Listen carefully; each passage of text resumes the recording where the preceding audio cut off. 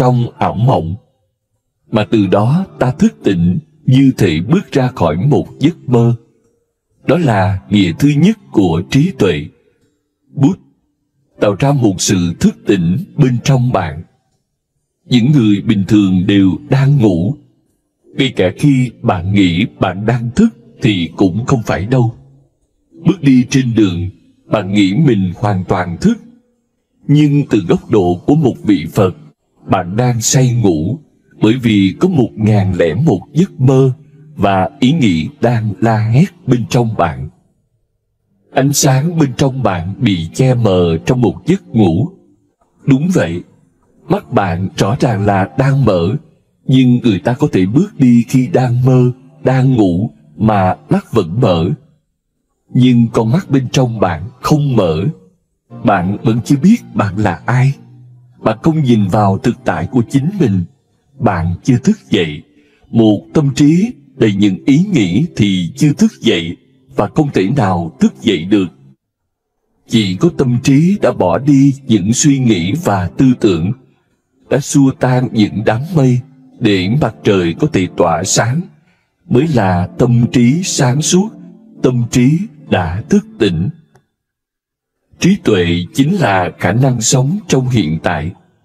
Càng sống trong quá khứ hoặc tương lai thì bạn càng ít trí tuệ. Trí tuệ là khả năng ở đây, bây giờ, tại chính khoảnh khắc này và không đâu khác. Như vậy là bạn tỉnh thức. Giả sử bạn đang ngồi trong một ngôi nhà và ngôi nhà bỗng nhiên bốc cháy, tính mạng bạn lâm nguy. Thế là trong một khoảnh khắc, bạn sẽ tỉnh thức. Vào khoảnh khắc đó, bạn sẽ không có nhiều ý nghĩ. Vào khoảnh khắc đó, bạn quên đi quá khứ của mình. Vào khoảnh khắc đó, bạn sẽ không bị quấy nhiễu bởi những ký ức tâm lý rằng bạn từng yêu một người từ 30 năm trước. Và trời ơi, thời đó mới đẹp làm sao?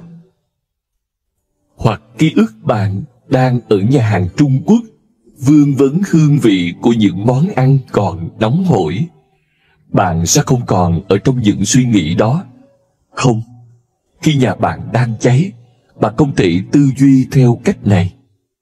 Đột nhiên, bạn sẽ gấp gáp. Ngôi nhà đang cháy và tính mạng của bạn ngàn cân treo sợi tóc. Bạn sẽ không mơ về tương lai hay về cái bạn sẽ làm ngày mai. Ngày mai chẳng còn liên quan. Hôm qua chẳng còn liên quan. Thậm chí cả hôm nay cũng không còn liên quan gì nữa. Chỉ có khoảnh khắc này, giây phút này. Đó là nghĩa đầu tiên của Bút, trí tuệ. Và nó là sự sáng suốt vĩ đại. Một người muốn thức tỉnh, muốn trở thành một vị Phật, phải sống từng khoảnh khắc mãnh liệt như thể đang sống trong hiểm nguy.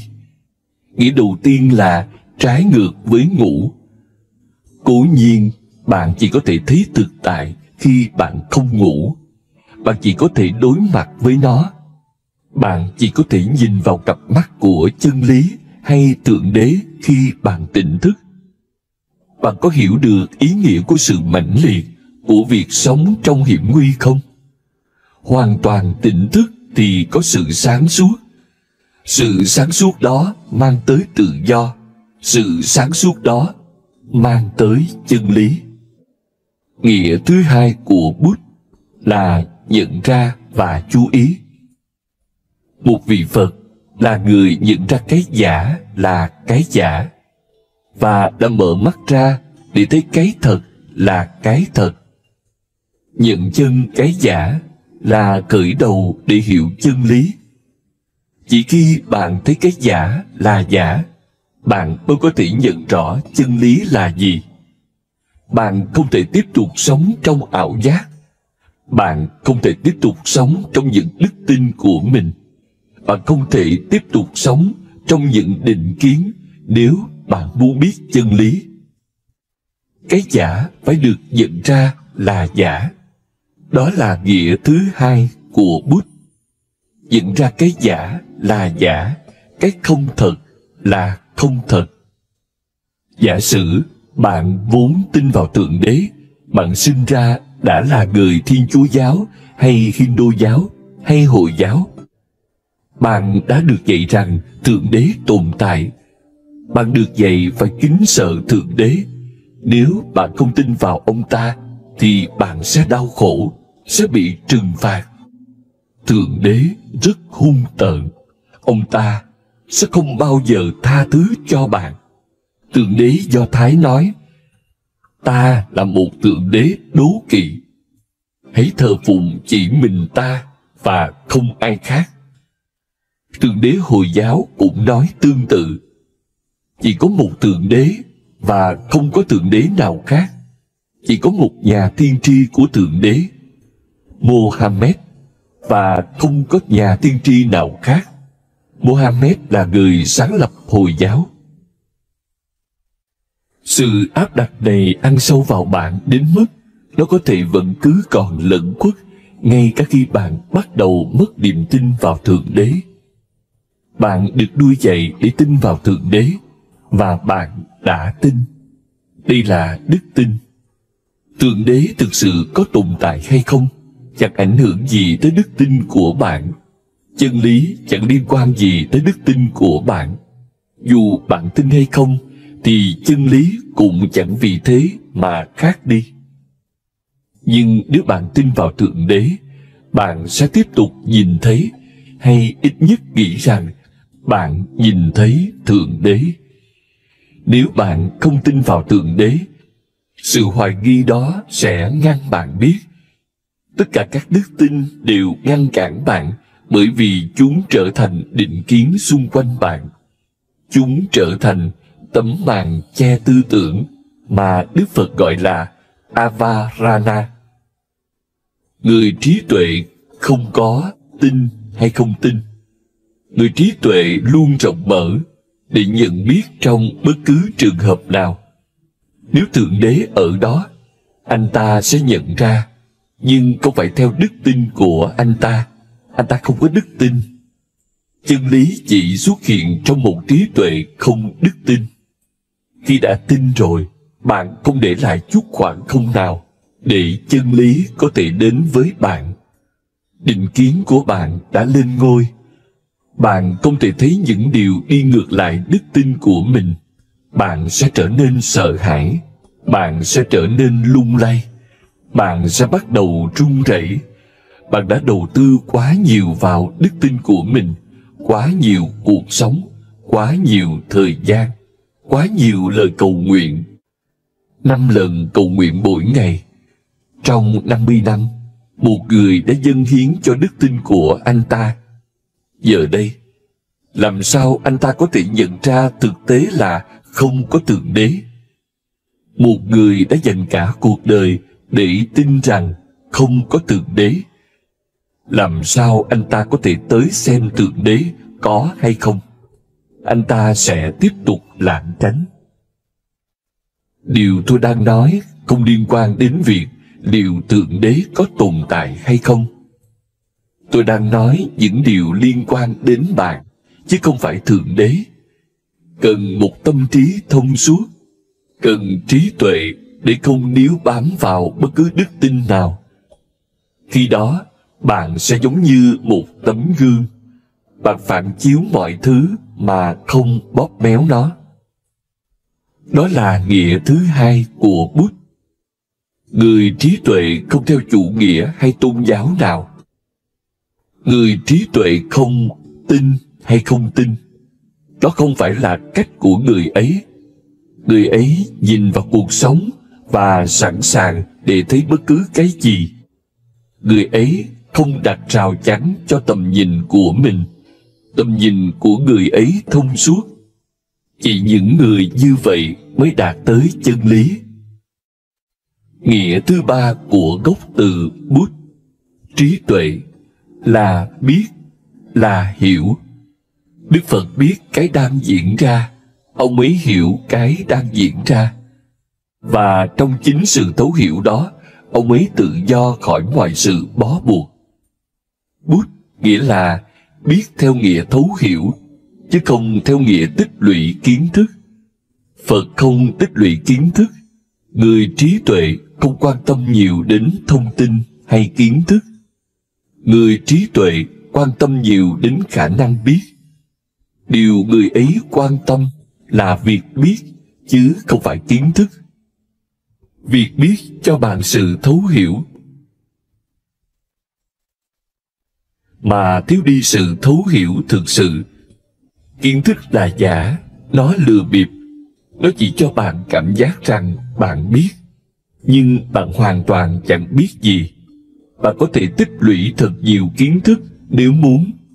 Bạn có thể viết sách, bạn có thể có bằng cấp, bạn có thể có những tấm bằng tiến sĩ hay thạc sĩ, nhưng vẫn nguyên là con người dốt nát, ngốc nghếch mà bạn vốn thế.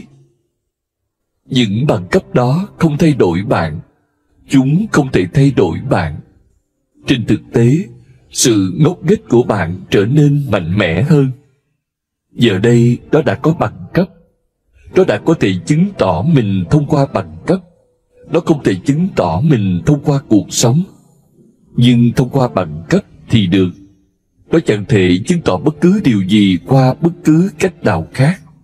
Nhưng nó sẽ đem theo bằng cấp, chứng chỉ, sự thừa nhận từ xã hội. Người ta nghĩ rằng bạn biết, và bạn cũng nghĩ rằng bạn biết. Bạn đã thấy điều này chưa? Những người được cho là rất uyên bác cũng dốt nát như bất cứ ai. Đôi khi còn dốt nát hơn. Thật hiếm có những người trí tuệ trong thế giới học thuật, rất hiếm. Tôi đã từng sống giữa thế giới học thuật, và tôi nói vậy thông qua trải nghiệm của chính mình. Tôi đã thấy những nông dân trí tuệ, nhưng chưa thấy những giáo sư trí tuệ. Tôi đã thấy những tiều phu trí tuệ, nhưng chưa thấy những giáo sư trí tuệ. Tại sao? Có điều gì sai ở những người này? Một điều sai. Họ có thể dựa vào kiến thức. Họ không cần trở thành người biết. Họ có thể trông cậy vào kiến thức. Họ đã tìm được một phương cách gián tiếp. Cách trực tiếp cần can đảm. Chỉ một vài người có thể thực hiện cách trực tiếp. Những người phiêu lưu, những người đi xa khỏi con đường bình thường mà đắm đông đi. Những người chọn những con đường mòn vào khu rừng sâu của cái không biết. Nguy cơ là họ có thể bị lạc. Khi bạn có thể có kiến thức theo cách gián tiếp, sao phải bận tâm? Bạn chỉ cần ngồi trên chiếc ghế của mình. Bạn đến thư viện hay trường đại học là có thể thu thập thông tin. Bạn có thể dựng nên một chồng thông tin và ngồi lên đỉnh. Thông qua kiến thức. Nhưng trí tuệ của bạn thì không. Đôi khi cũng có trường hợp bạn không biết nhiều, bạn không quá uyên thâm, thì bạn sẽ phải trở nên trí tuệ. Tôi đã nghe một phụ nữ mua một hộp hoa quả, nhưng bà ta không mở được hộp. Bà ta vội vàng lao vào phòng làm việc để xem một cuốn sách dạy nấu ăn. Tới khi tìm thấy đúng trang và chỉ dẫn, bà ta hối hả quay lại để mở hộp, thì người hầu đã mở nó ra rồi. Bà ta hỏi, làm sao mà anh mở được? Người hầu trả lời, thưa bà, nếu bà không biết đọc, bà sẽ phải dùng đến trí óc. Phải, chuyện xảy ra như thế đấy. Đó là lý do tại sao những người nông dân, thợ làm vườn hay tiệm phu thất học lại trí tuệ hơn. Xung quanh họ tỏa ra một sự tươi mới nào đó. Họ không biết đọc, cho nên họ phải dùng đến trí óc. Con người cần phải sống và dùng đến trí não của mình. Nghĩa thứ ba của Bụt là biết. Theo nghĩa thấu hiểu, Đức Phật đã thấy mọi thứ theo đúng bản chất của chúng. Ông ấy hiểu đúng những gì đang diễn ra, và chính trong sự thấu hiểu đó, ông ấy tự do khỏi mọi bó buộc. Điều đó có nghĩa là gì? Nếu bạn muốn thoát khỏi sợ hãi, thì bạn sẽ phải thấu hiểu sợ hãi. Nhưng nếu bạn muốn lảng tránh thực tế rằng sợ hãi có đó, nỗi sợ cái chết có đó, nếu bạn sợ hãi ở bên trong, bạn sẽ phải tạo ra một cái gì đó mạnh mẽ xung quanh mình, một lớp vỏ cứng, để không ai biết được bạn đang sợ. Và không chỉ thế, vì lớp vỏ cứng kia, bạn cũng sẽ không biết rằng mình đang sợ hãi. Nó sẽ bảo vệ bạn khỏi những người khác và khỏi sự thấu hiểu của chính bạn. Người trí tuệ không trốn chạy khỏi bất cứ thực tế nào. Nếu sợ hãi xuất hiện, anh ta sẽ đi vào trong đó, bởi vì lối thoát là đi đến cùng. Nếu anh ta cảm thấy sợ và run rẩy nảy sinh trong anh ta sẽ bỏ mọi thứ khác sang một bên. Đầu tiên, nỗi sợ này phải được đi đến tận cùng. Anh ta sẽ đi vào trong nó. Anh ta sẽ tìm cách thấu hiểu.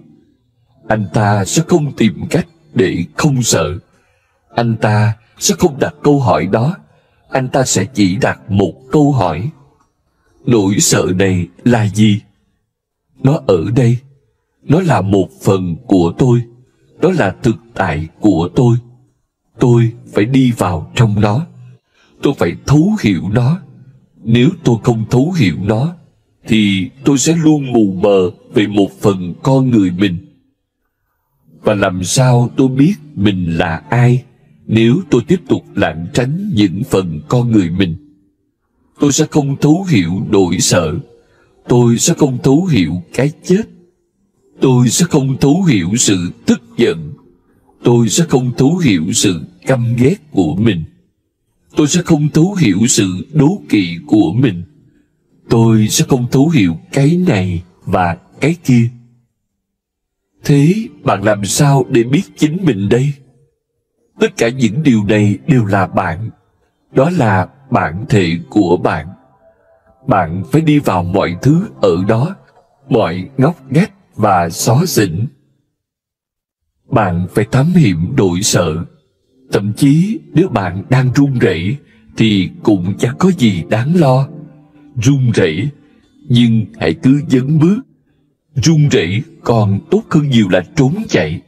Bởi vì ngay khi bạn trốn chạy, phần đó sẽ mãi mù mờ đối với bạn. Và bạn sẽ ngày càng sợ nhìn vào nó hơn. Bởi vì nỗi sợ đó sẽ tiếp tục tích tụ. Nó sẽ ngày càng lớn hơn nếu bạn không đi vào trong nó ngay bây giờ, ngay khoảnh khắc này. Ngày mai, nó sẽ sống thêm 24 tiếng nữa. Coi chừng đấy, nó sẽ mọc thêm nhiều rễ bên trong bạn. Nó sẽ có tán lá rộng hơn. Nó sẽ trở nên mạnh hơn. Và khi ấy, nó sẽ khó xử lý hơn. Tốt hơn là bạn đi ngay bây giờ, vì đã muộn rồi đấy. Hãy đi vào trong nó. Quan sát nghĩa là không định kiến. Quan sát nghĩa là không phán xét nỗi sợ là xấu ngay từ đầu. Ai mà biết được? Nó không xấu thì sao? Ai biết đó là gì? Người thám hiểm phải luôn cởi mở với mọi khả năng. Anh ta không thể có một tâm trí đóng. Một tâm trí đóng và sự thám hiểm không đi cùng nhau. Anh ta sẽ đi vào trong nó. Điều đó mang lại khổ sở và đau đớn. Anh ta sẽ chịu đựng và đi vào trong nó. Run rẩy, ngập ngừng, nhưng anh ta sẽ đi vào trong nó. Đây là lãnh thổ của mình phải hiểu rõ nó. Biết đâu, nó mang đến kho báu cho mình. Có thể nỗi sợ chỉ ở đây để bảo vệ cho kho báu. Đó là kinh nghiệm của tôi, sự thấu hiểu của tôi. Nếu bạn đi sâu vào nỗi sợ của mình, bạn sẽ tìm thấy tình yêu. Đó là lý do khi bạn yêu, sợ hãi biến mất. Và khi bạn sợ hãi, bạn không thể yêu được. Điều này nghĩa là gì? một công thức đơn giản. Sợ hãi và tình yêu không tồn tại cùng nhau, vì hẳn chúng là cùng một năng lượng. Nếu năng lượng đó trở thành sợ hãi thì chẳng còn lại gì để trở thành yêu thương. Nếu nó trở thành tình yêu thì chẳng còn lại gì để trở thành nỗi sợ. Đi vào trong mỗi điều tiêu cực và bạn sẽ tìm thấy điều tích cực. Và biết cả cái tiêu cực lẫn tích cực thì cái thứ ba, cái tối thượng xảy ra, cái siêu việt. Đó là ý nghĩa của thấu hiểu, bút, trí tuệ. Nghĩa thứ tư là khai sáng và được khai sáng. Đức Phật là ánh sáng. Ông ấy đã trở thành ánh sáng. Do ông ấy là ánh sáng một cách tự nhiên và hiển nhiên. Ông ấy chiếu ánh sáng cho những người khác. Ông là sự soi sáng. Bóng tối của ông đã biến mất. Ngọn lửa bên trong ông cháy lên rạng ngời. Ngọn lửa không khói. Nó đối lập với bóng tối và sự dốt nát, mù quáng.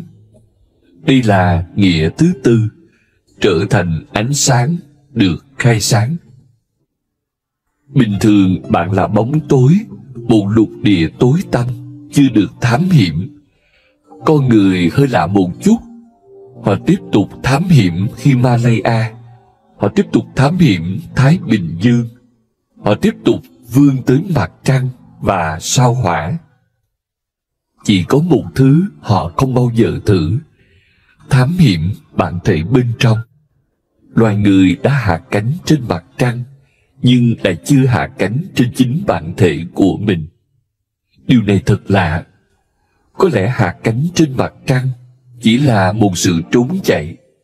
Đi đến Everest chỉ là một sự trốn chạy.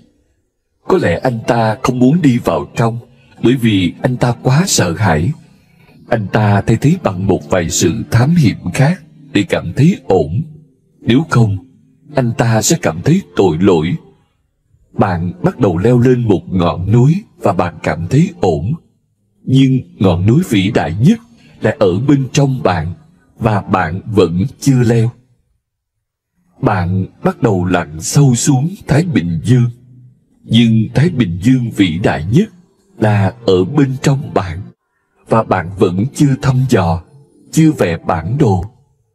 Và bạn bắt đầu đi tới mặt trăng. Ngu xuẩn quá đi!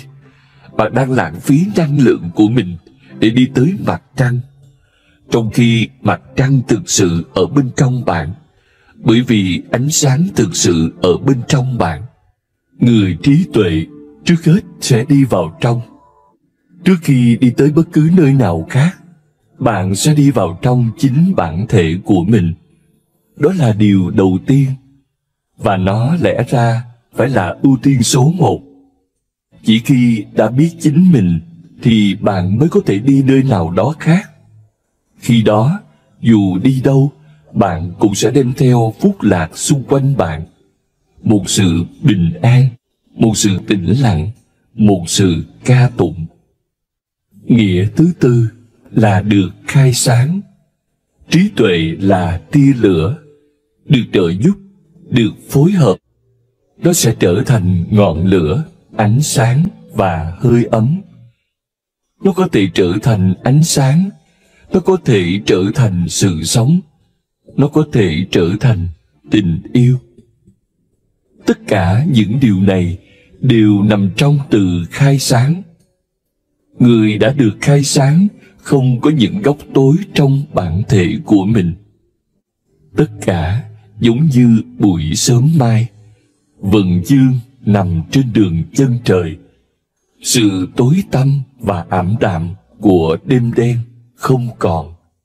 Bóng tối của đêm tan biến. Mặt đất thức dậy một lần nữa. Là một vị Phật đã đạt tới một buổi sáng, một bình minh bên trong bạn. Đó là chức năng của trí tuệ, chức năng tối thượng. Nghĩa thứ năm của Bút là thăm dò. có một độ sâu bên trong bạn, một độ sâu không đáy, và nó phải được thăm dò. Nghĩa thứ năm cũng có thể là thâm nhập, bỏ lại mọi sự ngăn trở và thâm nhập vào cốt lõi bản thể của bạn. Người ta cố gắng thâm nhập nhiều thứ trong đời. Ham muốn, khao khát tình dục chẳng là gì khác ngoài một kiểu thâm nhập. Nhưng đó là sự thâm nhập vào người khác. Sự thâm nhập đó phải xảy ra bên trong bản thể của chính bạn. Bạn phải thâm nhập vào chính mình. Nếu bạn thâm nhập vào người khác, đó chỉ là cái nhìn thoáng qua nhất thời. Nhưng nếu bạn thâm nhập vào chính mình, bạn sẽ đạt tới cơn cực khoái, mang tầm vũ trụ, và nó cứ thế còn mãi, còn mãi. Khi một người đàn ông gặp một người phụ nữ bên ngoài, và một người phụ nữ gặp một người đàn ông bên ngoài, thì đây là một cuộc gặp rất hời hợt. Dù nó có ý nghĩa, dù nó mang lại những khoảnh khắc vui sướng. Nhưng khi người phụ nữ bên trong gặp người đàn ông bên trong, và bạn đem theo cả hai ở bên trong bạn, một phần của bạn là giống cái, một phần của bạn là giống đực. Bạn là đàn ông hay đàn bà không thành vấn đề. Mọi người đều lượng tính. Nghĩa thứ năm của gốc từ bút là thâm nhập. Khi người đàn ông bên trong bạn thâm nhập vào người phụ nữ bên trong bạn, thì sẽ có một cuộc gặp gỡ. Bạn trở thành toàn thể, bạn trở thành một. Tất cả khao khát cái bên ngoài biến mất. Trong cái phi khao khát đó là tự do, niết bàn. Con đường của Đức Phật là con đường của Bụt. Nhớ rằng Phật không phải cái tên của Đức Phật. Phật là trạng thái ông ấy đạt được. Tên của ông ấy là Siddhartha Gautama. Thế rồi một ngày ông ấy trở thành Đức Phật. Một ngày Buddhi của ông ấy, trí tuệ của ông ấy trổ hoa. Phật có ý nghĩa không gì khác Chúa. Tên của Giê-xu không phải là Chúa. Đó là sự nở hoa tối thượng đã xảy ra với ông ấy. Đó cũng là điều đã xảy ra với Đức Phật. Có rất nhiều vị Phật khác ngoài Đức Phật. Mọi người đều có khả năng đạt được Bụt, nhưng Bụt khả năng nhìn thấy chỉ giống như hạt giống bên trong bạn. Nếu nó nảy mầm, trở thành một cây lớn, nở hoa, bắt đầu nhảy múa trên bầu trời, bắt đầu thì thầm với các vì sao, thì bạn là một vị Phật. Con đường của Đức Phật là con đường của trí tuệ. Nó không phải con đường của cảm xúc. Không, hoàn toàn không. Không phải những người giàu cảm xúc không thể đạt tới, mà là có những con đường khác dành cho họ. Con đường của hiến dân, Bhakti Yoga. Con đường của Đức Phật là Gyan Yoga thuần khiết. Con đường của biết. Con đường của Đức Phật là con đường của thiền, không phải của tình yêu. Trí tuệ phải được dùng đến, không được bỏ. Phải vượt qua nó, không được bỏ nó. Chỉ có thể vượt qua nó khi bạn đạt tới bậc cao nhất của chiếc thang. Bạn phải tiếp tục lớn lên trong trí tuệ. Thế rồi sẽ đến một khoảnh khắc trí tuệ làm xong tất cả những gì nó có thể. Vào khoảnh khắc đó, hãy nói lời từ biệt với trí tuệ. Nó đã giúp đỡ bạn một chặng đường dài. Nó đã mang bạn đi đủ xa. Nó đã là một phương tiện tốt. Nó đã là con thuyền giúp bạn vượt biển. Bạn đã đạt tới bờ bên kia. Giờ bạn phải bỏ lại con thuyền. Bạn không đem theo con thuyền trong đầu. Như thế thì thật ngu ngốc. Con đường của Đức Phật đi qua trí tuệ và đi xa hơn nó. Sẽ đến một khoảnh khắc trí tuệ cho bạn tất cả những gì nó có thể, rồi nó không còn cần thiết nữa. Cuối cùng bạn cũng phải bỏ nó. Công việc của nó đã hoàn thành. Bệnh tật đã ra đi. Bây giờ thuốc men cũng phải đi. Chỉ khi bạn thoát khỏi cả bệnh tật và thuốc men thì bạn mới tự do. Đôi khi điều xảy ra là bệnh tật đã đi rồi, nhưng bạn lại nghiện thuốc. Đây không phải tự do. Một cái gai đâm vào chân bạn và gây đau đớn. Bạn dùng một cái gai khác để lấy cái gai kia ra. Khi đã lấy gai ra rồi, bạn ném cả hai cái gai đi. Bạn không giữ cái gai đã giúp bạn. Giờ đây nó chẳng có nghĩa gì. Công việc của trí tuệ là giúp bạn nhận biết được bản thể của mình. Khi công việc đó đã hoàn thành và bản thể của bạn hiển lộ, bạn không cần công cụ này nữa. Bạn có thể nói từ biệt. Bạn có thể nói cảm ơn. Con đường của Đức Phật là con đường của trí tuệ. Trí tuệ thuần khiết, mặc dù nó đi xa hơn cả trí tuệ.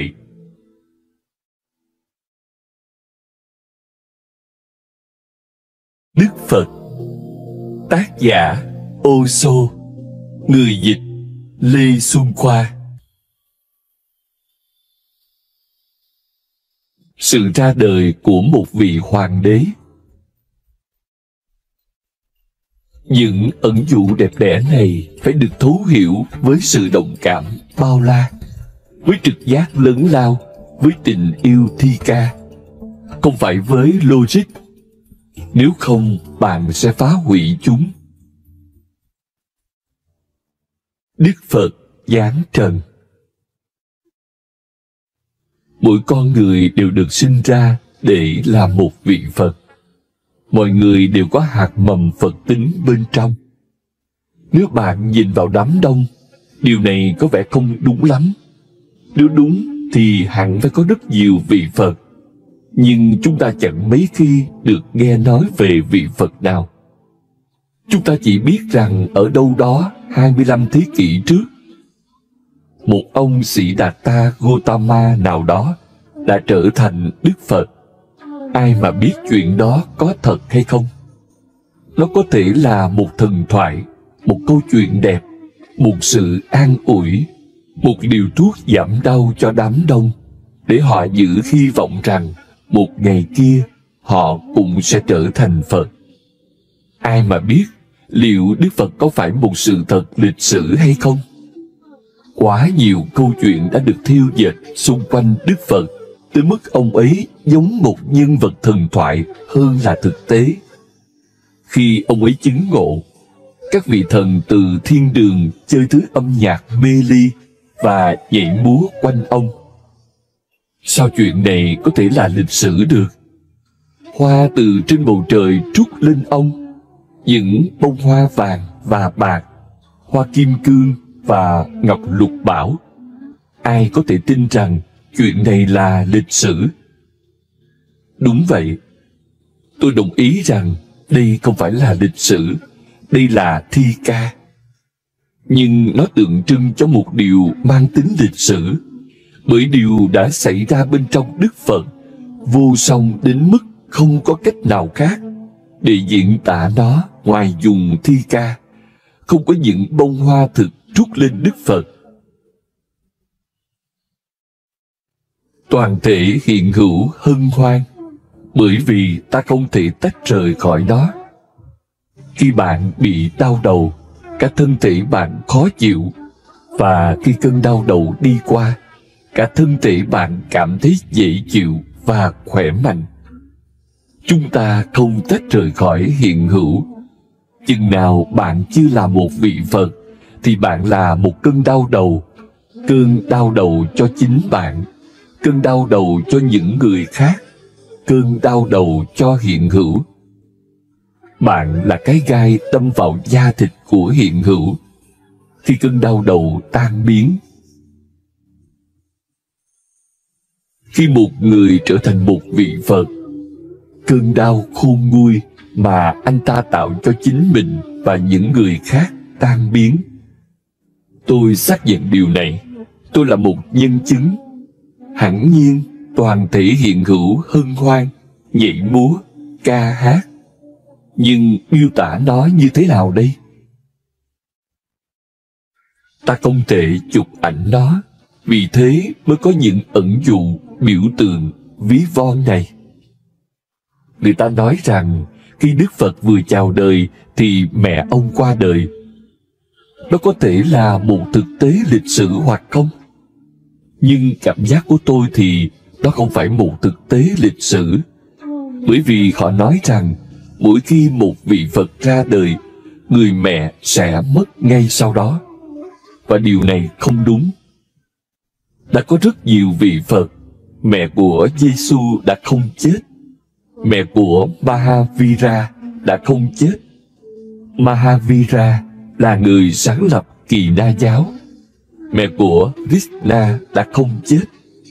Krishna, hóa thân thứ 8 của Vishnu, một trong 3 vị thần tối cao của Hindu giáo. Có thể mẹ của Siddhartha Gautama thì mất, nhưng không thể nói rằng mỗi khi một vị Phật được sinh ra thì người mẹ qua đời.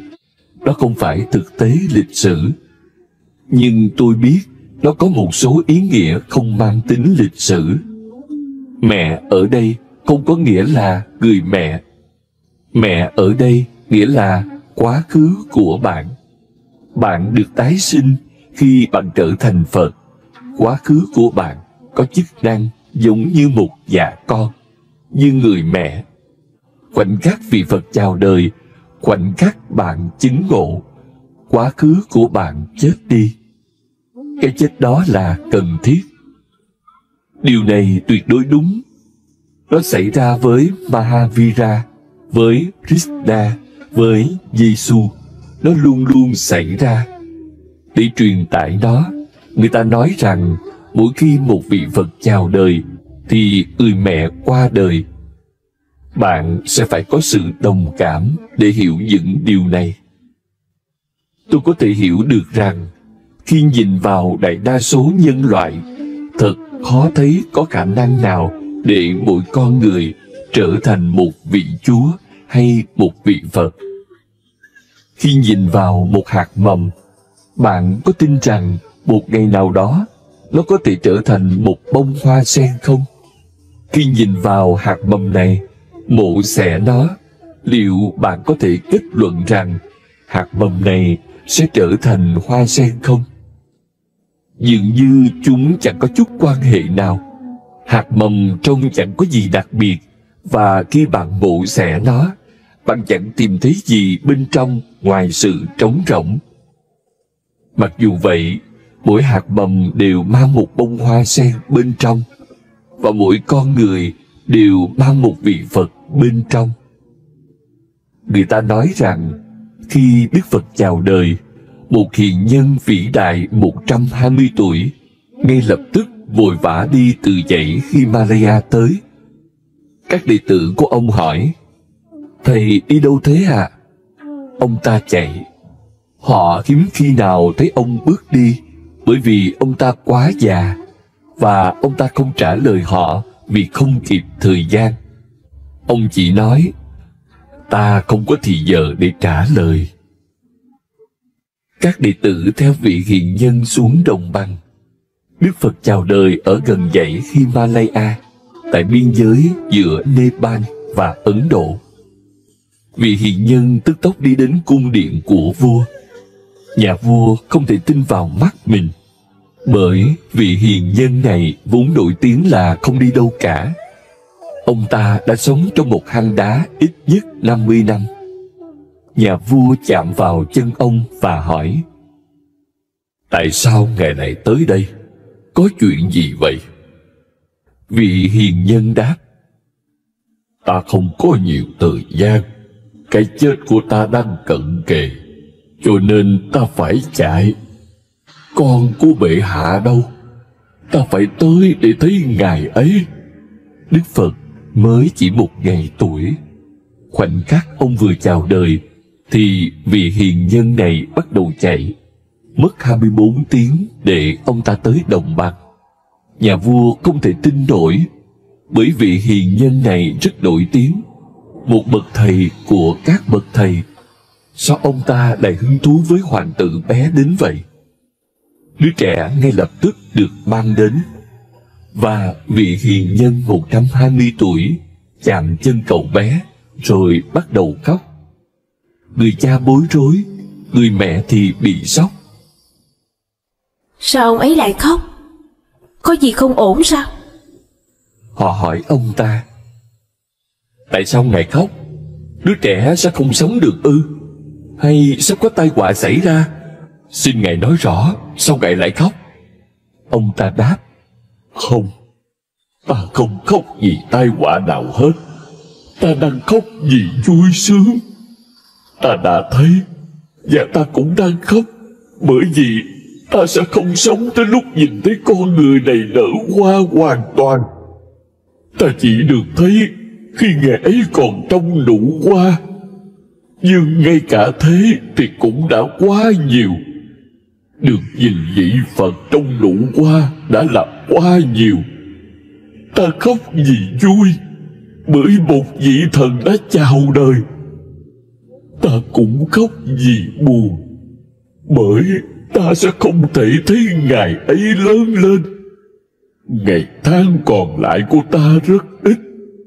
Ta sẽ sớm rời bỏ thể xác.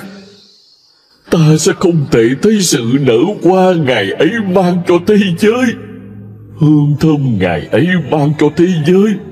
Hàng triệu triệu người sẽ chứng ngộ nhờ Ngài. Ngài đã đem tới một ánh sáng. Ngài đã đem vào thế giới một cuộc cách mạng. Nhưng xin đừng lo lắng, hãy hạnh phúc, hân hoan. Đây là những chuyện ngụ ngôn. Những sự kiện này có lẽ không xảy ra trong lịch sử, nhưng lịch sử hoàn toàn không phải thứ chúng ta bận tâm. Chúng ta bận tâm đến một điều quan trọng hơn, thiết yếu hơn, bất diệt hơn. Lịch sử là một đoàn diễu hành các sự kiện theo thời gian. Ngay cả khi nó không xảy ra trong lịch sử thì cũng chẳng sao cả. Chuyện ngụ ngôn này thật đẹp. Một vị thánh 120 tuổi quỳ xuống dưới chân Đức Phật 1000 tuổi. Tuổi tác không thành vấn đề. Sự nhận thức không có tuổi. Những hình tướng thông thường phải bị bỏ đi. Một ông lão chạm chân một đứa trẻ mới 1000 tuổi và khóc vì vui sướng. Những ai có thể thấu hiểu được sẽ luôn luôn khóc vì vui sướng mỗi khi họ thấy điều gì đó có giá trị bao la xảy ra trên thế giới. Nhưng chỉ ít người thấy được. Thậm chí người cha đã không thấy, người mẹ đã không thấy. Chỉ những người có mắt mới thấy được. 3 nhà thông thái từ phương Đông đã du hành hàng ngàn dặm để thấy. Nhưng những người trong cùng đất nước với Giê-xu thì không. Theo Kinh Thánh, khi Chúa Giê-xu ra đời, có một vài nhà chiêm tinh đã từ phương Đông tới Jerusalem để thờ lạy Ngài. Nhưng vua ở đó lại muốn giết Ngài, khiến Ngài phải trốn chạy. Cha mẹ Giê-xu đã trốn chạy khỏi Jerusalem. Họ đã trốn chạy tới Ai Cập. Và Giê-xu không thể xuất hiện trở lại ở Jerusalem. Sau 30 năm, chúng ta mới lại nghe nói tới ông ấy. Và khi đó, ông chỉ sống thêm 3 năm nữa. Đồng bào của ông ấy đã giết ông. Những người mù lòa giết người có mắt. Những kẻ điên khùng giết những người tỉnh táo nhất. Ngay cả cha mẹ Giê-xu không nhận thức được chuyện xảy ra. Cần 3 nhà thông thái từ phương Đông để nhận ra ông ấy. Chỉ những ai đã học đôi chút về thiền mới có thể nhận ra một vị Phật. Khi bạn đi ngang qua một vị Phật, không dễ để nhận ra ông ấy. Thật dễ dàng để ngăn cản, dễ dàng để giận dữ, dễ dàng để khó chịu với sự hiện diện của ông ấy. Bởi sự hiện diện của ông ấy làm bạn cảm thấy nhỏ bé tới mức bị tổn thương. Sự hiện diện của ông ấy khiến bạn cảm thấy trống rỗng tới mức bị bẽ mặt. Không phải ông ấy có ý làm bẽ mặt bạn, mà cái tôi của bạn bắt đầu cảm thấy bị bẽ mặt. Tâm trí bạn muốn trả thù. Đó là lý do Socrates bị đầu độc, Mensa bị giết, Giêsu bị đóng đinh, và vẫn luôn luôn như vậy. Chú thích: Socrates là triết gia vĩ đại của Hy Lạp cổ đại. Mensa là nhà huyền môn vĩ đại của Sufi giáo. Mỗi khi có một vị Phật, xã hội sẽ thù nghịch với ông ấy. Ngay cả ở Ấn Độ, ngay cả ở phương Đông, điều này cũng xảy ra. Đức Phật sống ở Ấn Độ, thuyết giáo tại đó, chuyển hóa hàng ngàn người vào thế giới của ánh sáng. Nhưng Phật giáo đã biến mất ở Ấn Độ. Nó đã bị phá hủy. Sau khi Đức Phật qua đời, trong 500 năm, tôn giáo này bị nhổ rễ khỏi đây. Những người Brahmin không thích nó, các chuyên gia, học giả không thích nó.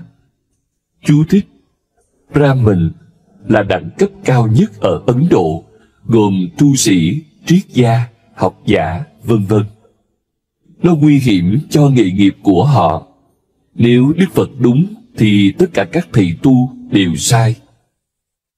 Nhưng hãy nhớ, những ẩn dụ đẹp đẽ này phải được thấu hiểu với sự đồng cảm bao la, với trực giác lớn lao, với tình yêu, thi ca, không phải với logic. Nếu không, bạn sẽ phá hủy chúng. Đôi khi những ẩn dụ đẹp đẽ được dùng, và những tôn giáo, những cái gọi là tôn giáo, những môn đồ đã tự tay giết chết các ẩn dụ này.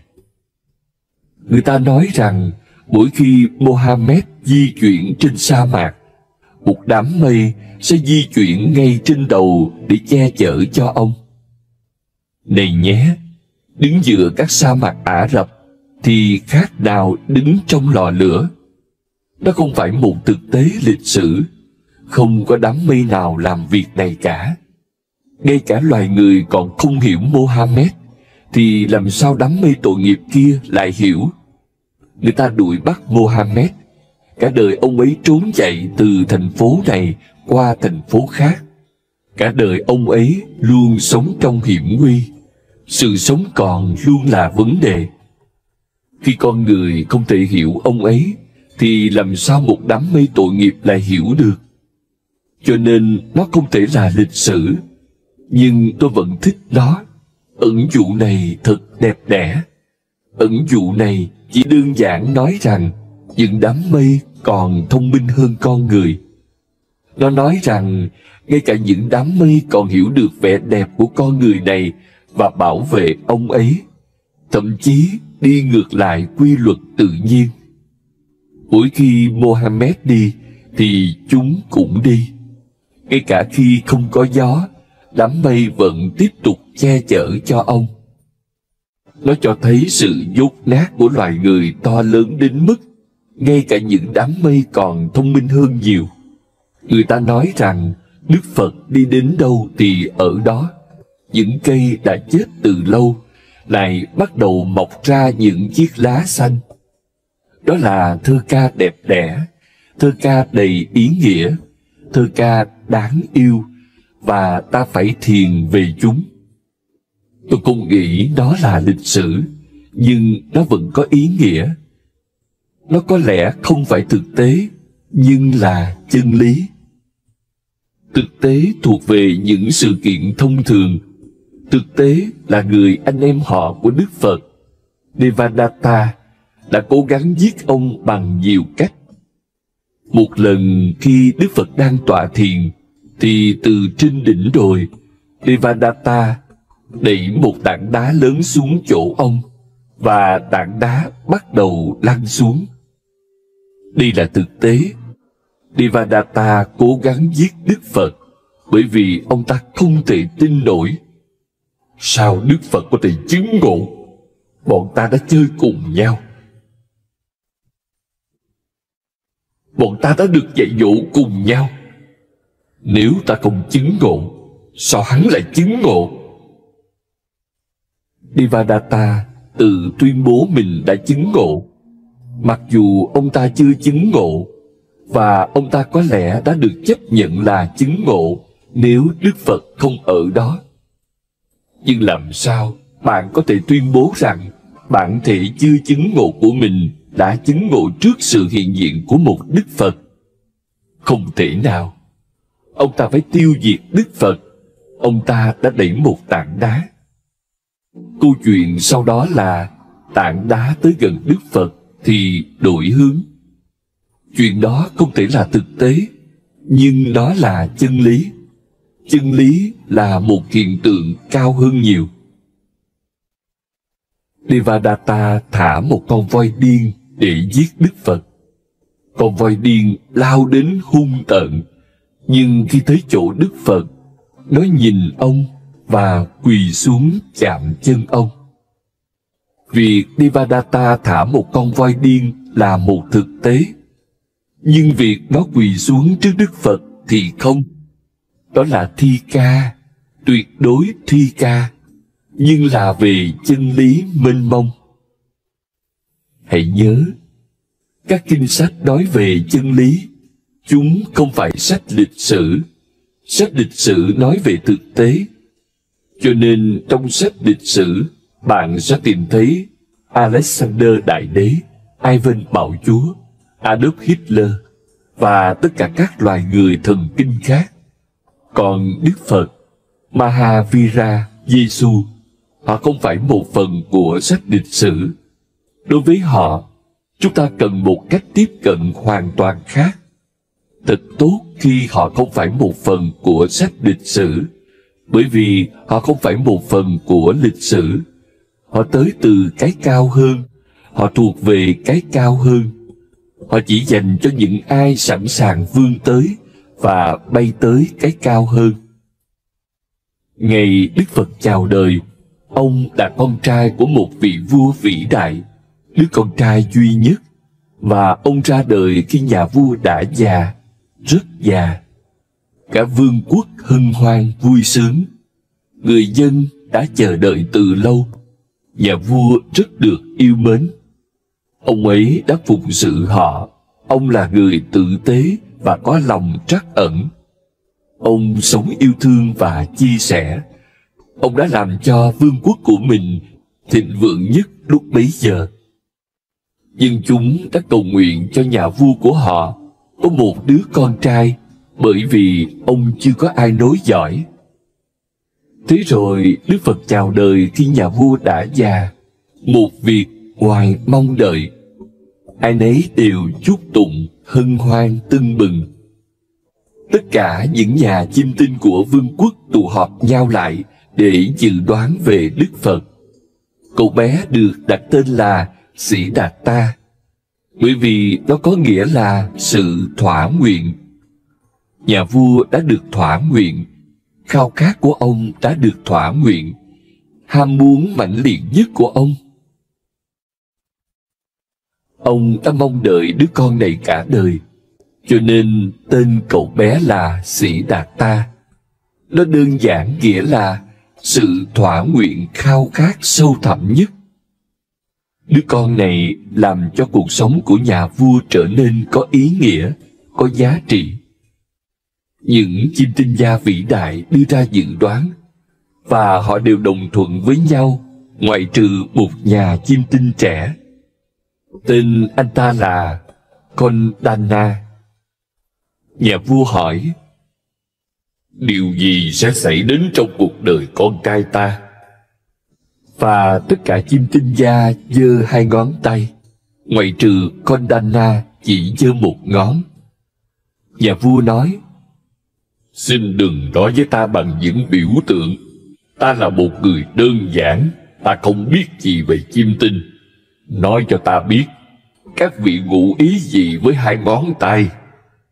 Và tất cả bọn họ nói, hoặc ngày ấy sẽ trở thành một Charavatin, người thống trị thế giới, Hoặc ngày ấy sẽ từ bỏ thế giới và trở thành một vị Phật, một người chứng ngộ. Có hai khả năng, cho nên chúng thần giơ hai ngón tay. Nhà vua lo lắng về khả năng thứ hai, rằng con trai ông sẽ rời bỏ thế giới. Thế là một lần nữa rắc rối lại xuất hiện. Ai sẽ thừa kế vương quốc của ta nếu nó rời bỏ thế giới? Ông hỏi con Đana, tại sao anh lại giơ một ngón tay? Con Đana trả lời, thần tuyệt đối chắc chắn rằng ngày ấy sẽ từ bỏ thế giới. Ngày ấy sẽ trở thành một vị Phật, một người chứng ngộ, một người tỉnh thức. Nhà vua không hài lòng với con Đana. Chân lý là điều rất khó chấp nhận. Ông ấy tản lờ con Đana. Trong thế giới này, chân lý không được tưởng thưởng. Trái lại, chân lý bị trừng phạt theo 1001 cách. Trên thực tế, con Đana đánh mất thanh danh từ ngày đó, bởi vì nhà vua không ban thưởng cho anh ta. Tin đồn rằng anh ta là một tên ngốc lan truyền đi khắp nơi, trong khi tất cả các nhà chiêm tinh khác đều đồng thuận anh ta là người duy nhất không tán thành. Nhà vua hỏi các chiêm tinh gia, các ông có gợi ý gì không? Ta nên làm gì đó để nó không từ bỏ thế giới? Ta không muốn nó trở thành một kẻ ăn mày. Ta không muốn nó là một thầy tu, một Sannyasin. Ta muốn nó trở thành một Charavastin, người thống trị cái 6 lục địa. Đây là tham vọng của tất cả các bậc cha mẹ. Ai lại muốn con cái của mình từ bỏ thế giới, đi vào thế giới bên trong để tìm kiếm cái tôi? Chúng ta khao khát những thứ bên ngoài. Nhà vua là một người bình thường như bất cứ ai khác, với cùng những khao khát và tham vọng như thế. Các nhà chiêm tinh nói, có thể dàn xếp được. Hãy cho ngài ấy nhiều lạc thú nhất có thể, giữ ngài ấy trong sự sung túc và xa hoa nhất có thể đối với con người. Đừng cho phép ngài ấy biết đến bệnh tật, tuổi già và đặc biệt là cái chết. Đừng để ngài ấy biết được cái chết, và ngài ấy sẽ không bao giờ từ bỏ thế tục. Theo một cách nào đó, họ nói không sai, bởi vì cái chết là câu hỏi trọng yếu. Khi nó xuất hiện trong tim bạn, lối sống của bạn chắc chắn thay đổi. Bạn không thể tiếp tục sống ngu ngốc như cũ. Nếu cuộc sống này đi tới kết thúc ở cái chết, thì đó không thể là cuộc sống thực. Cuộc sống này phải là một ảo ảnh. Chân lý phải là vĩnh hằng nếu như nó là thật. Chỉ có dối trá mới là nhất thời. Nếu cuộc sống là nhất thời, thì nó phải là ảo ảnh. Một lời nói dối, một sự hiểu sai, một sự hiểu nhầm. Thế thì quan niệm của chúng ta về cuộc sống hẳn đã bắt rễ đâu đó trong sự dốt nát. Chúng ta hẳn đã sống theo cách nào đó khiến cuộc sống đi đến hồi kết. Chúng ta có thể sống theo một cách khác để có thể trở thành một phần trong dòng chảy vĩnh hằng của hiện hữu. Chỉ cái chết mới có thể mang cho bạn sự thay đổi triệt để đó. Cho nên các nhà chiêm tinh nói, xin đừng để ngài ấy biết gì về cái chết. Nhà vua dàn xếp tất cả. Ông xây cho Sĩ Đạt Ta 3 cung điện cho các mùa khác nhau, ở những nơi khác nhau. Như thế, cậu sẽ không bao giờ biết đến sự khó chịu của các mùa. Khi trời nóng, cậu có một cung điện trên những ngọn đồi luôn mát mẻ. Khi trời lạnh, cậu có một cung điện khác luôn ấm áp bên cạnh một dòng sông. Nhà vua dàn xếp tất cả những điều này để Sĩ Đạt Ta không bao giờ cảm thấy khó chịu. Không ông già hay bà già nào được phép vào trong các cung điện nơi cậu sống. Chỉ có những người trẻ trung. Nhà vua tập hợp tất cả những phụ nữ trẻ đẹp nhất vương quốc xung quanh Sĩ Đạt Ta, để cậu luôn bị cám dỗ, mê hoặc, luôn ở trong những giấc mơ khao khát. Một thế giới mộng mơ ngọt ngào được tạo ra cho cậu. Những người làm vườn được yêu cầu dọn hết lá úa rụng trong đêm. Những bông hoa tàn héo cũng phải được dọn đi trong đêm. Bởi vì ai mà biết được, nhìn thấy một chiếc lá úa, cậu bé có thể bắt đầu hỏi xem chuyện gì xảy ra với chiếc lá này, và câu hỏi về cái chết có thể xuất hiện. Nhìn thấy một bông hồng héo úa, những cánh hoa rụng, cậu có thể hỏi, cái gì đã xảy ra với bông hồng này? Và cậu có thể bắt đầu nghiền ngẫm, suy tư về cái chết. Sĩ Đạt Ta được giữ cho tuyệt đối không nhận biết về cái chết trong 29 năm. Nhưng bạn lảng tránh nó được bao lâu? Cái chết là một hiện tượng quan trọng như thế. Bạn có thể đánh lừa một người trong bao lâu? Sớm hay muộn, anh ta cũng phải bước vào thế giới. Giờ đây, nhà vua đã già hơn, và người con phải biết cách thế giới vận hành. Dần dần anh được phép ra ngoài. Nhưng mỗi khi anh đi vào bất kỳ con phố nào của thủ đô, người già phải lánh mặt, ăn mày phải rời đi. Không có Sannyasi nào được phép xuất hiện. Bởi vì nhìn thấy một Sannyasi, anh có thể hỏi, đây là kiểu người gì vậy? Sao ông ấy lại mặc áo thụng màu vàng đất? Chuyện gì xảy ra với ông ấy? Sao ông ấy trông khác biệt, tách rời, xa cách thế? Đôi mắt của ông ấy thật khác biệt. Hương thơm của ông ấy thật khác biệt. Sự hiện diện của ông ấy có một phẩm chất khác biệt. Chuyện gì đã xảy ra cho con người này? Và thế thì câu hỏi về sự từ bỏ thế tục sẽ xuất hiện. Và cơ bản nhất là câu hỏi về cái chết. Nhưng một ngày kia, chuyện gì phải đến đã đến. Điều này không thể tránh được. Một ngày nào đó, Sĩ Đạt Ta phải trở nên có nhận thức, và anh đã nhận thức được. Hiển nhiên, hoàng tử là người khai mạc lễ hội thanh niên thường niên. Đó là một buổi tối đẹp đẽ. Những người trẻ khắp vương quốc tụ tập lại nhảy múa và ca hát, hoan hỉ suốt cả đêm. Ngày đầu tiên của năm, một đêm dài chúc tụng, và Sĩ Đạt Ta đến để mở màn. Trên đường đi, anh đã nhìn thấy những thứ mà cha anh đã lo sợ anh sẽ nhìn thấy. Anh đã bắt gặp những thứ đó. Sự ngây thơ được khai sáng. Chuyện kể rằng Đức Phật được sinh ra khi mẹ ông đang đứng dưới một cây sa la. Và không chỉ thế, cậu bé chào đời ở tư thế đứng. Điều đầu tiên cậu làm là bước đi 7 bước trước mặt mẹ mình và tuyên bố với vũ trụ: ta là người được khai sáng nhất trên đời. Trên thực tế, mọi đứa trẻ sơ sinh, nếu có thể, đều sẽ nói cùng một điều: ta là người được khai sáng.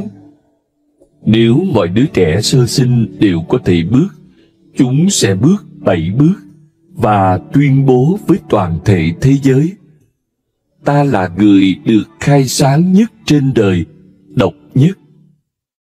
Có lẽ câu chuyện này là một cách biểu tượng để công nhận sự ngây thơ của mỗi đứa trẻ chính là sự khai sáng của nó, là kinh nghiệm tối thượng của nó.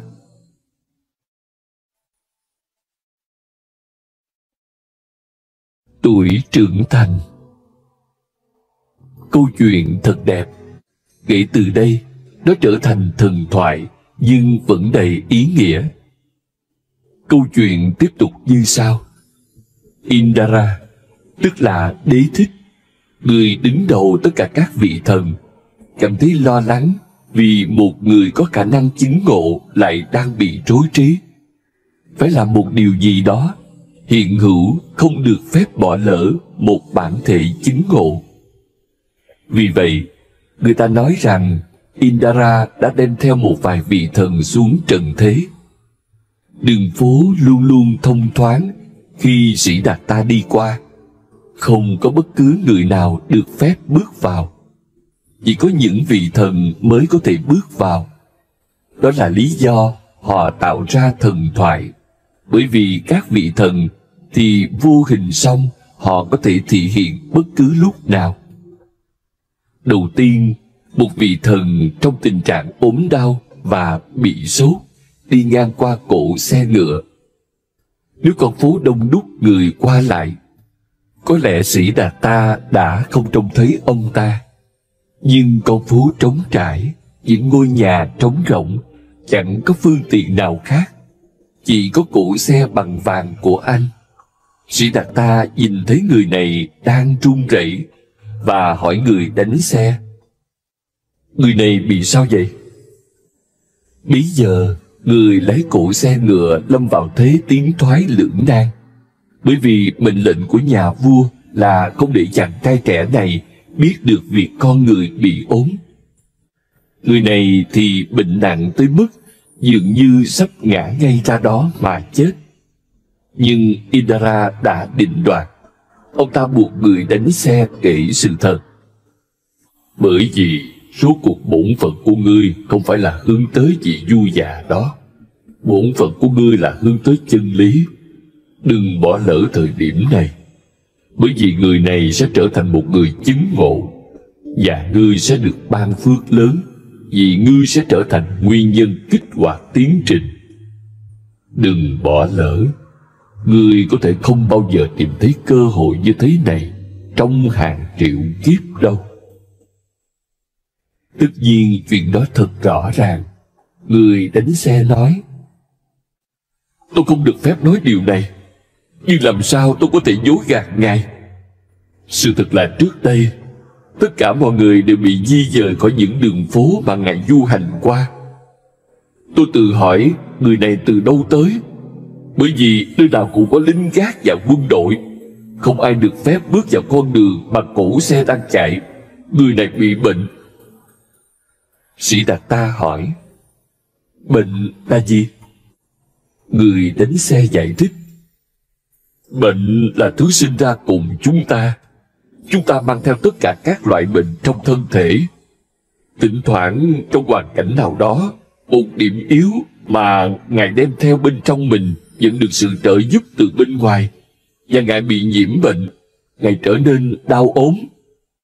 Thế rồi một người già xuất hiện, một vị thần khác, gần như bị gù, và đến nỗi Siddhartha không thể tin vào mắt mình. Chuyện gì xảy ra với người này vậy? Người đánh xe nói: điều này xảy ra sau nhiều bệnh tật. Người này đã già đi. Và sau đó một xác chết, một vị thần khác đóng giả một xác chết, được khiêng qua. 4 vị thần khác khiêng ông ta trên một chiếc cán. Siddhartha hỏi: cái gì đang diễn ra thế? Người đánh xe nói: người này là giai đoạn cuối cùng sau người già kia. Đây là điều xảy đến. Siddhartha nói: dừng xe lại ngay và trả lời ta thành thật. Tất cả những điều này cũng sẽ xảy đến với ta sao? Đúng lúc đó anh nhìn thấy một thầy tu. Một vị thần nữa giả dạng một thầy tu. Siddhartha nói: và giai đoạn này là gì? Đầu cạo trọc, một tay cầm trượng, một tay cầm bát ăn xin. Người đánh xe trả lời: đây không phải là một giai đoạn giống như những giai đoạn kia. Đây là một kiểu người đã nhận biết được đau buồn, khổ não, bệnh tật, tuổi già, cái chết. Ông ta đã từ bỏ cuộc đời để tìm kiếm chân lý, một điều trường tồn, bất diệt. Siddhartha nói: trở về nhà thôi. Ta đã mắc bệnh rồi, bệnh đến mức muốn chết luôn. Ta đã già rồi, già cỗi mặc dù bề ngoài ta vẫn trẻ. Dù cho một vài năm nữa ta mới già thì sao chứ? sớm muộn nó cũng sẽ bước đến bên ta. Ta không muốn giống như người chết đó. Mặc dù theo tất cả những nghĩa thông thường thì ta đang sống, nhưng ta đã chết cùng người đó rồi. Cái chết sẽ tới, chỉ là vấn đề thời gian, vấn đề sớm muộn. Nó có thể tới ngày mai hay nhiều năm sau nữa, nhưng dù thế nào thì nó vẫn sẽ xảy đến. Anh nói, đêm nay hãy chuẩn bị xe ngựa sẵn sàng. Ta sẽ trở thành kiểu người cuối cùng đó. Ta sẽ từ bỏ mọi thứ ta có. Ta đã không thấy hạnh phúc ở đây. Ta sẽ tìm kiếm nó. Ta sẽ truy đuổi nó. Ta sẽ làm mọi thứ cần thiết để tìm ra hạnh phúc. Cái mà các chiêm tinh gia gợi ý cho cha của Đức Phật chỉ là lẽ thường. Mà lẽ thường thì nông cạn. Họ không thể tính được một điều đơn giản. Bạn không thể giữ cho một người cả đời không nhận biết được hiện thực. Tốt hơn là cho anh ta biết ngay từ đầu. Còn không thì nó sẽ dẫn đến một sự bùng nổ trong cuộc đời anh ta. Và điều đó đã xảy ra. Tất cả các lời bình dạy đều nói Đức Phật từ bỏ thế giới. Điều đó không đúng. Đơn giản là thế giới đã rơi rụng. Nó chẳng còn ý nghĩa gì đối với ông. Vào đêm, ông rời khỏi cung điện của mình để tới những ngọn núi. Khi đi qua biên giới vương quốc, người đánh xe cố thuyết phục ông quay trở lại cung điện. Người đánh xe là một ông lão. Ông đã biết Đức Phật từ khi người còn nhỏ. Ông ta cũng khoảng độ tuổi của cha Đức Phật. Ông ta nói, Ngài đang làm gì vậy? Đúng là điên rồ. Ngài mất trí rồi hay sao? Xin hãy nhìn lại. Đó là đêm trăng tròn và lâu đài cẩm thạch của Đức Phật trông tráng lệ xiết bao. Thật là một niềm hân hoan khi được chiêm ngưỡng tòa lâu đài cẩm thạch trắng dưới ánh trăng. Người dân từ những nơi xa xôi từng đến đây chỉ để được ngắm nhìn tòa lâu đài của Đức Phật vào đêm trăng tròn trong giây lát. Giống như ngày nay người ta đi xem lăng mộ Taj Mahal, cẩm thạch trắng đẹp đến không thể tin nổi khi trăng tròn. Có một sự đồng điệu giữa trăng tròn với cẩm thạch trắng, một sự hài hòa nào đó, một nhịp điệu, một sự đồng cảm. Người đánh xe nói, xin Ngài hãy nhìn lại phía sau ít nhất một lần. Không ai có một tòa lâu đài đẹp như thế này. Đức Phật nhìn lại và bảo ông lão, ta chẳng nhìn thấy tòa lâu đài nào ở đó, mà chỉ thấy một đám cháy lớn. Tòa lâu đài đang cháy, chỉ có những ngọn lửa. Để ta lại đây và về đi. Nếu ông nhìn thấy tòa lâu đài, hãy trở lại đó. Còn ta chẳng thấy tòa lâu đài nào ở đó, bởi vì mỗi khoảnh khắc cái chết đều đang đến gần. Và ta chẳng thấy tòa lâu đài nào ở đó, bởi vì tất cả lâu đài sớm muộn cũng tiêu tan. Trong thế giới này, mọi thứ đều là tạm thời, và ta tìm kiếm điều vĩnh hằng. Nhìn những thứ tạm thời của thế giới này ư? Ta không thể lừa dối bản thân mình thêm nữa. Đây đích xác là những lời của ông ấy. Ta không thể lừa dối bản thân mình thêm nữa. Không phải ông ấy rời bỏ thế giới. Ông ấy có thể làm gì? Nếu bạn thấy một thứ là rác rưởi, nếu bạn thấy những hòn đá mà bạn đã luôn đem theo không phải kim cương đích thực, bạn sẽ làm gì với chúng? Chẳng cần có lòng can đảm to lớn để vứt bỏ chúng, để ném chúng đi. Chẳng cần trí tuệ vĩ đại để tống khứ chúng. Chúng sẽ ngay lập tức rời khỏi tay bạn. Bạn không níu bám vào những hòn đá đó, mà vào ý tưởng chúng là kim cương. Bạn đã níu bám vào sự ngụy biện của bạn, ảo ảnh của bạn. Đức Phật không từ bỏ thế giới. Ông ấy từ bỏ ảo ảnh của mình về nó. Và đó cũng là một hiện tượng, chứ không phải một hành động. Khi từ bỏ là một hiện tượng, nó mang một vẻ đẹp khác thường. Bởi vì không có động cơ bên trong. Nó không phải là biện pháp để đạt được thứ gì đó khác. Nó là toàn bộ. Bạn đã chấm dứt với khao khát. Bạn đã chấm dứt với tương lai. Bạn đã chấm dứt với quyền lực, tiền bạc và danh vọng. Bởi vì bạn đã nhìn thấy sự phù phiếm của tất cả những thứ đó. Quan sát mặt trời lặn. Đức Phật chọn cho các Sannyasin của mình chiếc áo thụng màu vàng. Màu vàng tượng trưng cho cái chết, chiếc lá vàng. Màu vàng tượng trưng cho mặt trời lặn, buổi tối. Đức Phật nhấn mạnh cái chết, và theo một cách nào đó thì nó có ích. Trong sự tương phản với cái chết, con người càng nhận biết rõ về sự sống. Khi bạn nhấn mạnh đi nhấn mạnh lại cái chết, bạn sẽ giúp con người thức tỉnh. Họ phải thức dậy bởi vì cái chết đang tới. Mỗi khi Đức Phật khai tâm cho một Sannyasin mới, ông nói với anh ta: hãy tới nghĩa địa, ở đó và quan sát những cuộc hỏa táng, những xác chết được đem đến và thiêu, liên tục quan sát. Và nhớ rằng điều này cũng sẽ xảy đến cho anh. 3 tháng thiền về cái chết, rồi quay trở lại.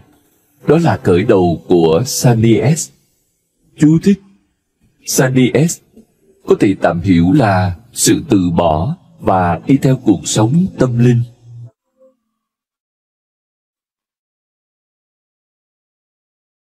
Thức tỉnh ở Bodh Gaya. Trong 6 năm, Đức Phật đã làm mọi thứ mà một người có thể làm. Ông đi gặp tất cả những thầy giáo, những bậc thầy, những học giả, những nhà thông thái, những vị hiền nhân, những vị thánh. Và Ấn Độ thì đầy những người như thế, nên bạn chẳng cần phải tìm kiếm. Bạn đi đâu cũng gặp họ. Họ ở khắp mọi nơi. Nếu bạn không tìm họ, họ sẽ tìm bạn. Và đặc biệt, chuyện này đến đỉnh điểm vào thời của Đức Phật. Cả đất nước sôi sục một điều duy nhất: làm sao tìm ra thứ vượt qua cái chết. Nhưng sau 6 năm nỗ lực đến cùng cực, hành xác, nhịn ăn và các tư thế yoga, chẳng có gì xảy ra. Thế rồi một ngày, ngay cả các Phật tử cũng chưa thể hiểu ý nghĩa của câu chuyện này. Đây là câu chuyện quan trọng nhất trong cuộc đời Đức Phật.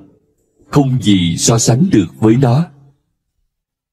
Hãy nghĩ về Đức Phật. Ông là chính mình. Đó là vẻ đẹp của ông và sự vĩ đại của ông. Ông không phải một Phật tử. Ông chỉ là chính mình. Ông đã cố gắng trong 6 năm liên tục, học các bậc thầy khác nhau để tìm chân lý. Nhưng chẳng có gì xảy ra ngoại trừ thất vọng và thất bại. Ông tuyệt vọng ghê gớm vì ông đã ở cùng tất cả những thầy giáo vĩ đại nhất. Bởi vì sự chân thành và trung thực của ông, những thầy giáo đó phải tự nói với ông rằng: chúng ta đã dạy con tất cả những gì chúng ta biết. Nếu con muốn nhiều hơn thì con sẽ phải tự tìm lấy cho mình. Đây là tất cả những điều chúng ta biết. Và chúng ta hoàn toàn hiểu được rằng con chưa thỏa mãn. Chúng ta cũng chưa thỏa mãn, nhưng chúng ta không đủ can đảm để tiếp tục tìm kiếm, cho dù phải mất nhiều kiếp. Hãy tiếp tục tìm kiếm nó. Cuối cùng, Đức Phật đã bỏ tất cả các thầy giáo và bậc thầy để tự mình bắt đầu. Ông vô cùng chăm chỉ. Một trong những điều ý nghĩa nhất đã xảy ra, và tất cả những người tìm kiếm phải ghi nhớ nó dù họ ở đâu trên thế giới. Nó sẽ luôn là một mốc quan trọng cho nhân loại tương lai. Một ngày kia, ông đang ngồi bên bờ sông Niranjana. Tôi đã tới nơi đó, một dòng sông nhỏ. Có lẽ vào mùa mưa, con sông sẽ lớn hơn. Nhưng khi tôi đến đó vào mùa hè, nó chỉ là một dòng nước nhỏ. Ông đi xuống sông để tắm, nhưng ông đã nhịn ăn quá lâu. Ông quá yếu, và dòng nước thì nhanh và mạnh tới mức ông ấy suýt bị cuốn đi. Bằng cách nào đó, ông nắm được rễ của một cái cây, và vào khoảnh khắc đó, một ý tưởng lóe lên. Do nhịn ăn, ta đã trở nên quá yếu ớt. Tất cả thầy giáo, tất cả kinh sách liên tục nhấn mạnh rằng bạn không thể đạt tới chứng ngộ trừ khi bạn tẩy uế bằng cách nhịn ăn. Ta đã khiến mình quá yếu ớt, nhưng chứng ngộ vẫn chưa xảy ra. Ta thậm chí không thể thoát khỏi dòng sông Niranjana nhỏ bé này, thì làm sao ta có thể thoát khỏi đại dương của cả thế giới? Trong thần thoại Ấn Độ, thế giới được so sánh với đại dương Bhattacharya. Làm sao ta vượt qua Bhattacharya, đại dương của thế giới, khi mà ta thậm chí không thể vượt qua sông Niranjana? Đây là khoảnh khắc sáng trí vĩ đại. Ta không cần tra tấn thân thể mình. Đó không phải là tẩy uế. Đó là khiến mình trở nên yếu ớt. Đó không làm ta thần thánh hơn. Đó làm ta ốm yếu. Trong lúc đó, một người phụ nữ trong thị trấn đã lập một lời hứa với cái cây mà Đức Phật đang ngồi. Cô hứa, nếu con cô khỏi ốm thì cô sẽ đến vào đêm trăng tròn và đem theo một bát bánh kẹo để tạ ơn thần cây. Đó là đêm trăng tròn, và trùng hợp là Đức Phật đang ngồi dưới tán cây. Người phụ nữ nghĩ, Thượng Đế ơi, thần cây đang ngồi ở dưới tán cây để đợi con. Cô ấy vui mừng khôn xiết. Cô đặt bánh kẹo dưới chân ông và nói, Con chưa bao giờ nghe nói rằng thần linh lại bước ra khỏi cây để nhận lễ vật từ những người nghèo khổ chúng con. Nhưng Ngài thật vĩ đại, và ơn Ngài với con như trời biển. Xin tha thứ cho con đã đem đến cho Ngài quá nhiều rắc rối và nhận lấy lễ vật nhỏ bé này. Sau nhiều năm, lần đầu tiên Đức Phật ăn mà không cảm thấy tội lỗi. Tất cả các tôn giáo đã tạo ra tội lỗi về mọi thứ. Bạn ăn cái gì ngon là tội lỗi. Bạn mặc cái gì đẹp là tội lỗi. Nếu bạn hạnh phúc, hẳn là có gì đó sai. Bạn nên nghiêm trang, bạn nên buồn bã. Chỉ thế người ta mới nghĩ là bạn sùng đạo. Một người sùng đạo không được phép cười. Lần đầu tiên, Đức Phật bước ra khỏi sự kìm kẹp của truyền thống. Chưa ai phân tích trạng thái tâm trí ông vào khoảnh khắc đó. Đó rất có ý nghĩa về mặt tâm lý học của việc chứng ngộ tâm linh. Đức Phật vứt bỏ toàn bộ truyền thống, chính thống, tất cả những gì ông đã được dạy, tất cả những gì ông đã bị áp đặt. Ông ấy đơn giản là bỏ đi mọi thứ. Ông ấy thậm chí không hỏi người phụ nữ, cô thuộc về đẳng cấp nào. Theo như tôi hiểu thì cô ấy hẳn thuộc về đẳng cấp Sudara. Nó chẳng được chép lại ở đâu hết, nhưng kết luận của tôi có cơ sở, bởi vì tên của cô ấy là Sujata. Sujata nghĩa là được sinh vào một gia đình thuộc đẳng cấp cao. Chỉ những người không sinh vào một gia đình thuộc đẳng cấp cao mới có cái tên này. Người sinh ra trong một gia đình thuộc đẳng cấp cao không cần cái tên như vậy. Bạn hãy tìm người nghèo nhất thị trấn, và tên anh ta sẽ là Dadida, người giàu có. Hoặc người đàn bà xấu xí nhất thị trấn, và tên cô ta sẽ là Sundabai, người phụ nữ xinh đẹp. Người ta dùng tên để nâng cao hiện thực của họ. Tên của cô gái là Sujata. Tối hôm đó, Đức Phật vứt bỏ cấu trúc đã bao vây ông. Ông không hỏi đẳng cấp hay tín ngưỡng. Ông nhận lễ vật. ông ăn bánh kẹo. Và sau nhiều ngày thì đây là lần đầu tiên ông ngủ mà không cảm thấy tội lỗi vì ngủ. Những người mà bạn gọi là tâm linh thì sợ ngủ. Ngay cả ngủ cũng là tội ác phải bị loại trừ. Bạn càng ngủ ít thì càng là một người tâm linh. Đêm đó, Đức Phật ngủ như một đứa trẻ, không có khái niệm cái gì đúng và cái gì sai. Ngây thơ, không bị đè nặng bởi hoàn cảnh, truyền thống, tiêu chuẩn, tôn giáo. Đêm đó, ông thậm chí không lo nghĩ về chân lý hay chứng ngộ. Ông ngủ một giấc sâu không mộng mị, bởi vì những giấc mơ chỉ đến khi bạn có khao khát. Đêm đó tuyệt đối không có khao khát. Ông ấy không có khao khát, cho nên không có bất cứ giấc mơ nào. Vào buổi sáng khi ông mở mắt ra, ông hoàn toàn tĩnh lặng. Mọi thứ bên ngoài cũng tuyệt đối tĩnh lặng. Rồi mặt trời bắt đầu mọc. Và khi mặt trời hé rạng, một điều gì đó bên trong ông cũng bắt đầu hé rạng. Ông ấy không tìm nó, ông ấy không kiếm nó. Lần đầu tiên ông ấy không khao khát nó, và nó xảy ra.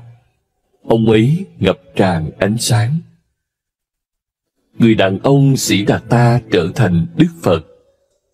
Trong sự soi sáng đó, trong khoảnh khắc của chứng ngộ, niết bàn, ông ấy không tìm kiếm bất cứ thượng đế nào.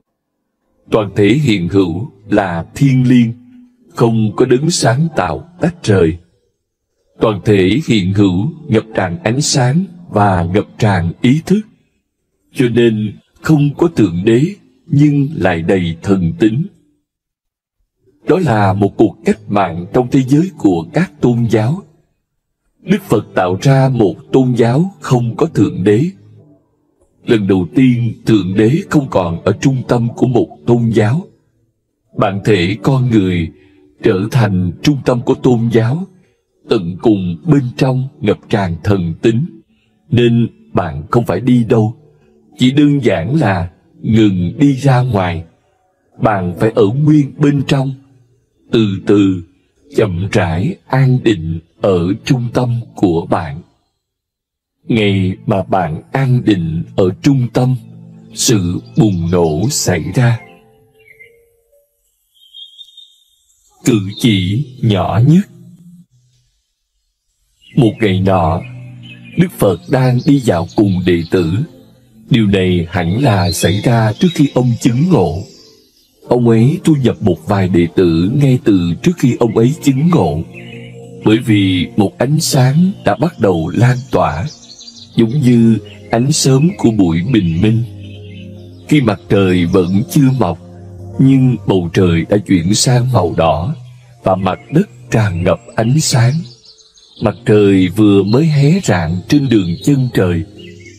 Trước khi Đức Phật chứng ngộ, ông ấy có 5 đệ tử. Ông đang đi dạo cùng 5 đệ tử đó, thì một con ruồi đậu lên đầu ông. Ông đang nói với các đệ tử và không chú ý nhiều. Một cách máy móc, ông gạt tay khiến con ruồi bay mất. Thế rồi ông dừng lại, nhắm mắt. Các đệ tử không thể hiểu nổi chuyện gì đang xảy ra, nhưng họ cũng im lặng. Một điều vô cùng quý giá đang xảy ra.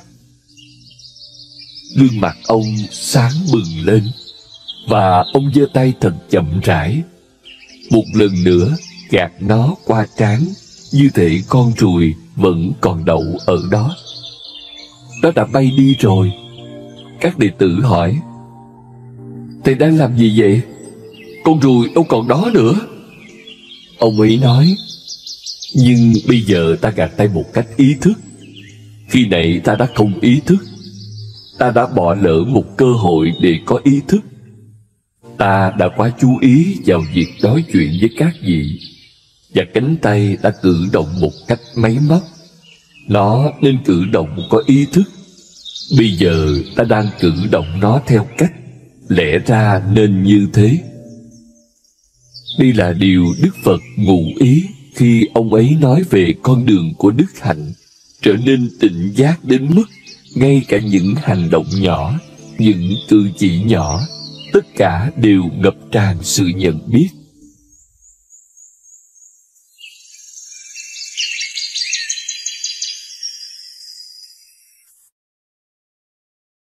Đức Phật. Tác giả Ô Sô. Người dịch Lê Xuân Khoa. Cuộc đời Đức Phật. Đức Phật, Mahavira, Giêsu, họ không phải một phần của sách lịch sử. Đối với họ, chúng ta cần một cách tiếp cận hoàn toàn khác. Họ không phải một phần của lịch sử. Họ đến từ cái cao hơn.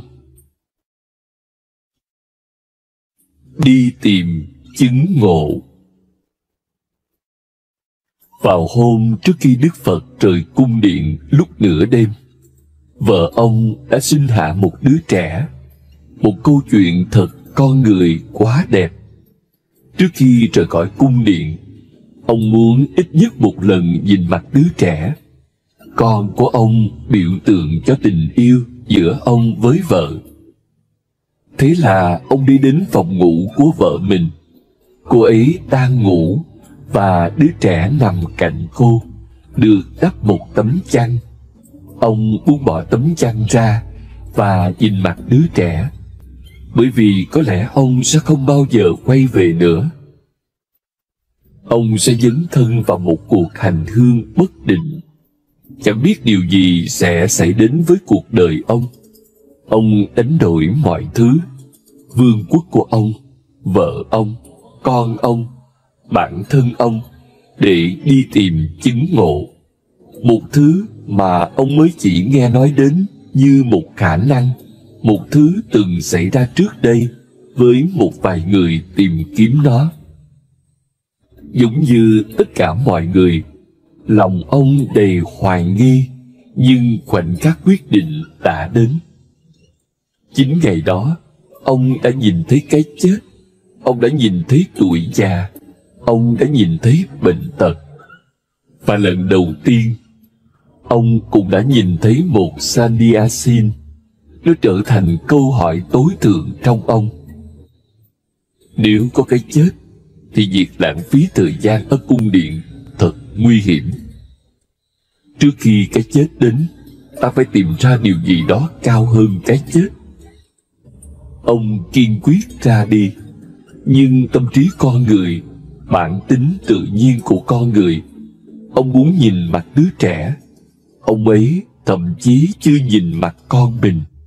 Nhưng ông sợ rằng nếu ông bỏ tấm chăn ra, lỡ như Yasodhara, vợ ông, thức dậy, cô ấy sẽ hỏi: chàng làm gì trong phòng thiếp lúc nửa đêm vậy?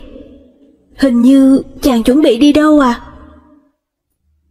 Người đánh xe đang đứng ngoài cửa. Mọi thứ đã sẵn sàng. Ông ấy đã sắp sửa đi, nhưng ông ấy nói với người đánh xe: hãy đợi một phút, để ta đi xem mặt con ta. Có thể ta sẽ không bao giờ quay về nữa. Nhưng ông không dám nhìn, bởi ông sợ rằng Yasodhara có thể thức dậy và òa lên khóc. Chàng đi đâu? Chàng đang làm gì vậy? Sự từ bỏ này là sao? Sự chứng ngộ này là sao? Ai biết được chứ? Cô ấy có thể đánh thức cả cung điện. Người cha già sẽ tới, và mọi chuyện sẽ hỏng hết. Cho nên ông ấy chỉ đơn giản là bỏ trốn. Sau 12 năm, khi ông đã chứng ngộ, việc đầu tiên ông muốn làm là trở về cung điện của mình để xin lỗi cha ông, vợ ông, con ông. Đứa trẻ nay đã 12 tuổi. Ông nhận thức được rằng họ sẽ giận dữ. Người cha quả thật rất tức giận. Đó là người đầu tiên gặp ông, và trong nửa giờ, người cha liên tục sỉ vả Đức Phật. Nhưng rồi đột nhiên người cha nhận ra rằng ông ấy đã nói rất nhiều, Nhưng con ông chỉ đứng đó như một bức tường cẩm thạch, như thể chẳng có gì tác động vào mình. Người cha nhìn ông, và Đức Phật nói: đó là cái ta muốn. Xin hãy lau nước mắt đi. Hãy nhìn vào ta. Ta không còn là chàng trai đã rời khỏi cung điện. Con của ông đã chết lâu rồi. Ta trông giống như con ông, nhưng toàn thể ý thức của ta thì khác. Ông hãy nhìn xem. Người cha nói: ta đang nhìn đây. Suốt nửa giờ ta sĩ vả con, và điều đó đủ để chứng tỏ rằng con đã thay đổi. Nếu không thì ta biết tính khí thiếu bình tĩnh của con. Con không thể đứng lặng y như thế. Chuyện gì xảy ra với con vậy? Đức Phật nói: ta sẽ kể cho ông. Trước hết, cho ta thăm vợ và con ta.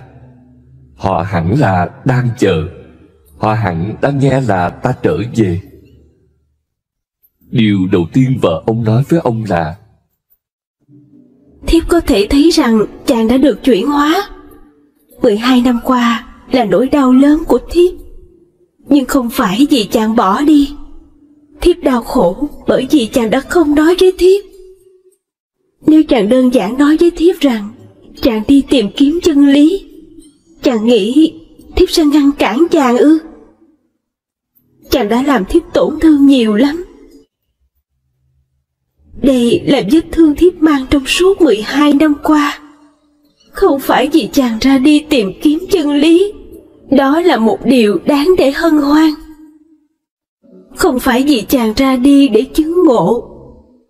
Thiếp sẽ không ngăn cản chàng. Giống như chàng, thiếp cũng thuộc về đẳng cấp chiến binh. Chàng nghĩ thiếp yếu đuối đến mức sẽ gào khóc và ngăn chàng lại ư? 12 năm qua, nỗi đau duy nhất của thiếp là chàng đã không tin tưởng thiếp. Thiếp sẽ để chàng đi.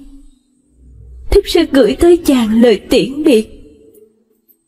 Thiếp sẽ đến bên cổ xe ngựa để nói từ biệt. Cho nên đầu tiên, thiếp chỉ muốn hỏi chàng một câu hỏi mà thiếp đã trăn trở suốt 12 năm. Đó là dù chàng đã đạt được điều gì, và rõ ràng chàng đã đạt được điều gì đó,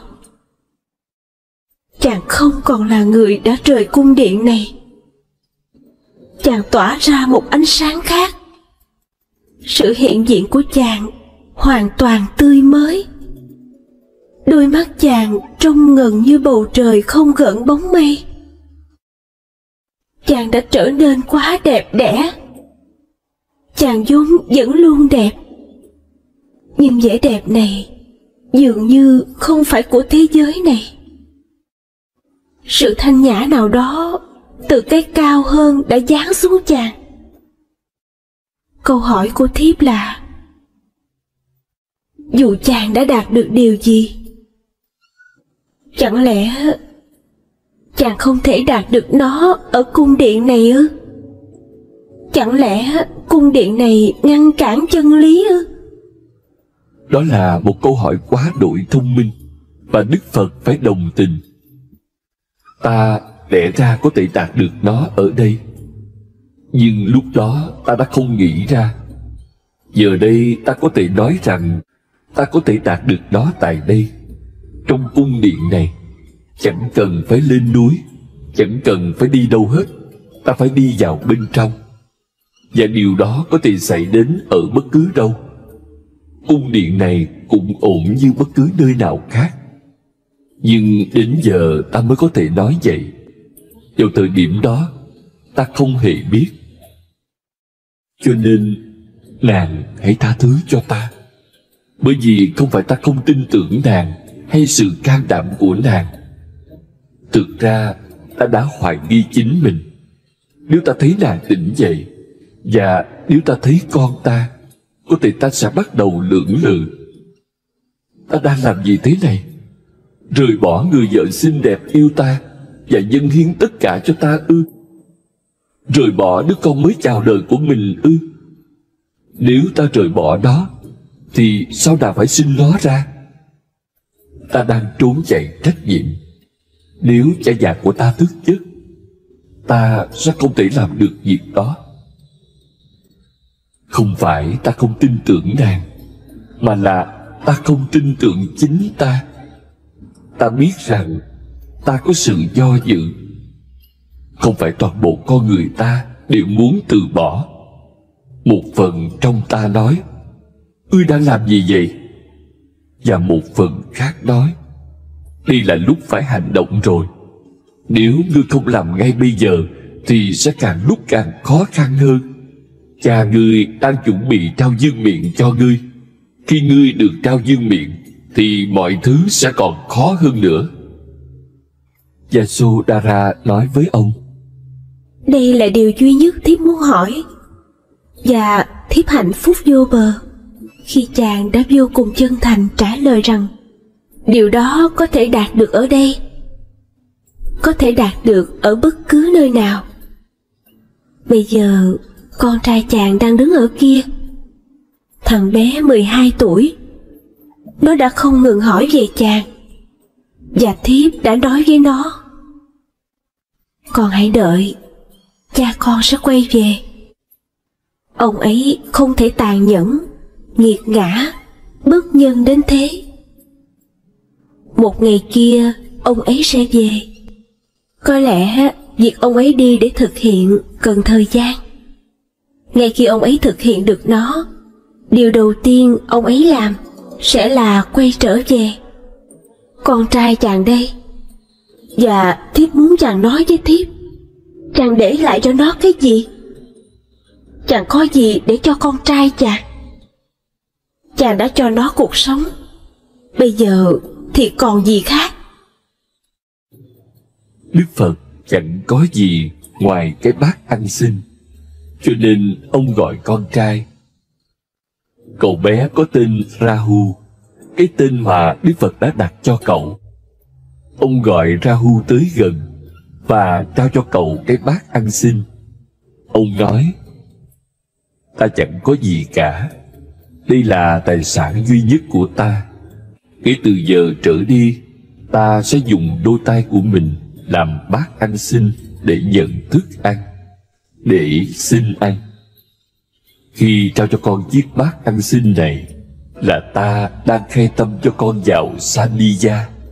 Đó là kho báu duy nhất ta đã tìm ra, và ta muốn con cũng tìm ra nó. Ông nói với Yasodhara, nàng phải sẵn sàng để trở thành một phần trong tăng đoàn Sanniyasin của ta. Và ông khai tâm cho vợ mình. Vị vua già đi đến và chứng kiến toàn bộ cảnh tượng. Ông ấy nói với Đức Phật, con bỏ gạt ta ra sao? Con không muốn chia sẻ cái con đã tìm thấy với người cha già của con sao? Ta đã gật đất xa trời rồi, hãy khai tâm cả cho ta nữa. Đức Phật nói, thực ra ta tới để đưa tất cả các vị đi cùng ta, bởi vì cái ta tìm thấy là một vương quốc vĩ đại hơn nhiều, một vương quốc sẽ trường tồn mãi mãi, một vương quốc không thể bị xâm lược. Ta tới đây để các vị có thể cảm nhận sự hiện diện của ta, để các vị có thể cảm nhận nhận thức của ta, và ta có thể thuyết phục các vị trở thành những người đồng hành của mình. Rồi ông khai tâm cho cả ba người bọn họ. Ông đã đặt tên con trai là Rahu theo thần thoại Ấn Độ về nguyệt thực. Trong thần thoại này, mặt trăng là một người, một vị thần, và ông ta có hai kẻ thù, một là Rahu và người kia là Ketu. Hiện tượng nguyệt thực xảy ra bởi vì Rahu và Ketu bắt giữ mặt trăng. Họ cố gắng giết nó, nhưng lần nào mặt trăng cũng thoát khỏi tay họ. Đức Phật đã đặt tên cho con trai là Rahu, bởi vì ông nghĩ đứa con này sẽ là chướng ngại lớn lao nhất của ta. Nó sẽ là kẻ thù lớn lao nhất của ta. Nó sẽ ngăn cản ta đi tới dãy Himalaya. Tình yêu đối với nó, sự gắn bó đối với nó sẽ là xiềng xích của ta. Đó là lý do ông ấy đặt tên cậu bé là Rahu. Tất cả bọn họ cùng di chuyển tới một khu rừng bên ngoài thành phố. Tất cả các đệ tử của Phật đang ở đó. Trong bài thuyết giảng đầu tiên cho các đệ tử vào tối hôm đó, ông bảo họ: vợ ta, Yasodhara, đã hỏi ta một câu vô cùng quan trọng. Cô ấy hỏi ta rằng, có thể chứng ngộ tại cung điện như một vị vua hay không? Và ta đã trả lời cô ấy sự thật. Ở nơi nào, vào thời gian nào cũng không thành vấn đề. Một người có thể chứng ngộ ở bất cứ đâu, nhưng trước kia không ai nói điều đó cho ta biết. Ta đã không hình dung ra sẽ tìm thấy nó ở đâu. Ta phải hỏi ai? Ta phải đi đâu? Ta chỉ biết nhảy vào cái không biết. Nhưng giờ đây, ta có thể nói rằng, cho dù các vị ở đâu, nếu các vị đủ can đảm để mạo hiểm mọi thứ cho tỉnh giác và nhận thức, chứng ngộ sẽ xảy ra. Những bài thuyết giảng trong im lặng. Không ngôn ngữ nào có thể biểu đạt được trải nghiệm chứng ngộ. Điều này là không thể, bởi chính bản chất của hiện tượng ấy. Chứng ngộ vượt xa khỏi tâm trí, mà ngôn ngữ lại là một phần của tâm trí. Chứng ngộ được trải nghiệm trong sự im lặng tuyệt đối. Nếu bạn muốn gọi im lặng là một ngôn ngữ, thì tất nhiên chứng ngộ có một ngôn ngữ, bao gồm im lặng, bao gồm phúc lạc, bao gồm cực lạc, bao gồm nghi thơ. Nhưng đây không phải ý nghĩa thông thường của ngôn ngữ. Theo ý nghĩa thông thường, ngôn ngữ là những câu từ được sử dụng làm phương tiện truyền tải điều gì đó. Câu từ không thể truyền đạt được sự im lặng, cũng không thể truyền đạt được cực lạc, tình yêu hay phúc lạc. Trên thực tế, có thể nhìn thấy, có thể thấu hiểu, có thể cảm thấy sự chứng ngộ, nhưng không thể nghe thấy và nói ra nó. Khi Đức Phật chứng ngộ, ông giữ im lặng trong 7 ngày. Tất cả hiện hữu nín thở chờ đợi lắng nghe ông, lắng nghe âm nhạc của ông, lắng nghe bài hát vô thanh của ông. Những lời của ông đến từ vùng đất của cái cao hơn, những lời của chân lý. Tất cả hiện hữu chờ đợi, và 7 ngày đó giống như 7 thế kỷ. Câu chuyện đẹp đến phi thường. Đến một điểm nhất định nào đó, nó vẫn là thực tế. Còn sau đó thì nó trở thành thần thoại. Nhưng thần thoại ở đây không có nghĩa là nó trở nên giả dối. Có một số sự thật chỉ có thể được biểu hiện thông qua thần thoại. Ông ấy đạt được chứng ngộ, đó là một sự thật. Ông ấy giữ im lặng trong 7 ngày, đó là một sự thật. Toàn thể hiện hữu chờ đợi lắng nghe ông ấy là một sự thật.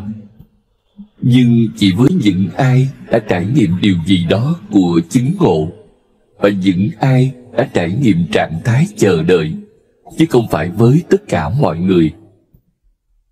Mặc dù vậy, vẫn có thể hiểu rằng hiện hữu hân hoan mỗi khi ai đó chứng ngộ, bởi vì đây chính là một phần của hiện hữu đang đạt đến biểu hiện cao nhất. Một phần của hiện hữu đang trở thành một Everest, đỉnh núi cao nhất. Hẳn nhiên, đó là ánh huy hoàng tột bậc của hiện hữu. Khao khát của cái toàn thể chính là một ngày nào đó sẽ chứng ngộ. Một ngày nào đó sẽ xua tan hết thảy cái vô thức. Một ngày nào đó sẽ rót đầy toàn thể hiện hữu bằng ý thức và ánh sáng. Một ngày nào đó sẽ tiêu diệt tất cả khổ đau và mang tới nhiều nhất có thể những đóa hoa của niềm vui sướng. Vượt qua điểm này, nó trở thành thần thoại thuần túy, nhưng nó vẫn có ý nghĩa và sự thật của riêng mình. Các vị thần trên thiên đường trở nên lo âu, cần phải hiểu một điều. Không giống như Kỳ Na giáo tin rằng chỉ có một Thượng Đế, Phật giáo không tin rằng chỉ có một Thượng Đế, mà họ tin rằng có nhiều vị thần. Họ dân chủ trong các khái niệm của mình hơn nhiều so với Hồi giáo, Do Thái giáo hay Thiên Chúa giáo. Những tôn giáo đó độc đoán hơn. Chỉ một Thượng Đế, một tôn giáo, một kinh thánh, một nhà tiên tri. Họ rất chuyên quyền. Còn Phật giáo có một cách tiếp cận khác, dân chủ hơn nhiều, con người hơn nhiều. Phật giáo quan niệm có hàng triệu vị thần. Trên thực tế, mọi bản thể trong hiện hữu đều phải trở thành một vị thần vào một ngày nào đó. Khi anh ta chứng ngộ, anh ta sẽ trở thành một vị thần. Theo Phật giáo, không có Thượng Đế là đấng sáng tạo, và điều này đem lại phẩm giá cho mọi sinh linh. Bạn không phải con rối, bạn có tính cá nhân, tự do và lòng tự trọng. Không ai có thể tạo ra bạn, không ai có thể phá hủy bạn. Cho nên một khái niệm khác nảy sinh từ đây: không ai có thể cứu bạn ngoại trừ chính bạn. Trong Thiên Chúa giáo có ý niệm về đấng cứu thế, trong Do Thái giáo có ý niệm về đấng cứu thế. Nếu có một Thượng Đế, ông ta có thể cử các sứ giả, các nhà tiên tri, các vị cứu tinh của mình đến cứu bạn. Ngay cả việc giải phóng chính bạn cũng không nằm trong tay bạn. Ngay cả sự giải phóng của bạn cũng sẽ là một loại nô lệ. Ai đó khác giải phóng bạn, và một sự giải phóng mà nằm trong tay ai đó khác thì không giống giải phóng cho lắm. Tự do phải được giành lấy chứ không phải xin xỏ. Tự do phải được nắm lấy chứ không phải khẩn cầu. Thứ tự do được ban cho bạn như thế đó là món quà của sự thương hại thì không có giá trị nhiều lắm.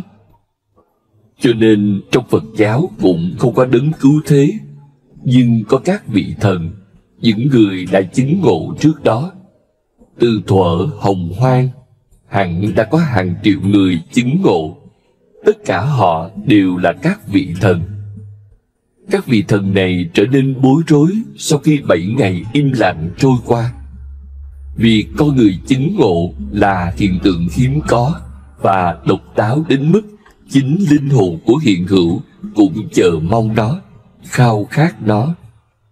Hàng ngàn năm trôi qua mới có một người chứng ngộ. Điều gì xảy ra nếu Đức Phật quyết định không nói ra? Điều gì xảy ra nếu ông ấy chọn giữ im lặng? Đây là một điều tự nhiên, bởi im lặng là ngôn ngữ đúng đắn duy nhất của chứng ngộ.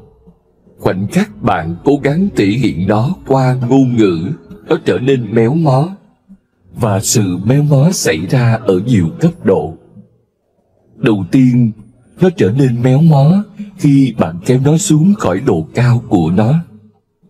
Từ những đỉnh cao xuống những thung lũng tăm tối của tâm trí. Sự méo mó thứ nhất xảy ra ở đó. Gần 90% sự thật của nó bị mất đi. Thế rồi bạn nói ra. Sự méo mó thứ hai xảy ra bởi vì cái mà bạn có thể hình dung trong cốt lõi sâu nhất của trái tim bạn là một điều. Còn khoảnh khắc bạn đem nó biểu hiện thành ngôn từ, đó lại là một điều khác. Bạn cảm thấy tình yêu lớn lao, nhưng khi bạn nói với ai đó "anh yêu em", đột nhiên bạn nhận ra từ yêu quá bé nhỏ, không thể biểu đạt điều bạn cảm thấy. Thật lúng túng khi sử dụng câu nói đó. Sự méo mó thứ ba xảy ra khi người khác nghe thấy. Bởi anh ta có những ý niệm riêng, những áp đặt riêng, những suy nghĩ của riêng anh ta, những quan điểm, những triết lý, những tư tưởng, những định kiến của riêng anh ta.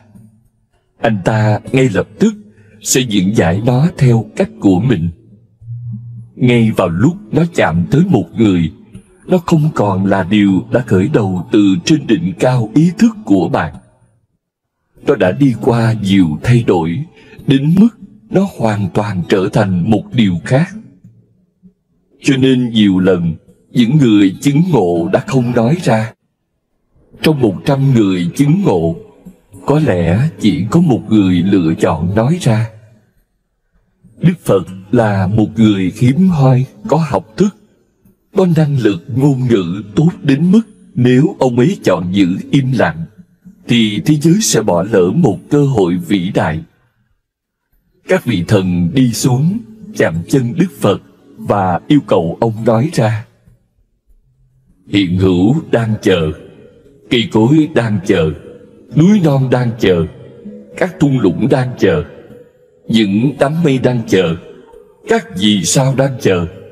Đừng làm mọi người thất vọng, đừng tàn nhẫn thế, hãy nhân từ và nói ra đi. Nhưng Đức Phật có lý lẽ riêng của mình.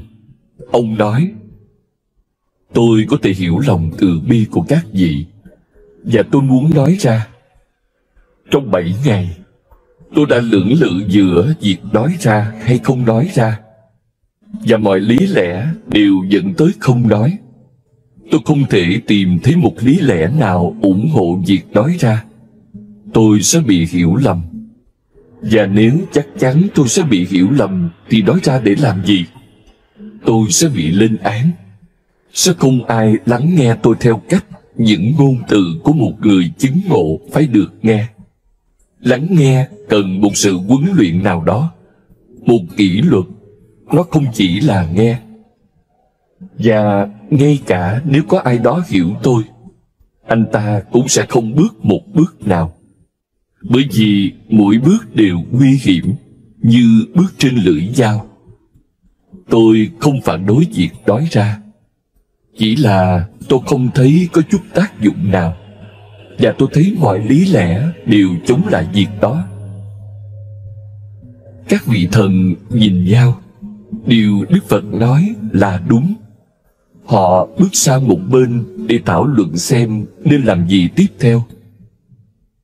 Chúng ta không thể nói rằng điều ông ta nói là sai, nhưng chúng ta vẫn muốn ông ta nói ra. Phải tìm ra cách nào đó để thuyết phục ông ta. Họ thảo luận hồi lâu, rồi cuối cùng đi đến một kết luận. Họ quay lại chỗ Đức Phật và nói, chúng tôi đã tìm ra một lý lẽ nhỏ bé, lý lẽ duy nhất. Nó rất nhỏ bé so với tất cả những lý lẽ chống lại nó. Nhưng chúng tôi vẫn muốn ông xem xét. Lý lẽ của chúng tôi là có thể ông sẽ bị 99% con người hiểu lầm, nhưng ông không thể nói ông sẽ bị 100% con người hiểu lầm. Ông phải cho ít nhất một số dư, chỉ 1% thôi. 1% đó không nhỏ trong vũ trụ bao la này. 1% đó là đủ lớn. Có lẽ trong số 1% đó, vài người sẽ có thể kế tục con đường. Thậm chí dù chỉ một người trong cả vũ trụ chứng ngộ được nhờ việc ông nói ra, thì điều đó cũng đáng. Chứng ngộ là trải nghiệm to lớn đến mức nếu nỗ lực cả đời ông chỉ có thể làm một người chứng ngộ, thì ông cũng đã làm tốt rồi. Đòi hỏi nhiều hơn là không đúng. Như vậy còn hơn cả đủ. Có một số ít người ông phải nhận ra như chúng tôi nhận ra, đang ở ngay trên ranh giới. Chỉ cần một cú đẩy nhẹ, một chút khích lệ, một chút hy vọng, và không chừng họ sẽ vượt qua ranh giới của vô minh. Họ sẽ vượt qua ranh giới của trói buộc. Họ sẽ thoát khỏi những nhà tù của mình. Ông phải nói ra. Đức Phật nhắm mắt lại và suy nghĩ một lát. Rồi ông nói, tôi không thể phủ nhận khả năng đó. Nó không nhiều, nhưng tôi thực sự hiểu rằng tất cả những lý lẽ của tôi, dù to lớn thế nào, cũng nhỏ bé so với lòng trắc ẩn. Tôi sẽ sống ít nhất 42 năm nữa. Và nếu tôi có thể làm cho dù chỉ một cá nhân chứng ngộ thôi, thì tôi cũng sẽ cảm thấy được tưởng thưởng vô hạn. Tôi sẽ nói ra, các vị không phải lo phiền nữa. Ông ấy đã nói ra trong 42 năm, và chắc chắn không chỉ một, mà khoảng 2 tá người đã chứng ngộ. 2 tá người đó là những người đã học được nghệ thuật lắng nghe, những người đã học được nghệ thuật im lặng. Họ không chứng ngộ nhờ những điều Đức Phật nói. Họ chứng ngộ bởi vì họ cảm nhận được chính bản thân Đức Phật, sự hiện diện của ông, sự rung cảm của ông, sự im lặng của ông, chiều sâu của ông, độ cao của ông.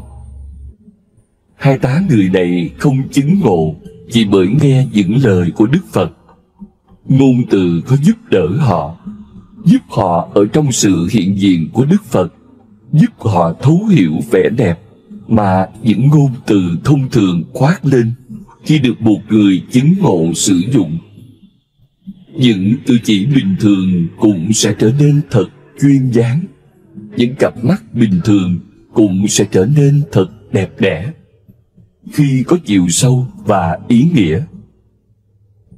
Cách Đức Phật bước đi có một phẩm chất khác, cách ông ấy ngủ có một ý nghĩa khác.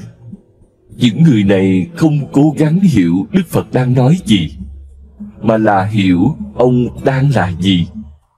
Bản thể của ông ấy là ngôn ngữ duy nhất đáng tin cậy. Hàng triệu người lắng nghe ông và thu được nhiều kiến thức. Ngày ông qua đời, trong cùng một ngày, 32 trường phái đã mọc lên, 32 sự phân chia giữa các đệ tử, bởi vì họ bất đồng trong cách diễn giải những điều Đức Phật đã nói. Người ta đã nỗ lực làm mọi cách có thể để họ tụ họp lại cùng nhau và tập hợp những lời họ nghe từ Đức Phật, nhưng tất cả đều thất bại. Có 32 phiên bản khác nhau đến nỗi ta không thể hiểu làm cách nào người ta có thể lắng nghe một người theo nhiều cách đến như vậy. Thậm chí ngày nay, 32 trường phái đó vẫn tiếp tục tranh cãi. Trong 25 thế kỷ, họ vẫn không hòa giải được với nhau. Trên thực tế, họ đã đi ngày càng xa nhau hơn. Bây giờ, họ trở thành những triết lý độc lập. Mỗi bên đều tuyên bố rằng đây mới là những gì Đức Phật đã nói, và những người khác đều sai. Đây mới là kinh điển. Những sách khác chỉ là tập hợp của những người không hiểu gì. Một trong những câu hỏi vĩ đại là: ngôn ngữ của sự chứng ngộ là gì? Bản thể của người chứng ngộ là ngôn ngữ của ông ấy. Để tiếp xúc với ông ấy, hãy buông bỏ mọi sự phòng vệ, mở tất cả cánh cửa trong tim bạn, để cho tình yêu của ông ấy chạm được tới bạn, để cho rung cảm của ông ấy trở thành rung cảm của bạn. Từ từ, chậm rãi. Nếu một người đã sẵn sàng, không sợ hãi, thì sẽ có gì đó hiển lộ ra mà không ai có thể thấy. Điều gì đó xảy đến, điều gì đó không được nói ra, nhưng lại được nghe thấy. Điều gì đó không thể biểu hiện qua ngôn từ, lại được truyền tải qua sự im lặng. Đức Phật đã nói những điều chống lại người Brahmin, chống lại người Hindu, nhưng tất cả các đại đệ tử của ông đều là người Brahmin. Điều này có vẻ hợp lý, bởi vì ông có sức hấp dẫn với bộ phận ưu tú nhất trong xã hội. Mặc dù ông ấy chống lại người Brahmin, nhưng người Brahmin ở vị trí cao nhất trong nấc thang, và phần lớn giới tri thức lại xuất thân từ Brahmin. Xá Lợi Phất là người Brahmin, Mục Kiền Liên là người Brahmin, Mahakajip là người Brahmin. Tất cả họ đến với Đức Phật không phải bởi vì họ là những kẻ ngốc nghếch, thất học, những kẻ bị đào thải, những con bạc, gái mại dâm, người thu thuế, trộm cắp. Không phải, mà bởi vì họ là những học giả lớn, và họ có thể hiểu được điều Đức Phật đang nói là đúng. Khi Xá Lợi Phất đến với Đức Phật, ông ấy đi cùng 500 đệ tử của mình. Tất cả đều là những học giả lớn. Đầu tiên ông ấy tới để thảo luận, và Đức Phật rất hạnh phúc. Còn gì đáng hoan nghênh hơn? Nhưng Đức Phật hỏi: ông đã trải nghiệm chân lý chưa? Hay ông chỉ là một học giả lớn? Ta đã nghe danh ông. Nhìn Đức Phật một khoảnh khắc trong im lặng, như thể nhìn vào một tấm gương hoàn toàn trần trụi. Xá Lợi Phất nói: tôi là một học giả lớn, nhưng tôi vẫn chưa biết chân lý. Đức Phật nói: vậy thì sẽ rất khó để tranh luận. Tranh luận chỉ có thể xảy ra giữa hai người không biết chân lý. Họ có thể tranh luận đến vĩnh hằng, bởi vì chẳng ai biết. Cả hai đều vô minh. Cho nên họ tiếp tục chơi với ngôn từ, logic, các trích dẫn và những kinh sách. Nhưng bởi vì cả hai đều không biết, chẳng có khả năng nào là họ sẽ đi đến kết luận. Cùng lắm điều có thể xảy ra là người khéo léo hơn, tinh ranh hơn, gian xảo hơn đánh bại người kia, và người kia sẽ trở thành môn đệ của người tinh ranh hơn hay thành thạo hơn. Nhưng đây có phải là một phán quyết nào đó về chân lý không? Hoặc là có khả năng hai người gặp gỡ nhau đều đã nhận ra chân lý. Nhưng thế thì chẳng có cách nào để tranh luận. Có gì để tranh cãi đây? Họ sẽ ngồi im lặng. Có lẽ họ sẽ mỉm cười hoặc nắm lấy tay nhau. Nhưng có gì để nói đây? Nhìn vào mắt nhau, họ sẽ thấy chẳng có gì để nói. Chúng ta cùng biết những điều như nhau. Chúng ta ở trong cùng một không gian, cho nên sẽ chỉ có im lặng. Khả năng thứ ba là một người biết và một người không biết. Thế thì sẽ rất phiền phức, bởi vì người biết không thể phiên dịch cái anh ta biết sang ngôn ngữ của người dốt nát. Và người không biết sẽ lãng phí thời gian, tâm sức một cách không cần thiết, bởi vì anh ta không thể thuyết phục được người biết. Toàn thể thế giới không thể thuyết phục người biết, bởi vì anh ta biết, còn các vị thì không. Kể cả là tất cả các vị hợp sức lại. Đức Phật nói: ông đã tới cùng 500 đệ tử. Ông không biết, và tuyệt đối chắc chắn là trong số 500 đệ tử này không có ai biết. Nếu không thì họ đã không là đệ tử của ông. Họ sẽ là thầy của ông. Ông thì uyên bác hơn, họ thì kém uyên bác hơn. Ông già hơn, họ trẻ hơn, họ là đệ tử của ông. Nhưng chúng ta sẽ thảo luận như thế nào?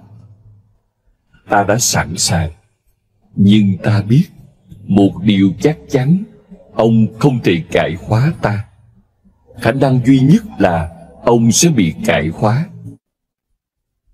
Cho nên hãy nghĩ cho kỹ. Nhưng Xá Lợi Phất đã bị cải hóa rồi, và ông ấy đủ trí tuệ. Ông ấy đã đánh bại nhiều học giả lớn.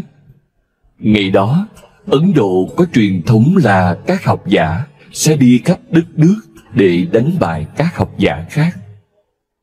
Trừ khi một người đã đánh bại tất cả các học giả, nếu không, anh ta sẽ không được đám đông học giả nhìn nhận như một người thông thái.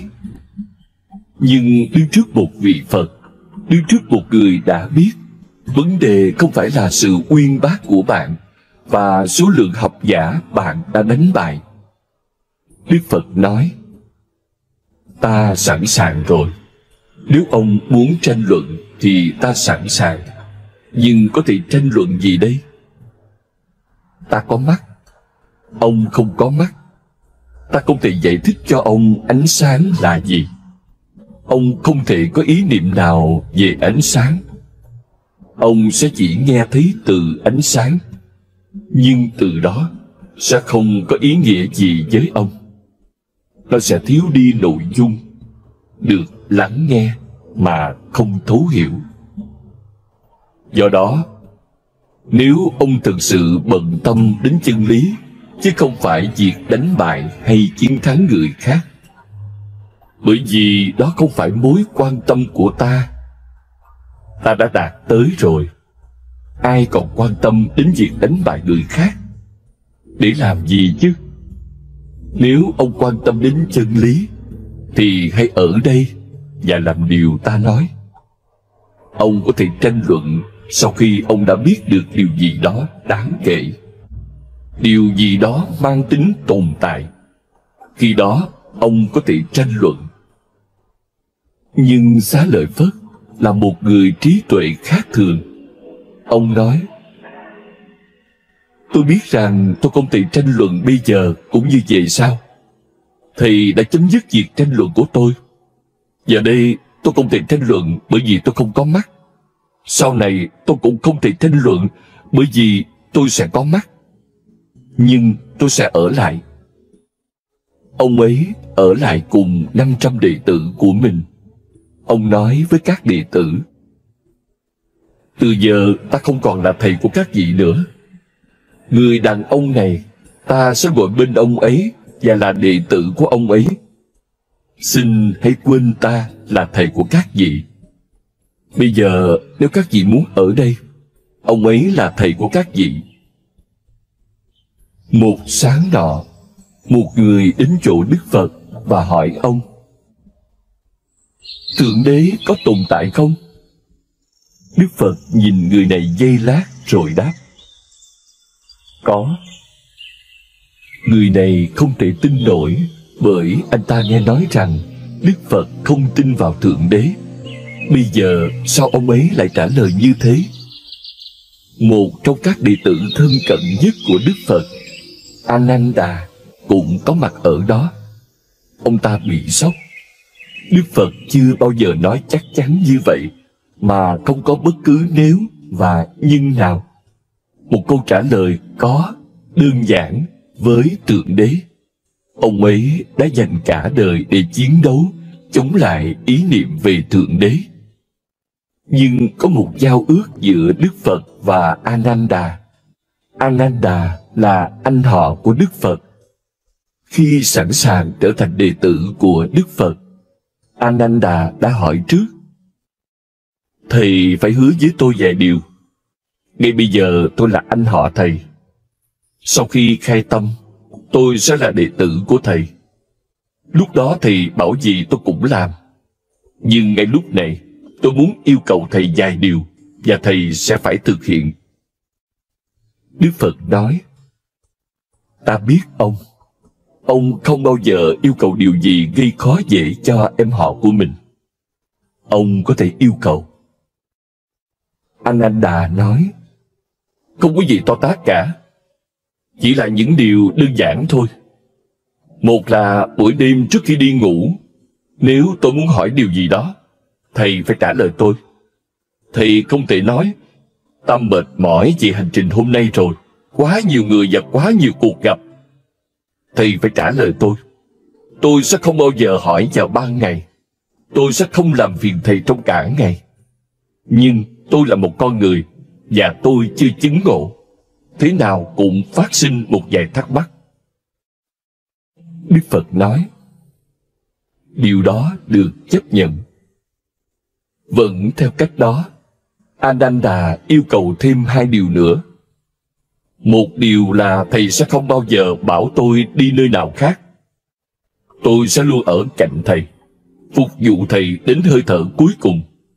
Thầy sẽ không bảo tôi, bây giờ ông hãy đi truyền bá thông điệp của ta, như cách thầy cử những người khác.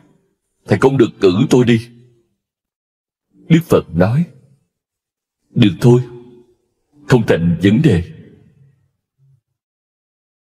Và thứ ba, Ananda nói, nếu tôi yêu cầu thầy dành thời gian cho người nào đó, vào giờ nào đó, có thể là giờ kỳ quặc, vào lúc nửa đêm, thầy sẽ phải gặp người đó. Đó là những đặc ân thầy phải dành cho tôi. Đức Phật nói, điều đó cũng được thôi, bởi vì ta biết ông sẽ không lợi dụng những điều kiện này. Ananda bối rối vì câu trả lời của Đức Phật rằng Thượng Đế tồn tại. Nhưng ông ta không thể hỏi trong ngày. Ông ta đợi đến đêm. Vào buổi chiều, một người khác tới và hỏi cùng câu hỏi, có Thượng Đế hay không? Và Đức Phật đáp, không, hoàn toàn không. Giờ thì mọi thứ trở nên phức tạp hơn. Ananda gần như sụp đổ. Nhưng như thế vẫn chưa là gì. Vào buổi tối, một người thứ ba đến. Anh ta ngồi trước mặt Đức Phật và hỏi, thầy có thể nói điều gì đó về Thượng Đế không? Đức Phật nhìn anh ta, nhắm mắt lại và giữ im lặng. Người đàn ông cũng nhắm mắt lại. Họ ngồi im lặng trong nửa giờ đồng hồ. Rồi người đàn ông chạm chân Đức Phật và nói, xin cảm ơn câu trả lời của thầy, và rời đi. Giờ thì thật quá lắm. Thời gian trôi đi chậm rãi, và Ananda sôi sục ở bên trong. Khi mọi người đã đi hết, ông ta đứng vụt dậy. Ông ta nói, thế này thật quá lắm. Ít nhất thì nên quan tâm đến những đệ tử tội nghiệp chúng tôi. 3 người đó không biết cả 3 câu trả lời. Họ chỉ biết một câu trả lời. Nhưng chúng tôi ở cùng thầy. Chúng tôi đã nghe tất cả các câu trả lời. Thầy nên nghĩ cho cả chúng tôi nữa. Chúng tôi phát điên mất. Nếu điều này tiếp diễn, chuyện gì sẽ xảy đến với chúng tôi? Đức Phật nói, ông phải nhớ một điều. Đầu tiên, những câu hỏi đó không phải câu hỏi của ông.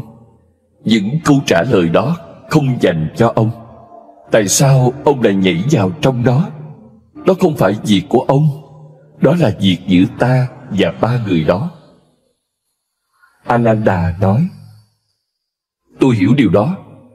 Đó không phải câu hỏi của tôi, và thầy không trả lời tôi. Nhưng tôi có tai, và tôi có thể nghe. Tôi nghe câu hỏi, tôi nghe câu trả lời. Và 3 câu trả lời đó mâu thuẫn chồng lên mâu thuẫn. Đầu tiên thầy nói có, sau đó thầy nói không.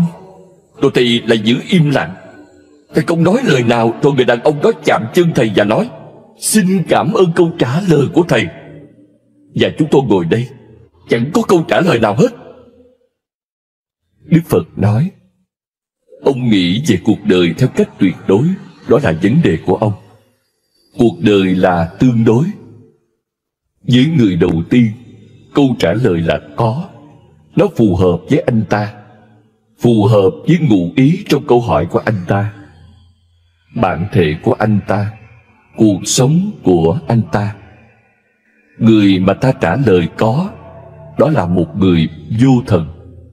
Anh ta không tin vào Thượng Đế, và ta không muốn ủng hộ chủ nghĩa vô thần ngớ ngẩn của anh ta. Anh ta liên tục tuyên bố không có Thượng Đế. Ngay cả khi chỉ còn một không gian nhỏ chưa được thám hiểm, thì vẫn có khả năng Thượng Đế tồn tại trong không gian đó. Ông có thể khẳng định chắc chắn là không có Thượng Đế khi ông đã thám hiểm toàn bộ hiện hữu. Điều đó chỉ có thể xảy ra vào lúc kết thúc cuối cùng.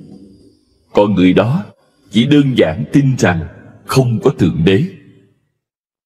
Anh ta không có kinh nghiệm thực sự nào về việc không có Thượng Đế. Ta phải đảo lộn anh ta. Ta phải đem anh ta xuống mặt đất.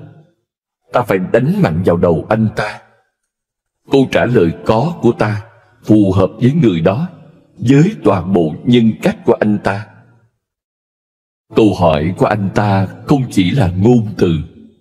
Nếu người khác hỏi câu hỏi đó thì có thể nhận được câu trả lời khác. Và điều đó xảy ra khi ta trả lời người thứ hai không. Câu hỏi giống nhau, cùng những ngôn từ đó, nhưng có người đằng sau ngôn từ thì khác. Cho nên mối quan hệ giữa ngôn từ với những ngụ ý đã thay đổi. Đó là tương đối. Người thứ hai cũng ngốc nghếch như người đầu tiên, nhưng ở thái cực đối nghịch. Anh ta tin rằng có một Thượng Đế, và anh ta đến để nhận sự ủng hộ của ta cho niềm tin của mình. Ta không ủng hộ niềm tin của ai, bởi vì niềm tin giống như rào cản. Dù niềm tin đó là gì, đúng hay sai. Không niềm tin nào là đúng, không niềm tin nào là sai. Tất cả niềm tin chỉ đơn giản là ngu ngốc. Ta phải nói với người đó không. Người thứ ba tới mà không có niềm tin nào. Anh ta không hỏi ta có Thượng Đế không? Không. Anh ta tới vì trái tim rộng mở, không tâm trí, không niềm tin, không ý thức hệ. Anh ta là một người lành mạnh, thông minh. Anh ta hỏi ta, thầy có thể nói điều gì đó về Thượng Đế không? Anh ta không tìm kiếm sự ủng hộ của người khác cho hệ thống niềm tin của mình. Anh ta không tìm kiếm một sự tin cậy. Anh ta không hỏi với một tâm trí thành kiến. Anh ta hỏi về kinh nghiệm của ta. Thầy có thể nói điều gì đó về Thượng Đế không? Ta có thể thấy rằng người này không có niềm tin. Dù là cách này hay cách khác, anh ta ngây thơ. Với một người ngây thơ như vậy, ngôn ngữ là vô nghĩa. Ta không thể nói có, ta không thể nói không. Chỉ im lặng là câu trả lời. Cho nên ta nhắm mắt lại và giữ im lặng. Và cảm giác của ta về người này đã đúng. Anh ta nhắm mắt lại. Thấy ta nhắm mắt nên anh ta nhắm mắt. Anh ta hiểu câu trả lời của ta. Hãy im lặng, đi vào trong. Anh ta giữ im lặng cùng ta trong nửa giờ, và nhận được câu trả lời rằng Thượng Đế không phải một lý thuyết, một niềm tin để ủng hộ hay chống lại. Đó là lý do anh ta cảm ơn ta câu trả lời. Và ông bối rối vì đó là câu trả lời gì mà anh ta cảm ơn ta ư? Anh ta nhận được câu trả lời rằng im lặng là thiêng liêng, im lặng là thần thánh. Chẳng có gì thần thánh hơn im lặng. Và anh ta trở nên vô cùng thỏa mãn, bằng lòng. Anh ta tự mình tìm ra. Ta không cho anh ta câu trả lời. Anh ta đã tìm ra câu trả lời. Ta đơn giản cho phép anh ta nếm trải sự hiện diện của ta. Người chiến binh an bình. Đức Phật bị một đám đông bao vây. Họ lăng mạ ông bằng những từ ngữ xấu xí, tục tiểu, bởi ông đã chống lại tôn giáo có tổ chức của người Hindu và chống lại bộ kinh Vệ Đà. Kinh Vệ Đà là kinh quan trọng bậc nhất của Hindu giáo. Ông đã lên án các tu sĩ, nói rằng họ là những kẻ bóc lột, ăn bám. Cố nhiên những người Brahmin giận điên lên. Đây là một ngôi làng Brahmin mà ông vừa đi qua, và người Brahmin vây lấy ông để nói tất cả những điều tồi tệ mà họ nghĩ ra được. Ông im lặng lắng nghe. Các đệ tử của ông trở nên tức giận, nhưng vì Đức Phật đang có mặt nên sẽ thật vô phép khi thốt ra bất cứ lời nào. Người thầy đứng đó im lặng và lắng nghe, như thể những người này đang nói những điều ngọt ngào. Cuối cùng Đức Phật bảo họ: nếu những gì các vị muốn nói với ta đã hết, ta muốn đi tiếp tới ngôi làng sau. Mọi người đang chờ ta, nhưng nếu các vị vẫn chưa xong, thì vài ngày nữa ta sẽ quay trở lại và báo cho các vị biết. Khi đó ta sẽ có đủ thì giờ để lắng nghe tất cả những điều các vị muốn nói. Một người nói: ông nghĩ chúng tôi đang nói gì? Chúng tôi đang lên án ông có hiểu hay không? Ai cũng đều sẽ tức giận, mà ông thì cứ đứng im lặng. Tuyên bố mà Đức Phật dành cho những dân làng này có ý nghĩa vô cùng. Ông nói: các vị đã đến quá muộn rồi. Nếu các vị đến vào 10 năm trước, khi ta vẫn còn điên khùng như các vị, thì sẽ không một người nào toàn mạng rời khỏi đây. 10 năm trước, ông là một hoàng tử, một chiến binh, một trong những cung thủ giỏi nhất đương thời, một kiếm sĩ xuất chúng. Và những người Brahmin đó, ông thừa khả năng lấy đầu họ với một đòn duy nhất mà chẳng gặp khó khăn nào. Bởi vì những người Brahmin chẳng biết gì về cung kiếm hay chiến đấu, ông có thể chém họ như thái rau. Ông nói: các vị đến muộn rồi. Nếu các vị đến từ 10 năm trước, còn giờ thì ta không còn điên khùng nữa, ta không thể phản ứng lại. Nhưng ta muốn hỏi các vị một câu hỏi. Ở ngôi làng trước, mọi người mang bánh kẹo, trái cây và hoa ra tiếp đón ta. Tuy nhiên, chúng ta chỉ nhận thực phẩm mỗi ngày một lần, và chúng ta đã nhận thực phẩm trước đó rồi.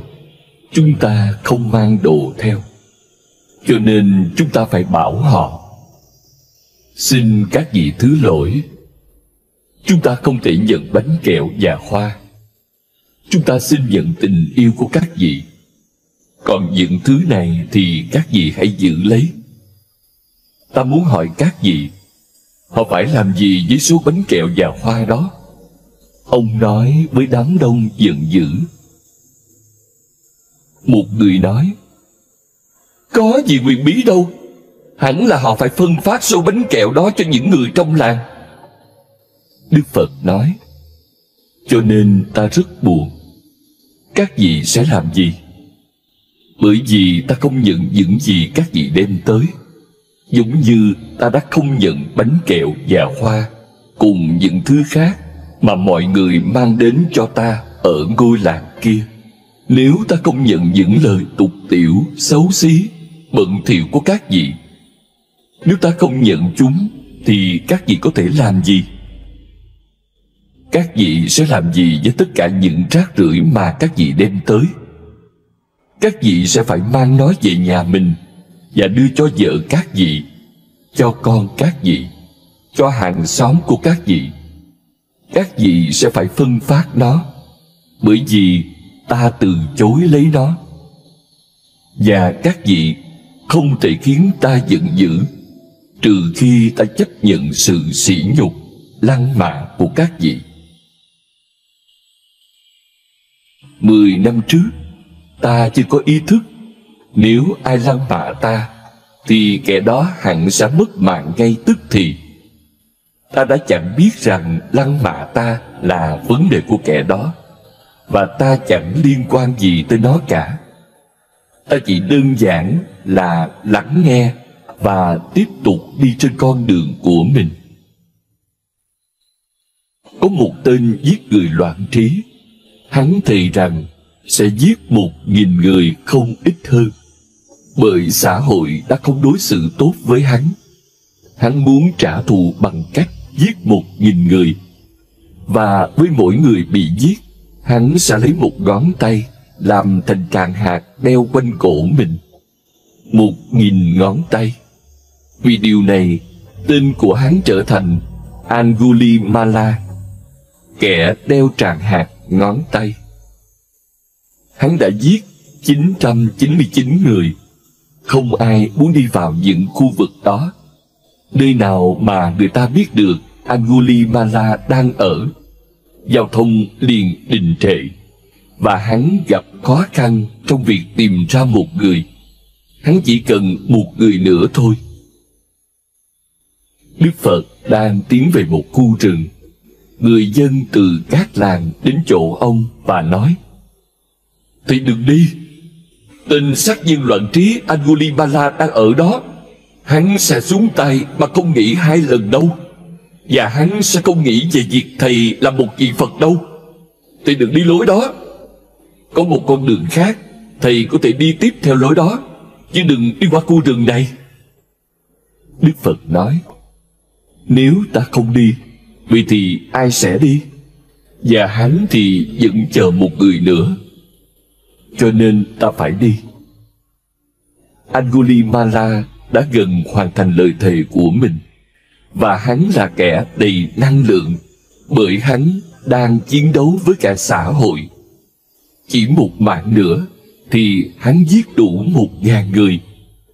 Các vị vua sợ hắn, các tướng quân sợ hắn, và chính quyền, luật pháp. Chẳng ai làm được gì. Nhưng Đức Phật nói: "Hắn là một con người. Hắn cần ta. Ta phải chấp nhận rủi ro. Hoặc hắn sẽ giết ta, hoặc ta sẽ giết hắn." Đây là cách làm của các vị Phật, đánh cược mạng sống của họ. Đức Phật đi. Ngay cả những đệ tử thân cận nhất từng nói rằng sẽ luôn ở bên cạnh ông cho đến tận cùng, cũng bắt đầu tụt lại phía sau, bởi vì việc này quá nguy hiểm. Cho nên khi Đức Phật tới ngọn đồi nơi Angulimala đang đứng trên một tảng đá, không có ai phía sau ông đi một mình. Tất cả các đệ tử đã biến mất. Angulimala nhìn vào con người ngây thơ này, hồn nhiên thế, đẹp đẽ thế. Hắn nghĩ đến mức ngay cả một tên sát nhân cũng cảm thấy thương hại ông. Hắn nghĩ: người này dường như hoàn toàn không nhận biết rằng ta ở đây. Nếu không thì chẳng ai lại đi theo đường này. Và người đàn ông trông ngây thơ, đẹp đẽ đến nỗi thậm chí Angulimala đã nghĩ: giết người này không tốt, ta sẽ để hắn đi.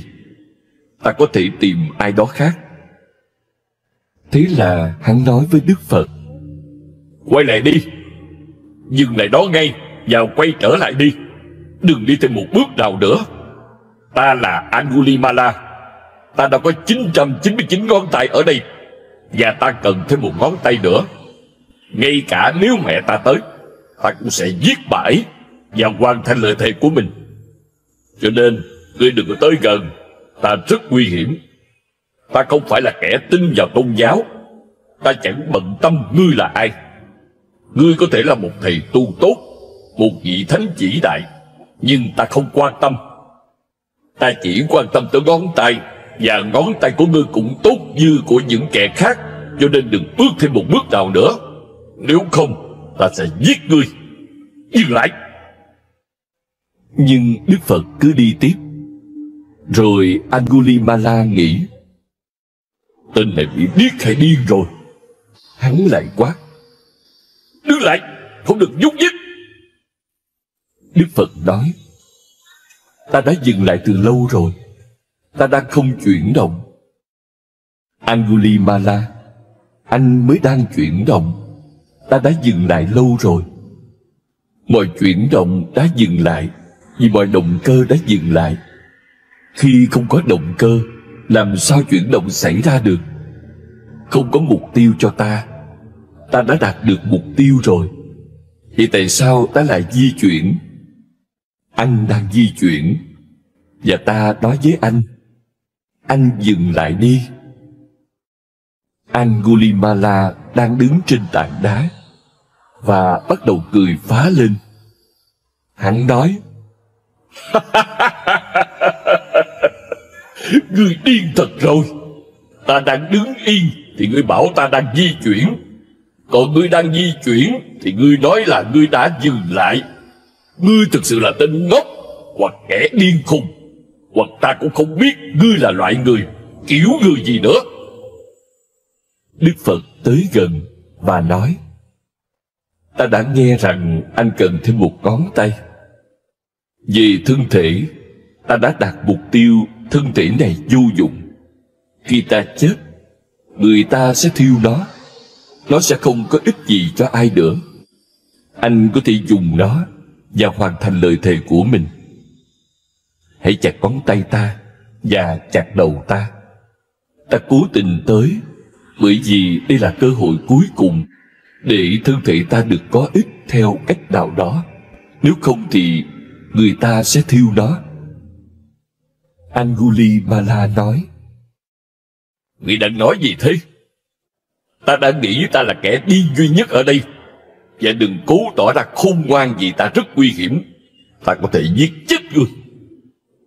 Đức Phật nói: Trước khi anh giết ta, hãy làm một điều, chỉ là nguyện vọng của một người sắp chết thôi. Hãy chặt cành cây này. Angulimala vung kiếm vào cái cây, và một cành lớn rụng xuống. Đức Phật nói: Một điều nữa thôi, hãy nối nó lại vào cái cây. Angulimala nói: Giờ thì ta biết chắc chắn là ngươi bị điên. Ta có thể chặt nhưng không thể nối. Thế rồi Đức Phật bắt đầu cười và nói: Khi anh chỉ có thể phá mà không thể tạo thì anh không nên phá. Trẻ con cũng có thể phá. Chuyện đó chẳng có gì là can đảm. Một đứa trẻ cũng có thể chặt cành cây này, nhưng để nối lại thì cần một bậc thầy. Và nếu anh không thể nối lại chỉ một cành cây, thì sao anh có thể chặt đầu người? Anh đã bao giờ nghĩ về điều đó chưa? Angulimala nhắm mắt, phụ phục xuống chân Đức Phật và nói: Xin thầy hãy dẫn tôi đi con đường đó. Và người ta nói rằng trong một khoảnh khắc, anh ta đã chứng ngộ. Ngày tiếp theo, anh ta đã là một bhikkhu, một người hành khất. Thầy tu theo Đức Phật đi ăn xin trong thành phố. Cả thành phố đóng cửa. Người ta rất sợ hãi. Họ nói: Ngay cả khi hắn đã trở thành một kẻ ăn mày thì cũng không thể tin tưởng hắn. Gã đó nguy hiểm quá. Mọi người không dám ra đường. Khi Angulimala đi xin, không ai cho anh ta thức ăn. Bởi vì ai dám mạo hiểm chứ? Mọi người đứng trên sân thượng nhìn xuống, và rồi họ bắt đầu ném đá vào anh ta. Bởi vì anh ta đã giết 999 người của thành phố đó. Gần như nhà nào cũng có một nạn nhân, cho nên họ bắt đầu ném đá. Angulimala ngã xuống phố, máu chảy khắp thân thể. Anh ta phải chịu nhiều vết thương. Đức Phật cùng các đệ tử đi tới và nói: Nhìn này, Angulimala, anh cảm thấy thế nào? Angulimala mở mắt ra và nói: Tôi rất biết ơn thầy. Họ có thể giết chết thể xác, nhưng họ không thể tác động gì đến tôi. Và đó cũng là điều tôi đã làm cả đời mà chưa từng nhận ra sự thật. Đức Phật nói: Angulimala đã chứng ngộ.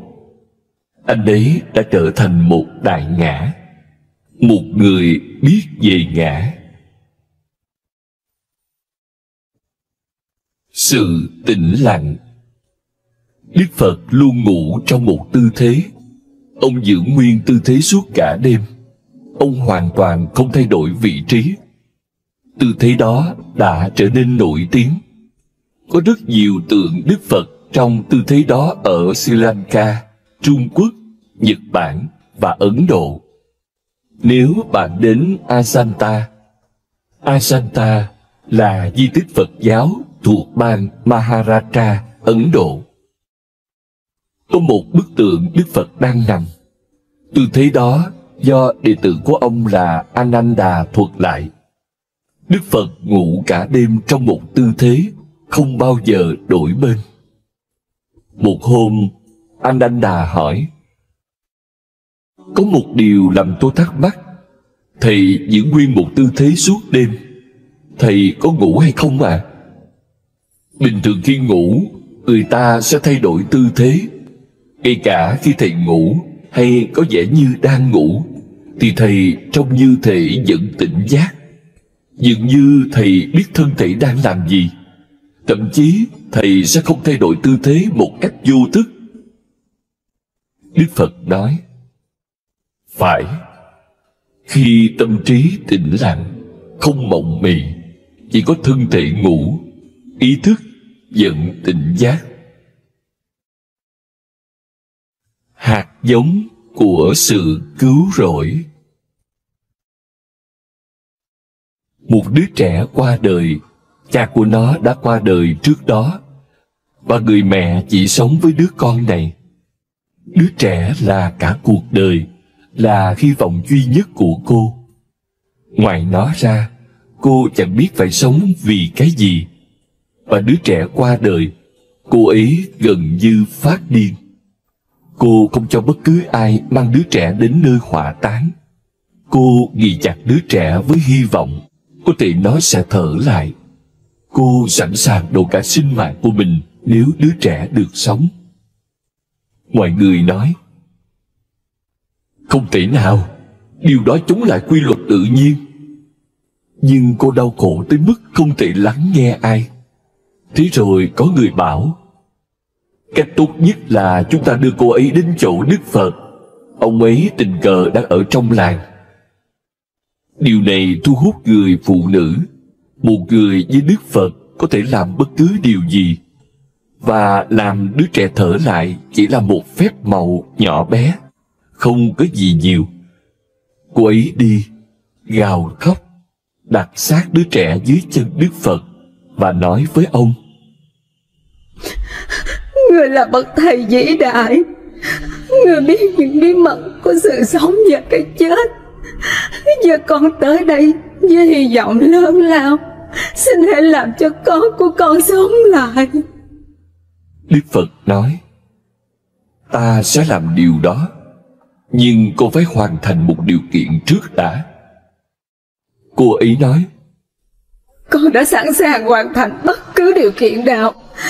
Con đã sẵn sàng hiến dâng mạng sống của con, nhưng xin cho con của con được sống. Đức Phật nói: không, điều kiện mà cô phải hoàn thành rất đơn giản. Cô chỉ cần đi quanh làng và tìm một vài hạt cải từ ngôi nhà nào mà chưa từng biết đến cái chết. Cô ấy đang vô cùng tuyệt vọng. Cô đi từ nhà này qua nhà khác, và tất cả mọi người đều nói: chúng tôi có thể cho cô bao nhiêu hạt cải cũng được, nhưng những hạt cải đó không giúp được cô. Không chỉ một mà nhiều người đã chết trong gia đình chúng tôi. Có lẽ hàng ngàn người đã chết qua các thế hệ. Đến tối, một sự thức tỉnh lớn lao đã xảy ra cho người phụ nữ này. Cô ấy đã đi khắp cả làng và chỉ nhận được cùng câu trả lời. Tất cả họ sẵn sàng giúp cô, nhưng họ đều nói: những hạt cải này sẽ không giúp cô được. Đức Phật đã nói với cô rõ ràng: mang những hạt cải từ một gia đình chưa từng có ai qua đời. Đến tối, khi cô quay trở lại, cô đã là một người hoàn toàn khác. Cô không còn là người phụ nữ đã đến vào buổi sáng. cô đã hoàn toàn nhận thức rằng cái chết là một thực tế của cuộc sống. Nó không thể thay đổi được. Và để làm gì? Ngay cả nếu con tôi sống thêm vài năm nữa, nó vẫn sẽ phải chết. Thứ nhất, điều đó là không thể. Thứ hai, ngay cả khi có thể thì cũng vô nghĩa. Giờ đây không còn những giọt nước mắt lăn trên má. Cô rất trầm lặng, thanh thản. Một sự thấu hiểu lớn lao đã tới với cô. Cô đã yêu cầu điều không thể. Giờ đây cô đã vứt bỏ khao khát đó. Cô đến và hạ mình dưới chân Đức Phật. Đức Phật nói: "Những hạt cải đâu? Ta đã đợi cô cả ngày." Người phụ nữ thay vì khóc thì lại cười. Cô ấy nói: Trò đùa của người thật hay. Hãy quên tất cả về đứa trẻ. Cái gì đã qua thì đã qua. Bây giờ con tới để được khai tâm trở thành một Sannyasin. Con cũng muốn tìm ra con đường mà thầy tìm thấy chân lý bất diệt.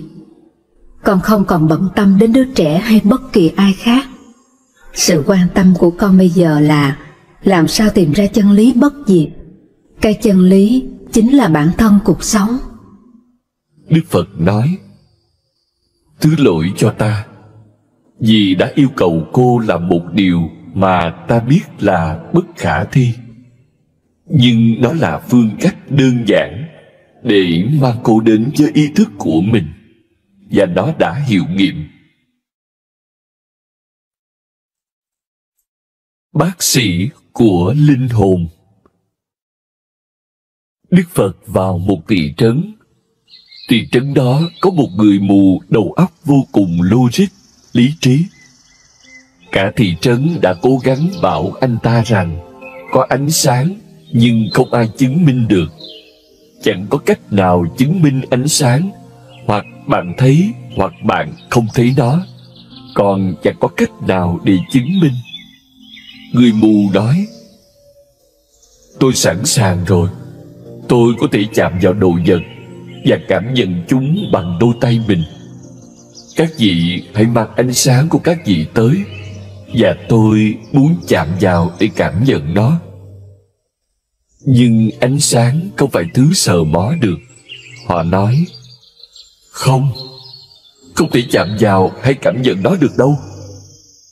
Anh ta nói: "Tôi có những cách khác. Tôi có thể ngửi nó, tôi có thể nếm nó, tôi có thể đập lên nó và nghe âm thanh. Nhưng đó là tất cả những công cụ tôi có. Tai tôi, mũi tôi, lưỡi tôi, tay tôi. Tôi sẵn sàng cung cấp cho các vị mọi khả năng của mình. Tôi nên nghe theo giác quan bình thường của chính tôi, hay nên nghe theo các vị? Tôi nói không có ánh sáng, đó chỉ là một điều bịa đặt. Điều bịa đặt của những kẻ xảo quyệt muốn đánh lừa những người đơn giản như tôi, để các vị có thể chứng minh rằng tôi mù, còn các vị thì có mắt. Các vị không quan tâm đến ánh sáng. Các vị chỉ quan tâm đến việc chứng tỏ rằng các vị có mắt, còn tôi thì không. Các vị muốn cao hơn, thượng đẳng hơn, bởi các vị không thể logic, lý trí hơn tôi, nên các vị đã mang đến một điều lố bịch. Quên đi nhé, các vị đều mù cả thôi. Chẳng ai từng nhìn thấy ánh sáng, vì ánh sáng không tồn tại." Khi nghe nói Đức Phật tới thị trấn, mọi người bảo: "Đây là cơ hội tốt đấy. Chúng ta nên đưa người mù ưa lý luận của chúng ta đến chỗ Đức Phật. Không chừng Ngài có thể thuyết phục anh ta. Chúng ta không thể tìm được ai tốt hơn để làm việc này đâu." Họ đưa người mù đến chỗ Đức Phật. Họ kể lại câu chuyện đang diễn ra.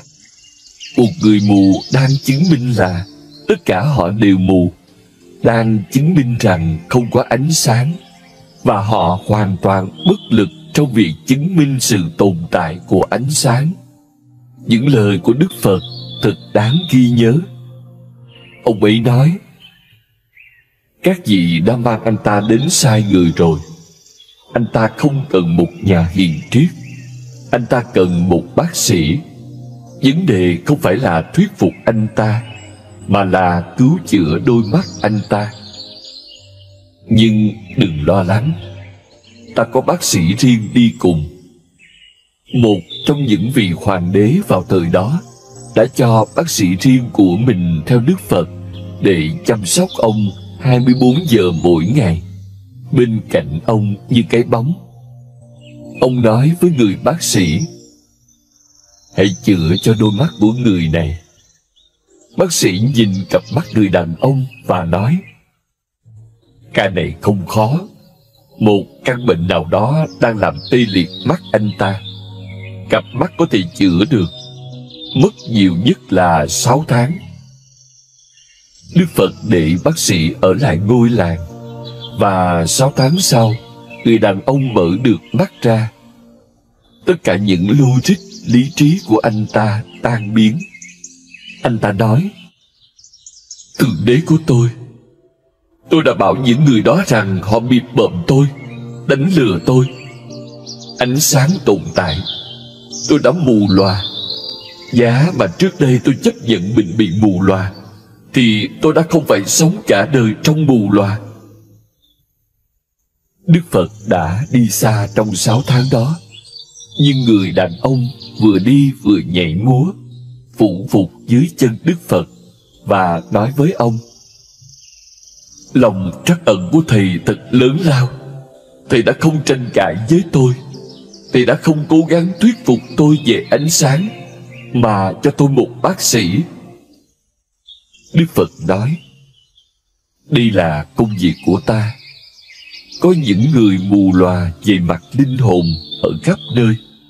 Công việc của ta không phải là thuyết phục họ về vẻ đẹp, về phúc lạc, về cực lạc của hiện hữu. Công việc của ta là công việc của một bác sĩ. Một buổi sáng, một vị vua vĩ đại tên là Prasenjita đến chỗ Đức Phật. Một tay ông ta cầm một bông hoa sen đẹp đẽ, còn tay kia mang một viên kim cương quý giá.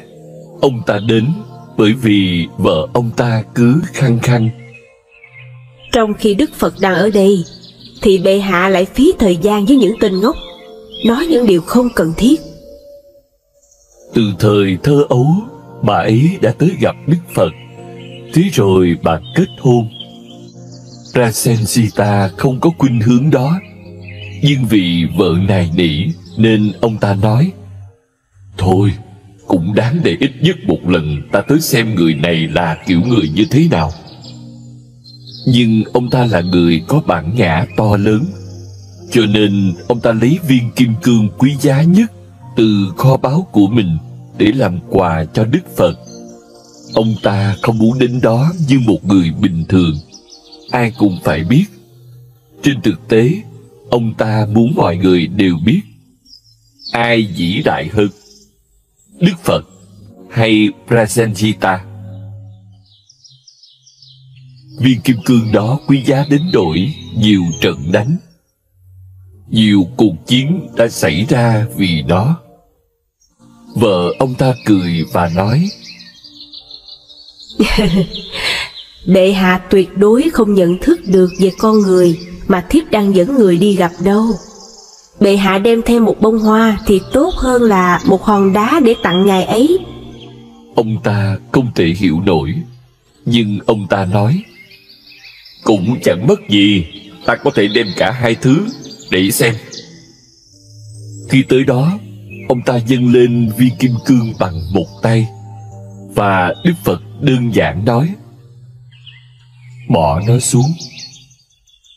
Đương nhiên rồi, bạn có thể làm gì? Ông ta bỏ nó xuống. Ông ta nghĩ có lẽ vợ mình đã đúng. Trên tay còn lại, ông ta mang theo bông hoa sen, và ông ta thử dâng bông hoa sen thì Đức Phật nói, bỏ nó xuống. Ông ta cũng bỏ nó xuống luôn, và trở nên hơi sợ hãi, người này dường như mất trí rồi. Nhưng 10.000 đệ tử đang ở đây, và Prasensita đứng đó nghĩ rằng những người này hẳn tin rằng ông ta ngốc nghếch lắm. Và Đức Phật nói lần thứ 3: ông không nghe ta nói sao? Bỏ nó xuống. Prasensita nghĩ ông ta thực sự đi quá xa rồi. Mình đã bỏ viên kim cương rồi, mình đã bỏ bông sen rồi, bây giờ mình chẳng có gì cả. Và đúng lúc đó, Xá Lợi Phất, một đệ tử già của Đức Phật, bắt đầu cười.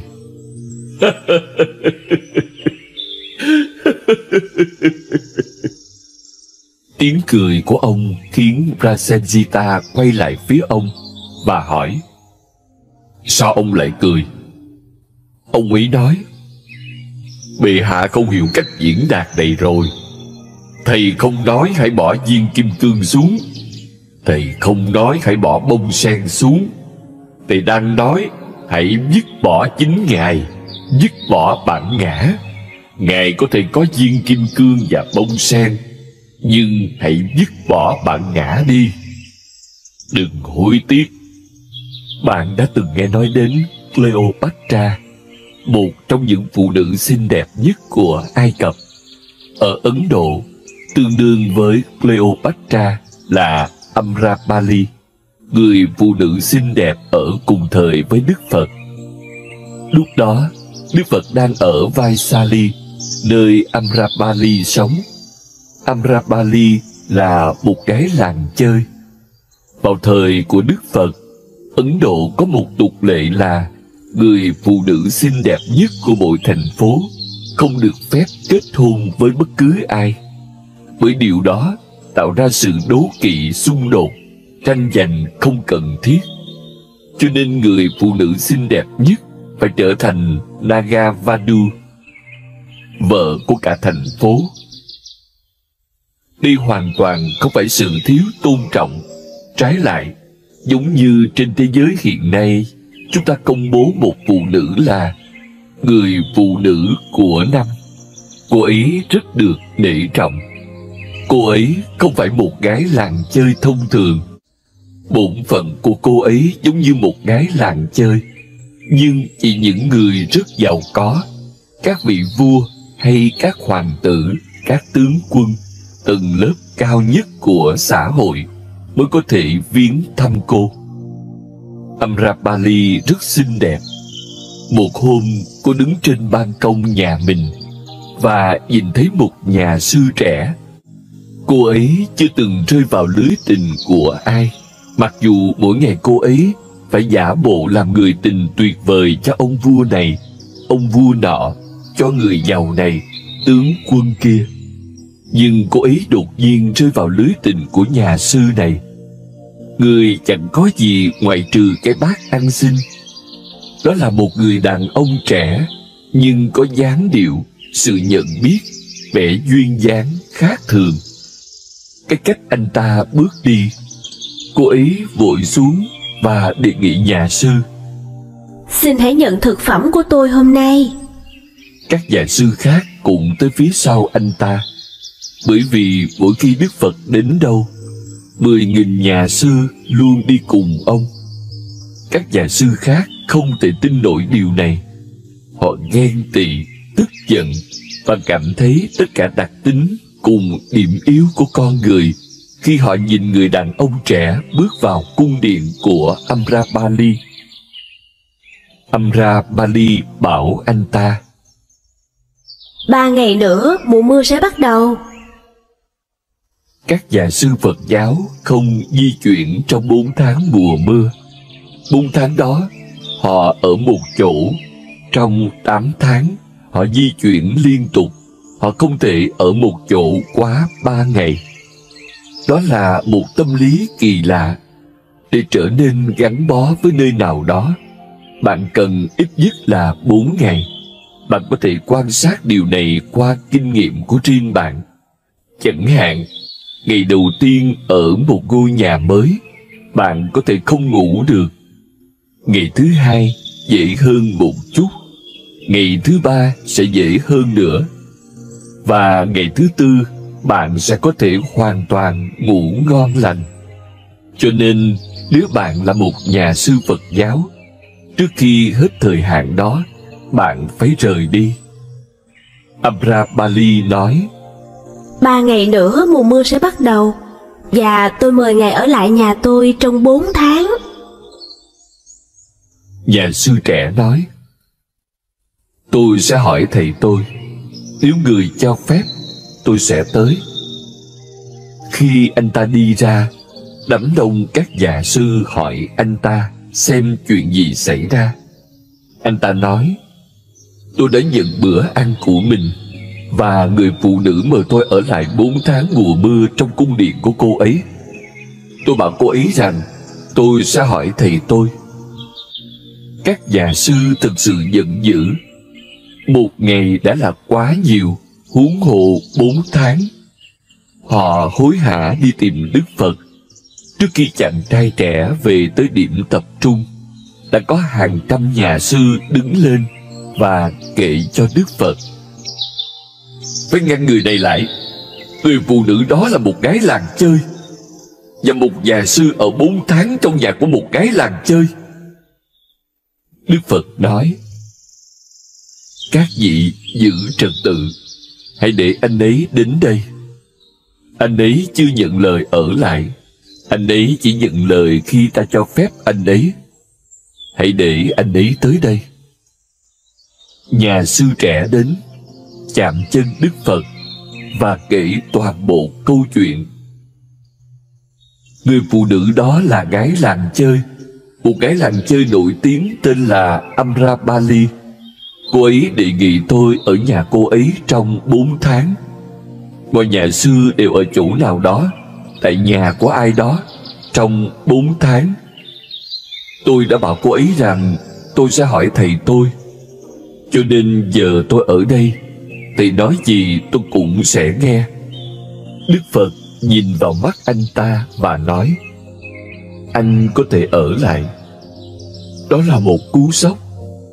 10.000 nhà sư vô cùng im lặng, nhưng cũng vô cùng giận dữ, vô cùng ghen tị. Họ không thể tin nổi Đức Phật lại cho phép một nhà sư ở lại nhà một gái làng chơi. Sau 3 ngày, người đàn ông trẻ rời đi để đến ở với Amrapali, và các nhà sư bắt đầu ngồi lê đôi mắt mỗi ngày. Cả thành phố đang xôn xao, chỉ có một chủ đề bàn tán thôi. Đó là một nhà sư Phật giáo đang ở cùng Amrapali trong 4 tháng. Đức Phật nói, các vị nên giữ im lặng. 4 tháng sẽ trôi qua, và ta tin chị tăng sĩ của mình. Ta đã nhìn vào mắt anh ấy, không có khao khát trong đó. Nếu ta nói không, anh ta sẽ không cảm thấy gì. Ta nói có, anh ta đơn giản rời đi. Và ta tin vào vị tăng sĩ của mình, vào sự nhận thức của anh ấy, vào thiền của anh ấy. Sao các vị lại trở nên khuấy động và lo lắng thế? Nếu thiền của vị tăng sĩ ấy sâu, thì anh ấy sẽ thay đổi Amrapali. Và nếu thiền của anh ấy không sâu, thì Amrapali có thể thay đổi anh ấy. Bây giờ là vấn đề giữa thiền và sự hấp dẫn sinh học. Hãy đợi trong 4 tháng.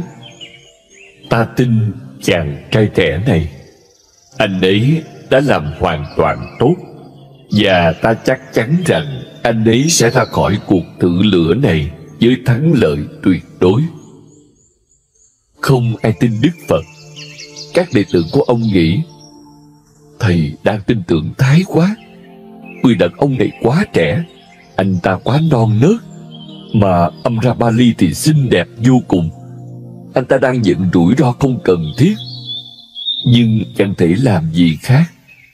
Sau 4 tháng, chàng trai trẻ đến, chạm chân Đức Phật, và theo sau anh là Amrapali.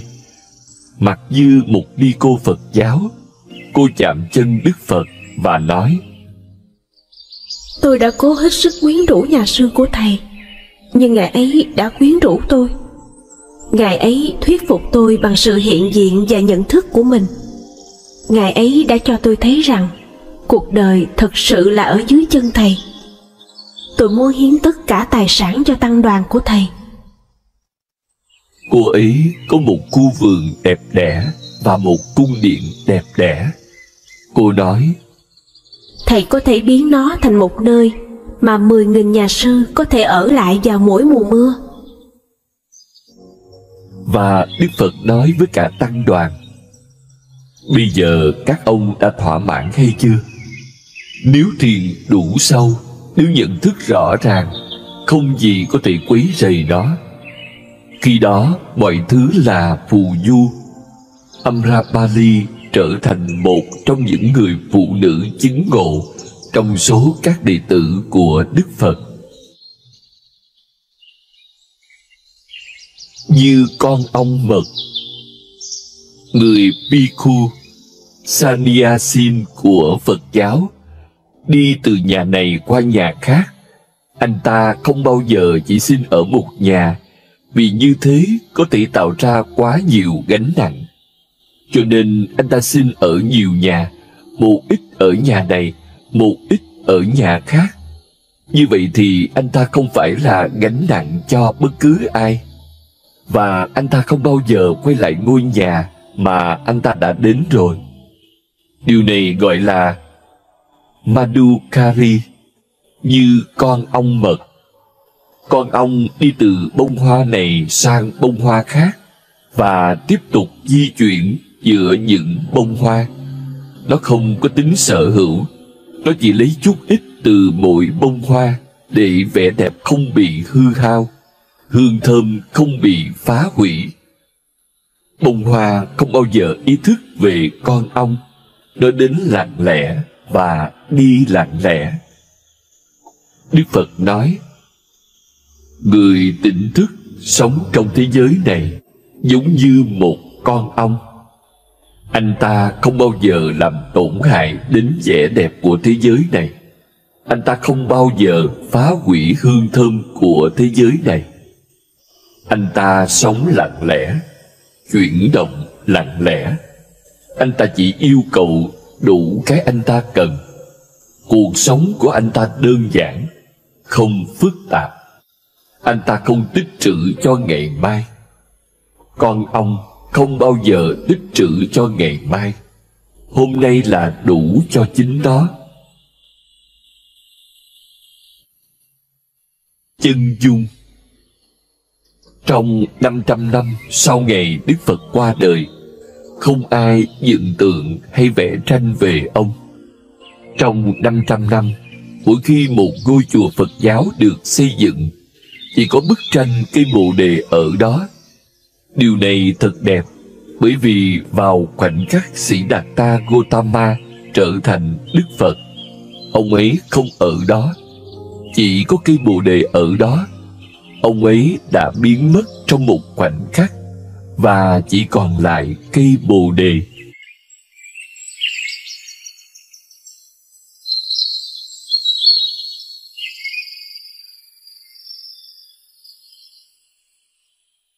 Thực nghiệm cuối cùng.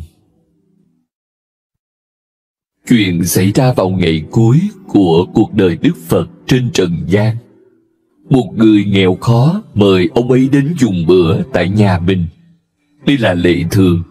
Đức Phật mở cửa mỗi sáng sớm, và ai mời ông ấy trước tiên, ông sẽ chấp nhận lời mời cho ngày hôm đó. Ông sẽ đi đến ngôi nhà đó. Ông thường chỉ ăn một bữa mỗi ngày. Một người nghèo hầu như không thể mời được ông ấy. Đây là một chuyện tình cờ. Nhà vua đang trên đường đến mời ông ấy, nhưng trên đường một tai nạn xảy ra và cỗ xe của ông ta bị hỏng. Do đó ông ta bị chậm trễ. Ông ta đến đó chỉ trễ vài phút. Vào lúc đó, Đức Phật đã nhận lời mời của người đàn ông nghèo.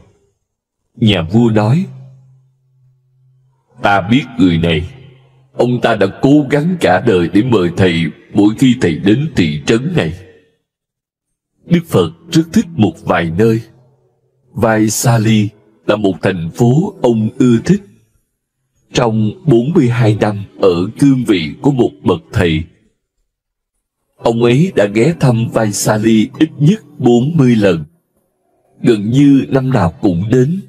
Ông đã ở lại Vaisali ít nhất 12 mùa mưa, bởi vì vào mùa mưa rất khó đi bộ. Cho nên trong 3 hoặc 4 tháng, ông ấy sẽ ở một chỗ, và trong 8 tháng, ông ấy sẽ đi lang thang. Những nơi Đức Phật đã đến nằm trong vùng gọi là Bihar. Cái tên Bihar xuất phát từ sự di chuyển của Đức Phật, và có nghĩa là nơi một vị Phật du hành. Ranh giới của khu vực này, nơi mà trong 40 năm ông liên tục du hành, xác định toàn bộ địa phận Bihar. Nhà vua nói, ta biết người này, ta đã thấy ông ta nhiều lần, ông ta luôn cố gắng, nhưng ông ta chẳng có gì để cúng tiến. Xin thầy hãy bỏ ý tưởng đi đến nhà ông ta. Nhưng Đức Phật nói, không được, ta không thể từ chối lời mời, ta phải đi. Rồi ông đi, và lần đi này trở thành định mệnh cho thân thể ông ấy, bởi vì ở Bihar, những người nghèo thu nhặt nấm, phơi khô và để dành cho cả mùa mưa. Họ sử dụng chúng như rau quả, đôi khi nấm có độc, và người đàn ông nghèo ấy đã chuẩn bị nấm cho Đức Phật. Ông ta chẳng có gì ngoài gạo và nấm. Đức Phật nhìn những thứ người đàn ông dâng lên, nếu nói không thì sẽ làm tổn thương người nghèo khó này. Cho nên ông ấy ăn nấm. Chúng rất đắng, nhưng nói vậy sẽ làm tổn thương người đàn ông nghèo khổ. Cho nên ông ấy ăn chúng mà không nói gì, rồi cảm ơn người đàn ông và rời đi. Ông ấy mất vì ngộ độc thức ăn.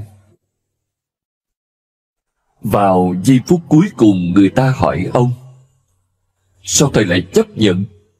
Thầy đã biết trước, nhà vua đã cảnh báo thầy, các đệ tử khác đã cảnh báo thầy rằng ông ta quá nghèo, ông ta sẽ không thể dâng lên thầy thực phẩm tốt, và thầy đã lớn tuổi, 82 tuổi, thầy cần thức ăn lành mạnh. Nhưng thầy đã không nghe. Đức Phật nói, không thể được. Mỗi khi chân lý được mời thì nó phải chấp nhận. Và ông ấy đã mời ta với sự tha thiết và tình yêu mà chưa ai từng mời ta. Nó đáng để ta mạo hiểm tính mạng. Câu chuyện này thật đẹp đẽ. Nó cũng đúng về chân lý tối thượng. Tất cả những gì chúng ta cần làm là một lời mời trọn vẹn, không giữ lại thậm chí một phần nhỏ của bản thể. Nếu chúng ta sẵn sàng cởi mở để đón nhận chủ nhà sẽ tới, không thể khác được. Đây là quy luật của hiện hữu, không thể chinh phục chân lý, nhưng có thể mời gọi nó. Mỗi người phải là một chủ nhà mời gọi vị khách tối thượng. Tôi gọi đó là thiền. Nó làm cho bạn sạch mọi rác rưởi. Nó làm cho bạn trống rỗng đến độ bạn trở nên rộng rãi, nhạy cảm, mong manh, luôn chào đón và gọi mời. Tất cả những phẩm chất đó khiến bạn trở thành một lời mời nồng nhiệt, một lời mời cái không biết, một lời mời cái không thể gọi tên, một lời mời cái sẽ làm cuộc sống của bạn trọn vẹn. Mà nếu thiếu nó thì cuộc sống chỉ là một bài tập hoàn toàn vô ích. Nhưng không thể làm gì hơn thế, chỉ có thể đưa ra một lời mời và chờ đợi. Tôi gọi đó là cầu nguyện, một lời mời và chờ đợi với một sự tin tưởng sâu sắc rằng nó sẽ xảy ra. Và nó xảy ra, nó luôn luôn xảy ra. S. Dambo Sanantano, Đức Phật nói đây là quy luật tối thượng của hiện hữu. Ngày Đức Phật nhập diệt, vào buổi sáng, ông tập hợp tất cả đệ tử, tất cả Sannyāsin của mình, và bảo họ: ngày cuối cùng đã đến, con thuyền của ta đã cập bến, và ta phải rời đi. Đây là một hành trình đẹp đẽ, một sự gắn bó đẹp đẽ. Nếu các vị có câu hỏi nào, các vị có thể hỏi, bởi vì ta sẽ không còn hữu hình đối với các vị nữa. Một sự im lặng vô cùng đổ xuống các đệ tử, một nỗi buồn tận tâm can. Rồi Đức Phật cười và nói: đừng buồn, bởi vì ta đã dạy đi dạy lại các vị điều đó. Có khởi đầu thì có kết thúc. Bây giờ hãy để ta dạy các vị bằng cái chết của ta, giống như ta đã dạy các vị qua cuộc đời ta. Cũng hãy để ta dạy các vị qua cái chết của ta nữa. Không ai đủ can đảm để đặt câu hỏi nào. Cả đời họ đã hỏi hàng ngàn câu hỏi. Nhưng đây không phải khoảnh khắc để hỏi điều gì đó. Họ không có tâm trạng nào. Họ khóc lóc sụt sùi. Thế rồi Đức Phật nói: tạm biệt. Nếu các vị không có câu hỏi nào, thì ta khởi hành đây. Ông ngồi nhắm mắt dưới tán cây và biến mất khỏi thân thể. Trong truyền thống Phật giáo, đây gọi là sơ thiền, biến mất khỏi thân thể. Nó nghĩa là không gắn mình với thân thể nữa, biết một cách toàn bộ và tuyệt đối. Ta không phải là thân thể. Một câu hỏi chắc chắn trỗi dậy trong tâm trí bạn. Đức Phật không biết điều đó từ trước sao? Ông có biết từ trước. Nhưng thế thì một người như Đức Phật sẽ phải tạo ra vài phương tiện để chỉ một chút của ông ấy vẫn kết nối với thân thể. Nếu không, ông ấy lẽ ra đã chết từ lâu rồi. Ông ấy lẽ ra đã chết từ 42 năm trước. Ngày mà sự chứng ngộ xảy ra, ông ấy lẽ ra đã chết. Bằng lòng trắc ẩn, ông tạo ra một khao khát giúp mọi người. Đó là một khao khát, và nó giữ cho bạn gắn với thân thể. Ông ấy tạo ra một khao khát giúp đỡ mọi người. Cái gì ta đã biết, ta phải chia sẻ. Nếu bạn muốn chia sẻ, bạn sẽ phải sử dụng tâm trí và cơ thể. Một phần nhỏ vẫn còn gắn với cơ thể. Giờ đây, ông ấy cắt luôn cả phần nhỏ đó khỏi thân thể.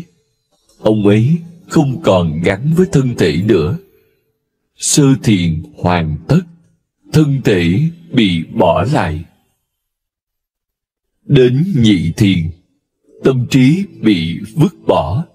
Ông ấy đã vứt bỏ tâm trí từ lâu rồi. Trong vai trò ông chủ thì đó đã bị vứt bỏ. Nhưng trong vai trò một kẻ hầu thì đó vẫn được dùng. Bây giờ thậm chí không cần nó làm kẻ hầu nữa. Nó bị vứt bỏ tuyệt đối, vứt bỏ hoàn toàn. Rồi đến tam thiền. Ông ấy vứt bỏ trái tim mình. Nó vẫn có ích cho đến giờ. Ông ấy đã hoạt động nhờ trái tim mình. Nếu không thì ta không thể có lòng trắc ẩn. Ông ấy đã là trái tim. Giờ đây, ông ấy dứt ra khỏi trái tim. Khi ba cấp độ thiền này được hoàn tất, cấp độ thứ tư xảy đến. Ông ấy không còn là một người, không còn là một hình dạng, không còn là một gợn sóng. Ông ấy biến mất vào trong đại dương. Ông ấy trở thành cái ông ấy đã luôn là. trở thành cái ông ấy đã biết 42 năm trước, nhưng bằng cách nào đó đã trì hoãn để giúp mọi người. Cái chết của ông ấy là một thực nghiệm phi thường trong thiền. Người ta nói rằng nhiều người chứng kiến ban đầu thấy thân thể không còn như cũ. Điều gì đó xảy ra. Sự sống đã biến mất khỏi thân thể. Thân thể ở đó, nhưng giống như một bức tượng. Những người mẫn cảm hơn, có tính thiền hơn, ngay lập tức thấy rằng giờ đây tâm trí đã bị vứt bỏ và không còn tâm trí bên trong. Những ai mẫn cảm hơn nữa có thể thấy rằng trái tim đã hoàn thành công việc. Và những ai đang đứng ở ven bờ của Phật tính, khi chứng kiến Đức Phật biến mất, cũng sẽ biến mất luôn. Nhiều đệ tử chứng ngộ vào ngày Đức Phật tịch diệt không hề ít.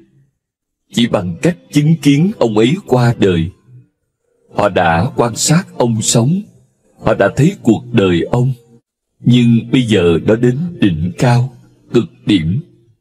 Họ thấy sự qua đời của ông như một cái chết đẹp đẽ, với vẻ duyên dáng vô cùng, đầy ắp tính thiền. Chứng kiến điều này, nhiều người đã thức tỉnh.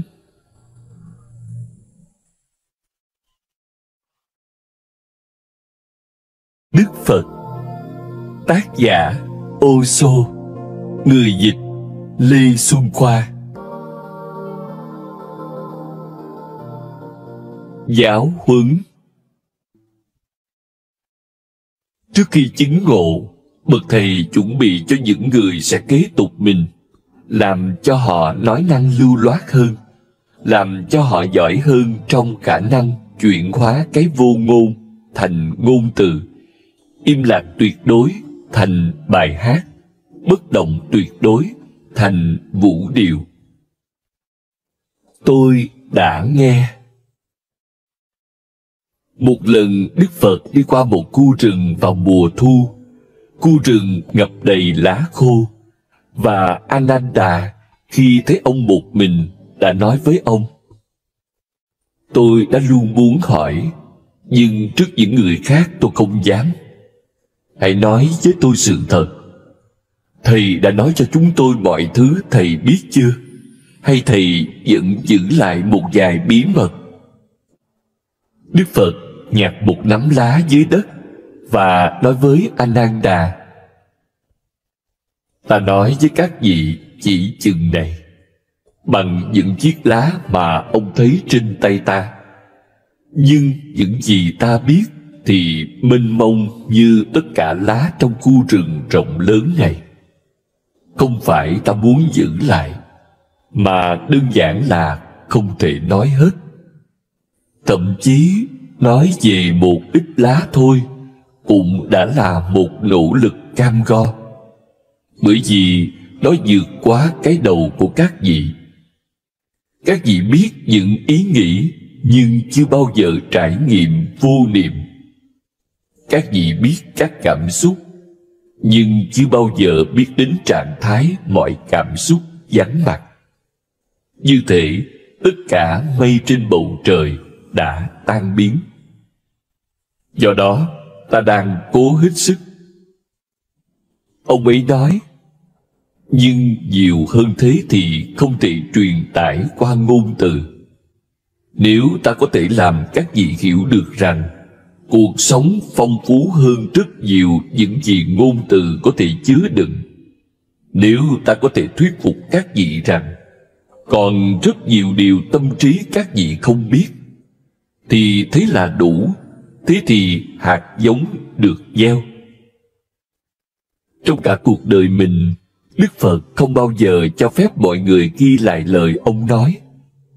Lý do là nếu bạn viết đó ra, sự chú ý của bạn bị chia rẽ. Bạn không còn chú tâm toàn bộ. Bạn phải lắng nghe và bạn phải viết.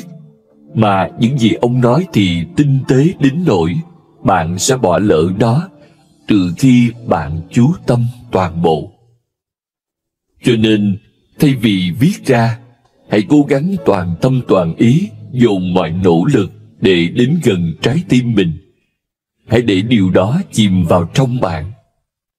Ông ấy đã nói trong 42 năm. Sau khi ông qua đời, phận sự đầu tiên là viết lại những gì các đệ tử nhớ được. Nếu không, nhân loại sẽ mất nó. Họ đã làm một việc ích lợi lớn lao và cũng gây hại lớn lao. Họ ghi mọi thứ ra, nhưng họ nhận ra một hiện tượng kỳ lạ. Mọi người đã nghe thấy những điều khác nhau. Ký ức của họ, trí nhớ của họ không giống nhau. 32 trường phái mọc lên, tuyên bố: đây là những gì Đức Phật đã nói. Chỉ có một người được nhớ mãi mãi, đệ tử thân cận nhất của Đức Phật, Ananda, người thậm chí chưa chứng ngộ trước khi Đức Phật qua đời. Với sự khiêm cung của mình, biết rằng ta chưa chứng ngộ, sao ta có thể nghe chính xác những điều tới từ một tâm thức chứng ngộ? Ta đang diễn giải nó, ta đang trộn lẫn nó với những ý nghĩ của chính ta. Ta đang cho nó màu sắc của chính ta, sắc thái của chính ta. Nó không thể đem vào trong ta cùng ý nghĩa nó đã mang, bởi vì ta không có cặp mắt đó để nhìn thấy và đôi tai đó để nghe được. Bằng sự khiêm cung này, những điều ông ấy nhớ và chép lại trở thành những kinh sách căn bản của Phật giáo. Tất cả chúng đều bắt đầu với: tôi đã nghe Đức Phật nói. Tất cả 32 trường phái triết lý đều do những học giả vĩ đại lãnh đạo. Họ vĩ đại hơn Ananda nhiều, có khả năng diễn giải, khả năng mang ý nghĩa vào mọi thứ, khả năng làm ra các hệ thống bằng ngôn từ xuất sắc hơn nhiều. 32 trường phái đó dần dần bị từ chối. Lý do họ bị từ chối là vì họ thiếu một sự thận trọng. Tôi đã nghe họ nói rằng Đức Phật đã nói, và nhấn mạnh vào Đức Phật. Phiên bản của Ananda là phiên bản được chấp nhận rộng rãi. Kỳ lạ, có những người chứng ngộ nhưng họ vẫn giữ im lặng, bởi vì những gì họ đã nghe không thể nào biểu hiện ra được.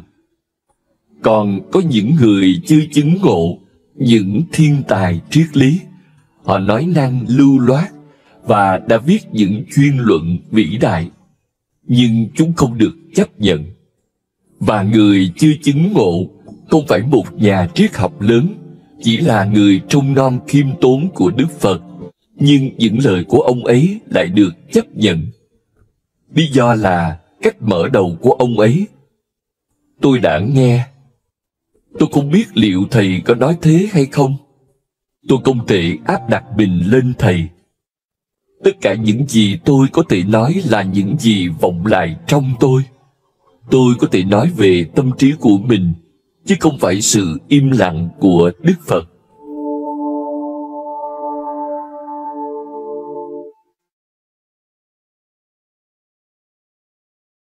Thuyền lớn, thuyền nhỏ.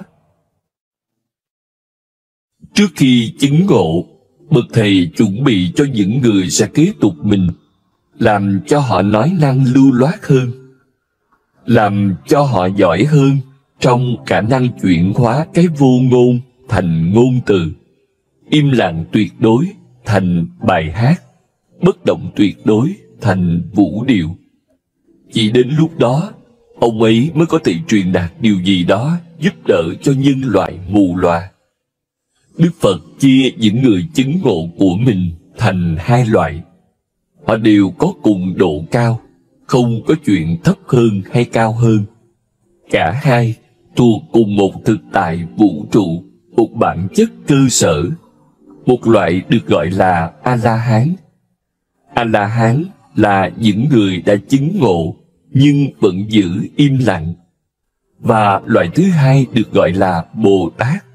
Họ cũng là những người đã chứng ngộ, nhưng công việc của họ là truyền đạt điều gì đó, phương tiện nào đó, gợi ý nào đó về kinh nghiệm của họ cho mọi người. A-la-hán cũng được gọi là Hinayana, một con thuyền nhỏ mà một người có thể chèo và đi tới bên kia. Tất nhiên anh ta tới được bờ bên kia.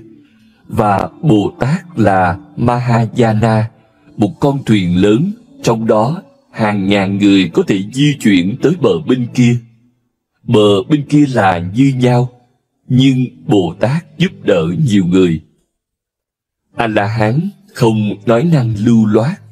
Anh ta là một người đơn giản, tử tế, tuyệt đối khiêm nhường, nhưng sẽ không thốt ra một lời về cái anh ta đã đạt tới.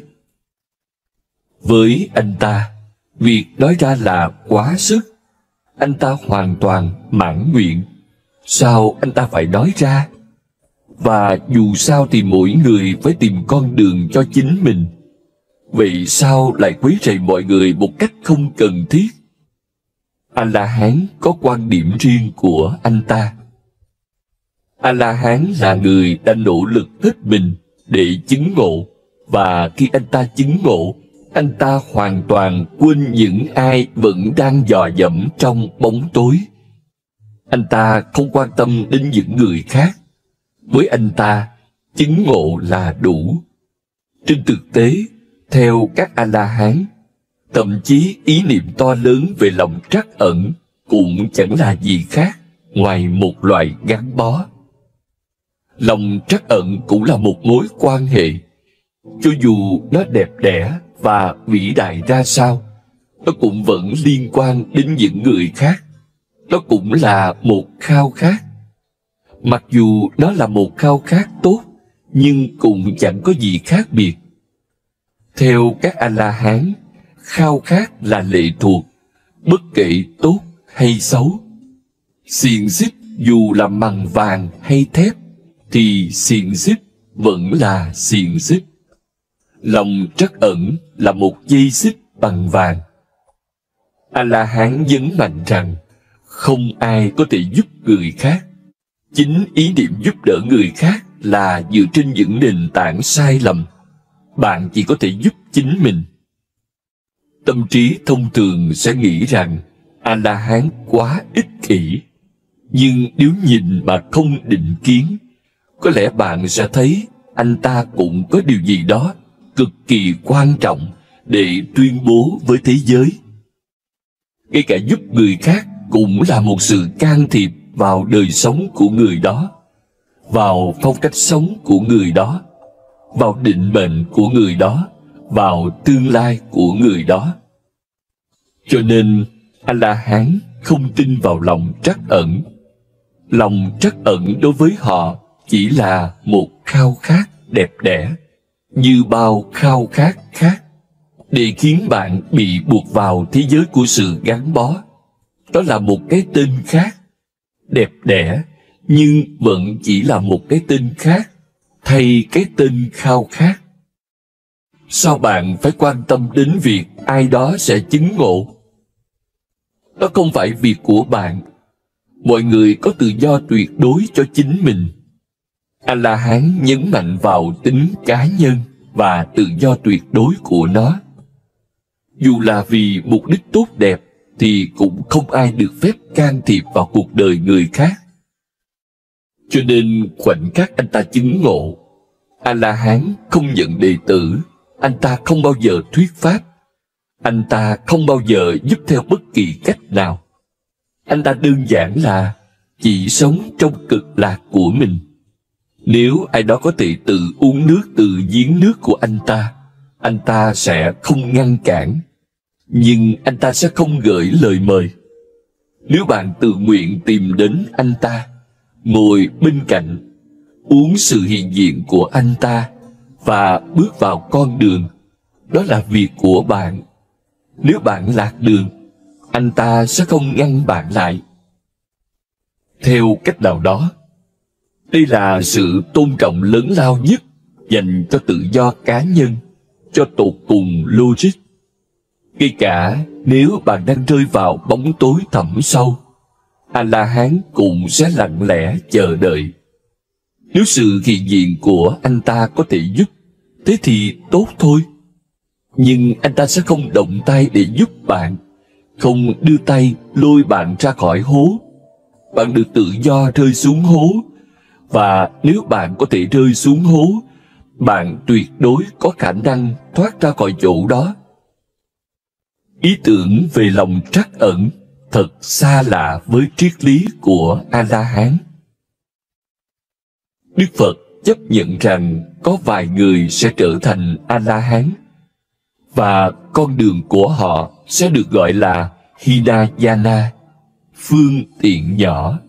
Con thuyền nhỏ trên đó chỉ một người có thể đi tới bờ bên kia. A-la-hán không tạo một con thuyền lớn, hay thu tập một đám đông trên một con tàu, giống như của Nô-a, để đưa họ đến bờ bên kia. Chú thích: theo Kinh Thánh, Nô-a là người được Đức Chúa Trời chỉ định đóng một con tàu lớn để cứu ông cùng gia đình và các loài sinh vật khỏi bị diệt vong trước trận đại hồng thủy của Ngài. Anh ta tự đi trên con thuyền nhỏ của mình. Con thuyền thậm chí không thể chở hai người. Anh ta sinh ra một mình trong thế giới. Anh ta đã sống và chết hàng triệu lần một mình trong thế giới, và anh ta sẽ đi tới cội nguồn của vũ trụ một mình.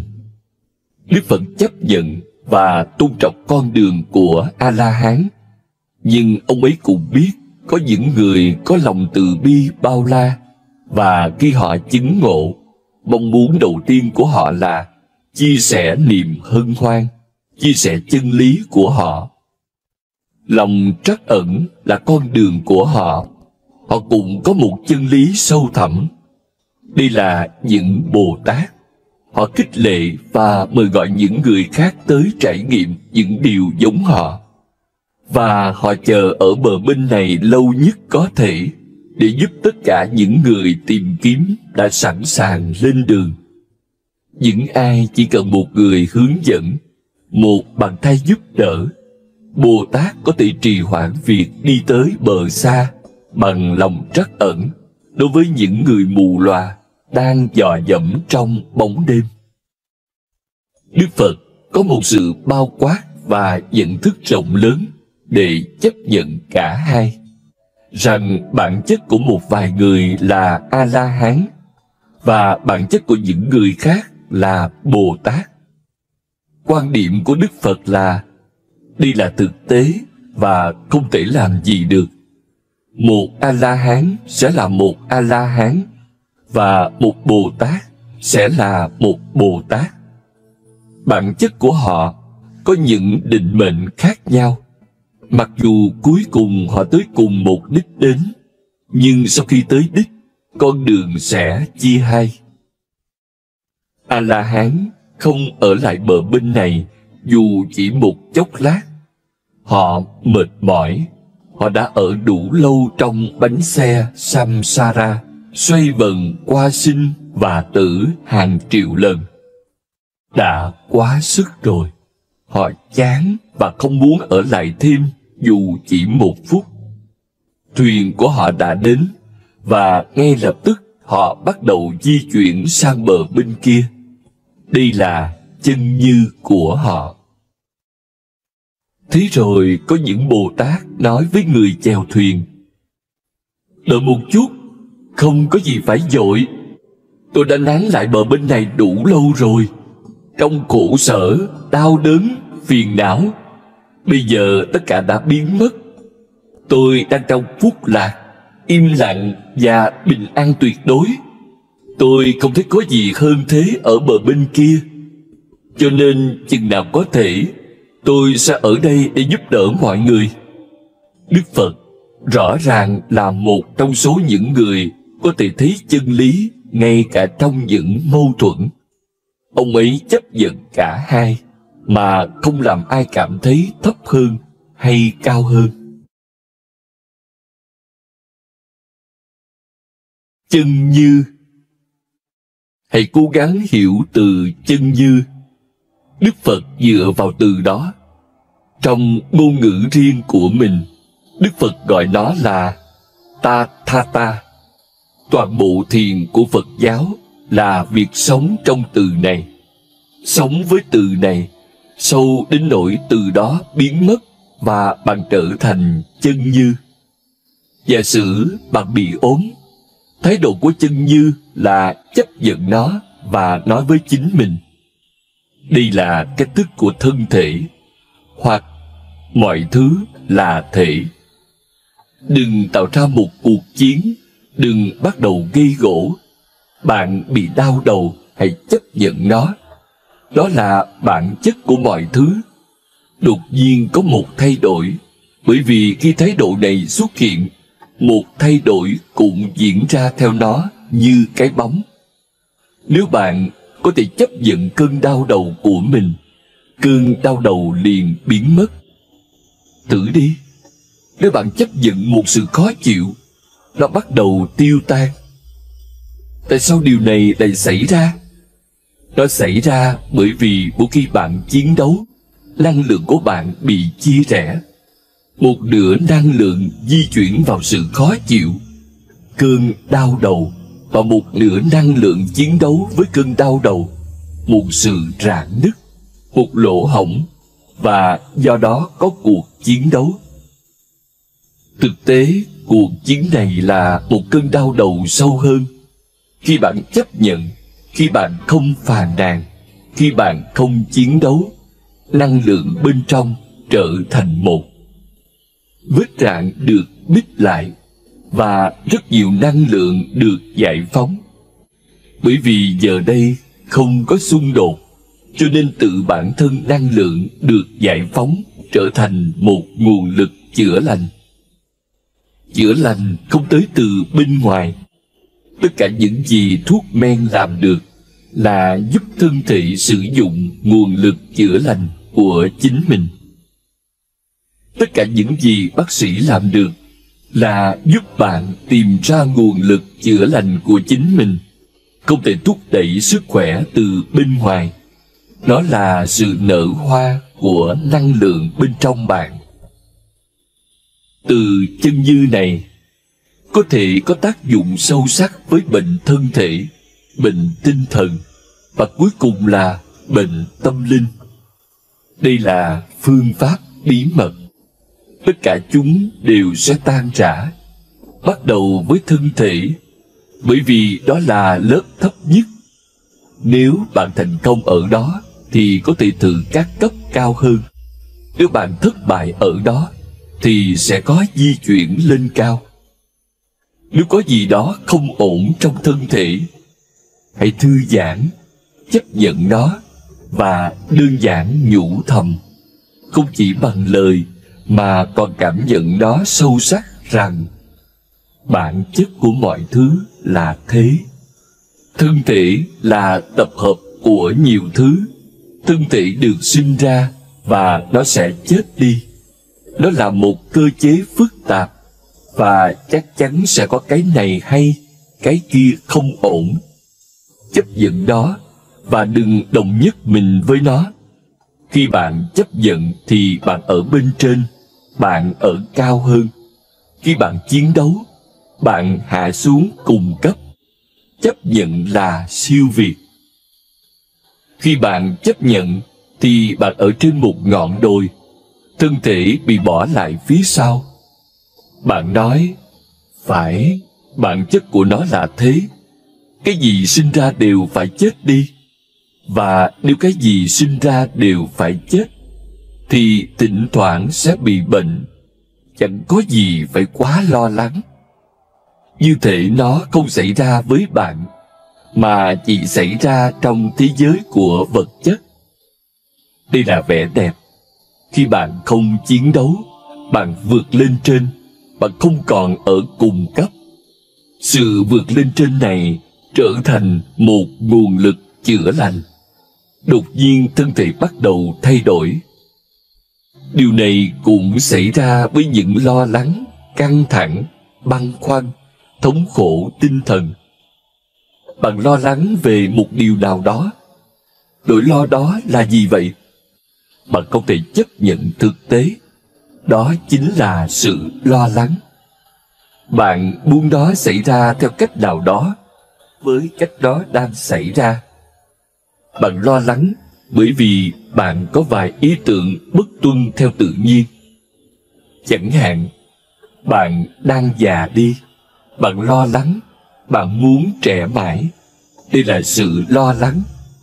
Bạn yêu vợ bạn phụ thuộc vào cô ấy, và cô ấy đang nghĩ tới việc bỏ đi với người đàn ông khác.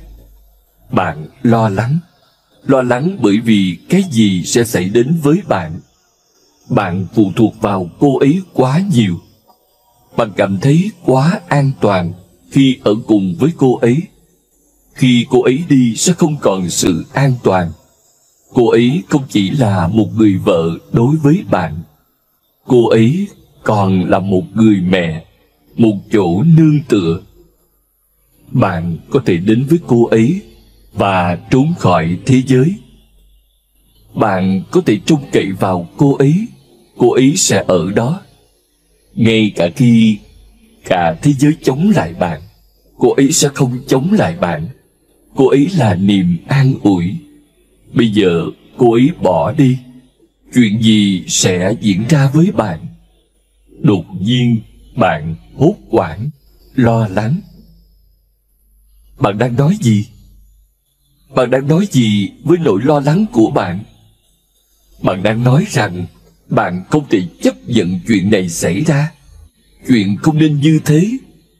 Bạn mong đợi nó khác đi. Ngược lại, bạn muốn người vợ này phải là của bạn mãi mãi. Nhưng giờ cô ấy đang bỏ đi. Bạn có thể làm gì? Khi tình yêu tan biến thì bạn có thể làm gì? Không có cách nào cả. Bạn không thể cưỡng ép tình yêu. Bạn không thể cưỡng ép người vợ này ở lại với bạn. Có chứ. Bạn có thể cưỡng ép. Nhiều người đã làm vậy. Bạn có thể cưỡng ép cô ấy ở lại. Thân thể chết sẽ ở đấy, nhưng linh hồn sống sẽ rời đi. Khi đó, nó sẽ là một sự căng thẳng cho bạn. Không thể làm gì chống lại tự nhiên được. Tình yêu từng nở hoa, nhưng giờ đây bông hoa đã tàn. Cơn gió thoảng đi vào nhà bạn, giờ đây nó di chuyển sang nhà khác. Mọi thứ là thế. Chúng liên tục di chuyển và thay đổi. Thế giới vật chất luôn biến đổi, không gì tồn tại vĩnh viễn. Đừng mong đợi.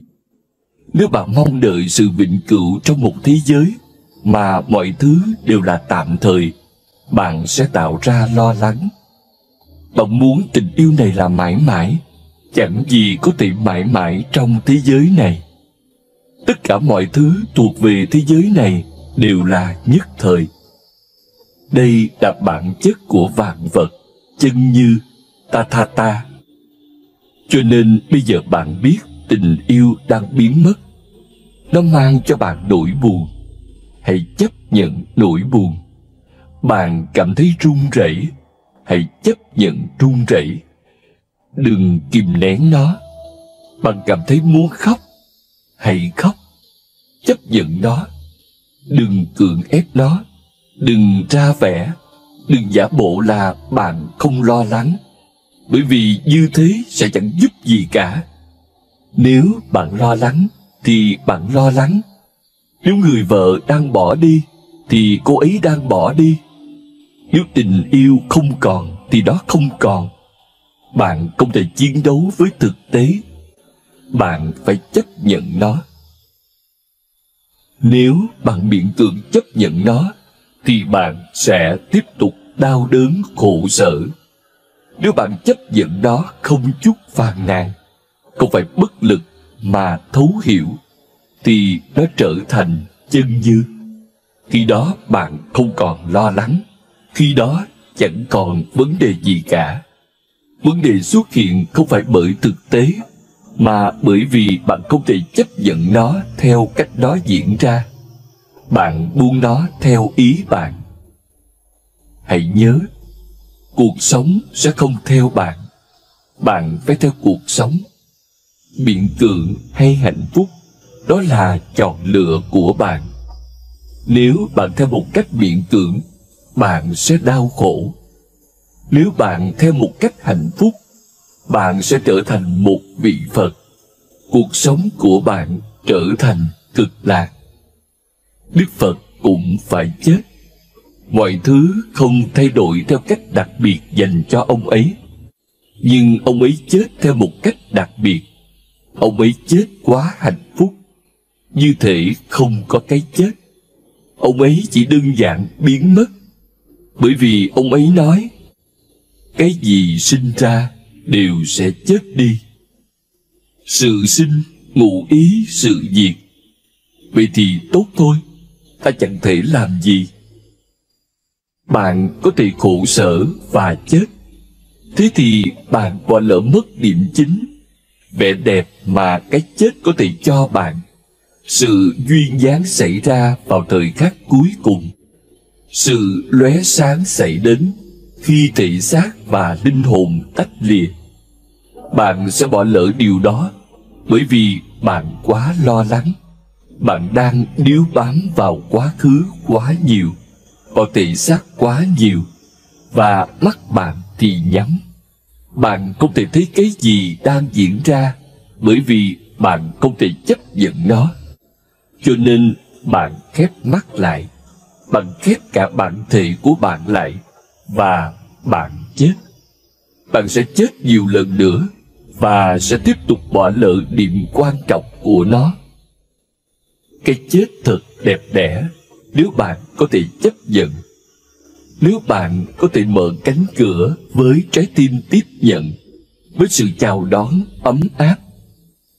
Vâng, bởi vì tôi được sinh ra nên tôi sẽ chết đi. Cho nên ngày này đã đến, vòng tròn đã hoàn thiện.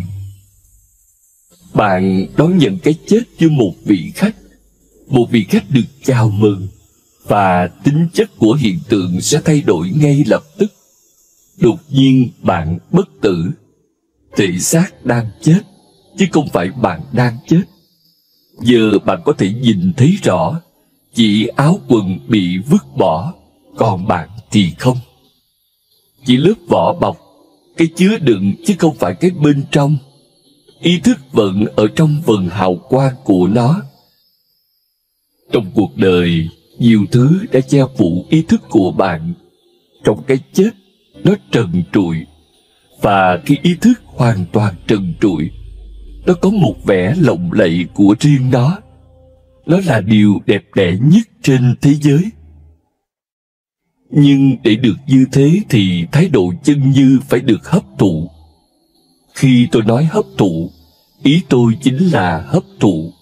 Không phải như một ý nghĩ, không phải như một loại triết học, mà toàn thể cách bạn sống phải trở thành chân như. Bạn thậm chí còn không nghĩ về nó trở nên tự nhiên. Bạn ăn chân như, bạn ngủ chân như, bạn thở chân như, bạn yêu chân như, bạn khóc chân như. Nó trở thành lối sống. Bạn không cần lo lắng về nó, bạn không cần nghĩ ngợi về nó. Nó là bạn. Đó là điều tôi muốn nói khi dùng từ hấp thụ. Bạn hấp thụ nó, bạn tiêu hóa nó. Nó chảy trong máu bạn, nó đi sâu vào xương tủy bạn, nó chạm tới từng nhịp đập trái tim bạn. Bạn chấp nhận. Từ chấp nhận không hay lắm. Nó nặng nề, do bạn chứ không phải do từ ngữ. Bởi vì bạn chỉ chấp nhận khi bạn cảm thấy bất lực. Bạn chấp nhận một cách biện cưỡng. Bạn chấp nhận một cách nửa vời. Bạn chấp nhận chỉ khi bạn không thể làm gì khác. Nhưng sâu bên dưới bạn vẫn ước nó khác đi. Bạn sẽ hạnh phúc nếu nó khác đi. bạn chấp nhận như một kẻ ăn mày, không giống một vị vua, và sự khác biệt rất to lớn. Nếu vợ bạn hoặc chồng bạn bỏ đi, cuối cùng bạn cũng đi đến chấp nhận. Có thể làm gì được đây? Bạn khóc và rơi lệ. Nhiều đêm bạn ủ ê và lo lắng. Nhiều cơn ác mộng vây lấy bạn. Bạn đau khổ. Rồi làm gì? Thời gian sẽ chữa lành, mà không phải sự thấu hiểu. Thời gian, hãy nhớ rằng thời gian chỉ cần thiết khi bạn không thấu hiểu. Nếu không thì chữa lành xảy ra ngay tức thì. Cần thời gian bởi vì bạn không thấu hiểu. Cho nên dần dần 6 tháng, 8 tháng, 1 năm, mọi thứ trở nên mờ nhạt. Chúng bị lãng quên, bao phủ bởi nhiều bụi bặm. Và khoảng trống lớn lên qua từng năm. Dần dần bạn sẽ quên. Mặc dù vậy, đôi khi vết thương vẫn đau. Đôi khi một người phụ nữ đi ngang qua đường và đột nhiên bạn nhớ lại. Vài sự tương đồng, cách cô ấy bước, bạn nhớ tới người vợ và cả vết thương.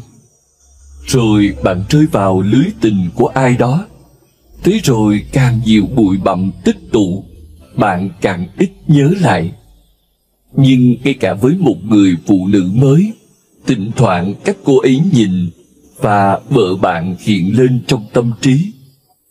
Cách cô ấy hát trong nhà tắm và ký ức trỗi dậy, vết thương ở đó vẫn chưa lành. Nó đau đớn bởi vì bạn đem theo quá khứ. Bạn đem theo mọi thứ. Đó là lý do bạn bị đè nặng. Bạn đem theo mọi thứ. Bạn từng là một đứa trẻ. Đứa trẻ vẫn ở đấy. Bạn đang đem nó theo. Bạn từng là một chàng trai. Chàng trai vẫn ở đấy với tất cả vết thương. Trải nghiệm sự ngu dại của anh ta. Anh ta ở đấy. Bạn đem theo toàn thể quá khứ của bạn. Lớp nọ chồng lớp kia, mọi thứ ở đấy. Đó là lý do đôi khi bạn đi ngược trở lại.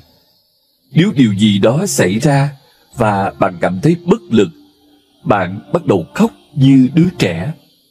Lúc đó bạn đi ngược lại thời gian. Đứa trẻ giành quyền kiểm soát. Đứa trẻ có nhiều năng lực khóc hơn bạn. Cho nên đứa trẻ bước vào và giành quyền kiểm soát. Thế là bạn bắt đầu khóc lóc sụt sùi. Bạn thậm chí bắt đầu vùng vằng như một đứa trẻ trong cơn cáu kỉnh. Mọi thứ vẫn ở đấy. Tại sao lại mang theo quá nhiều gánh nặng? Bởi vì bạn không bao giờ thực sự chấp nhận cái gì. Nghe này, nếu bạn chấp nhận cái gì đó, thì nó không bao giờ trở thành gánh nặng. Bạn sẽ không đem vết thương theo. Nếu bạn chấp nhận hiện tượng, thì không có gì để mang theo cả. Bạn thoát khỏi nó. Thông qua chấp nhận, bạn thoát khỏi nó. Thông qua chấp nhận nửa vời và bất lực, bạn sẽ đem nó theo. Hãy nhớ một điều. Cái gì chưa hoàn thành thì tâm trí sẽ đem theo mãi mãi. Cái gì đã hoàn thành sẽ được vứt bỏ. Tâm trí có xu hướng đem theo những thứ chưa hoàn thành, với hy vọng một ngày nào đó sẽ có cơ hội hoàn thành chúng. Bạn vẫn đang chờ người vợ quay về, hoặc người chồng, hoặc những ngày tháng đã qua. Bạn vẫn đang chờ. Bạn vẫn chưa vượt qua được quá khứ. Và bởi vì một quá khứ đè nặng như thế, bạn không thể sống trong hiện tại. Hiện tại của bạn là một đống lộn xộn là do quá khứ, và tương lai của bạn cũng sẽ thành như vậy. Bởi vì quá khứ sẽ trở nên ngày một nặng nề hơn. Mỗi ngày trôi qua, nó lại thêm chồng chất. Khi bạn thực sự chấp nhận bằng thái độ chân như đó, thì không có sự khó chịu, bạn không còn bất lực. Bạn đơn giản hiểu rằng đây là bản chất của vạn vật. Chẳng hạn, nếu tôi muốn đi ra khỏi phòng, tôi sẽ đi ra qua cánh cửa, không phải qua bức tường. Bởi vì đi vào bức tường nghĩa là tôi sẽ đụng đầu vào nó. Như thế là ngu xuẩn. Bản chất của bức tường là cản trở, cho nên bạn đừng cố gắng đi qua nó. Bản chất của cánh cửa là để bạn đi qua nó, bởi vì cánh cửa trống rỗng nên bạn có thể đi qua. Khi một vị Phật chấp nhận, ông ấy chấp nhận mọi thứ như chấp nhận bức tường và cánh cửa. Ông ấy đi qua cánh cửa vì đó là cách duy nhất. Đầu tiên, bạn cố gắng đi qua bức tường, và bạn làm mình bị thương theo hàng triệu cách. Và khi bạn không thể thoát ra, bị đè nát, bị đánh bại, chán nản, gục ngã, thì bạn bò đến cánh cửa. Đáng ra bạn có thể đi qua cánh cửa ngay từ đầu. Sao bạn lại cố gắng chiến đấu với bức tường làm gì? Nếu có thể nhìn vào mọi thứ với sự thấu suốt, bạn sẽ không làm những việc như cố gắng dùng bức tường làm cánh cửa. Nếu tình yêu tan biến, thì nó tan biến. Bây giờ có một bức tường, đừng cố gắng đi qua nó. Bây giờ cánh cửa không còn ở đấy, trái tim không còn ở đấy. Trái tim đã mở cho người khác. Ở đó không chỉ có mình bạn nữa, có cả những người khác. Cánh cửa không còn nữa. Đối với bạn, nó đã trở thành bức tường. Đừng cố gắng, và đừng đâm đầu vào nó. Bạn sẽ bị thương vô ích. Và khi đã bị thương, bị đánh bại, thì ngay cả cánh cửa cũng sẽ không còn là thứ đẹp đẽ để đi qua. Hãy nhìn vào mọi thứ một cách đơn giản. Nếu điều gì là tự nhiên, đừng cố gắng cưỡng ép bất kỳ sự trái tự nhiên nào lên nó. Chọn cánh cửa và ra ngoài. Nếu ngày nào bạn cũng cố thử làm điều ngu xuẩn là đi qua bức tường, thì bạn sẽ trở nên căng thẳng và luôn trong tình trạng hoang mang. Thống khổ trở thành chính cuộc sống của bạn, cốt lõi của nó. Tại sao không nhìn vào những thực tế theo đúng bản chất của chúng? Tại sao bạn không thể nhìn vào những thực tế? Bởi vì những ước vọng của bạn quá to lớn. Bạn hy vọng hết lần này đến lần khác. Nhìn xem, mỗi khi có một tình huống, đừng khao khát điều gì, bởi vì khao khát sẽ dẫn bạn lạc lối. Đừng ước mong và đừng tưởng tượng. Chỉ nhìn vào thực tế với tất cả ý thức bạn sẵn có.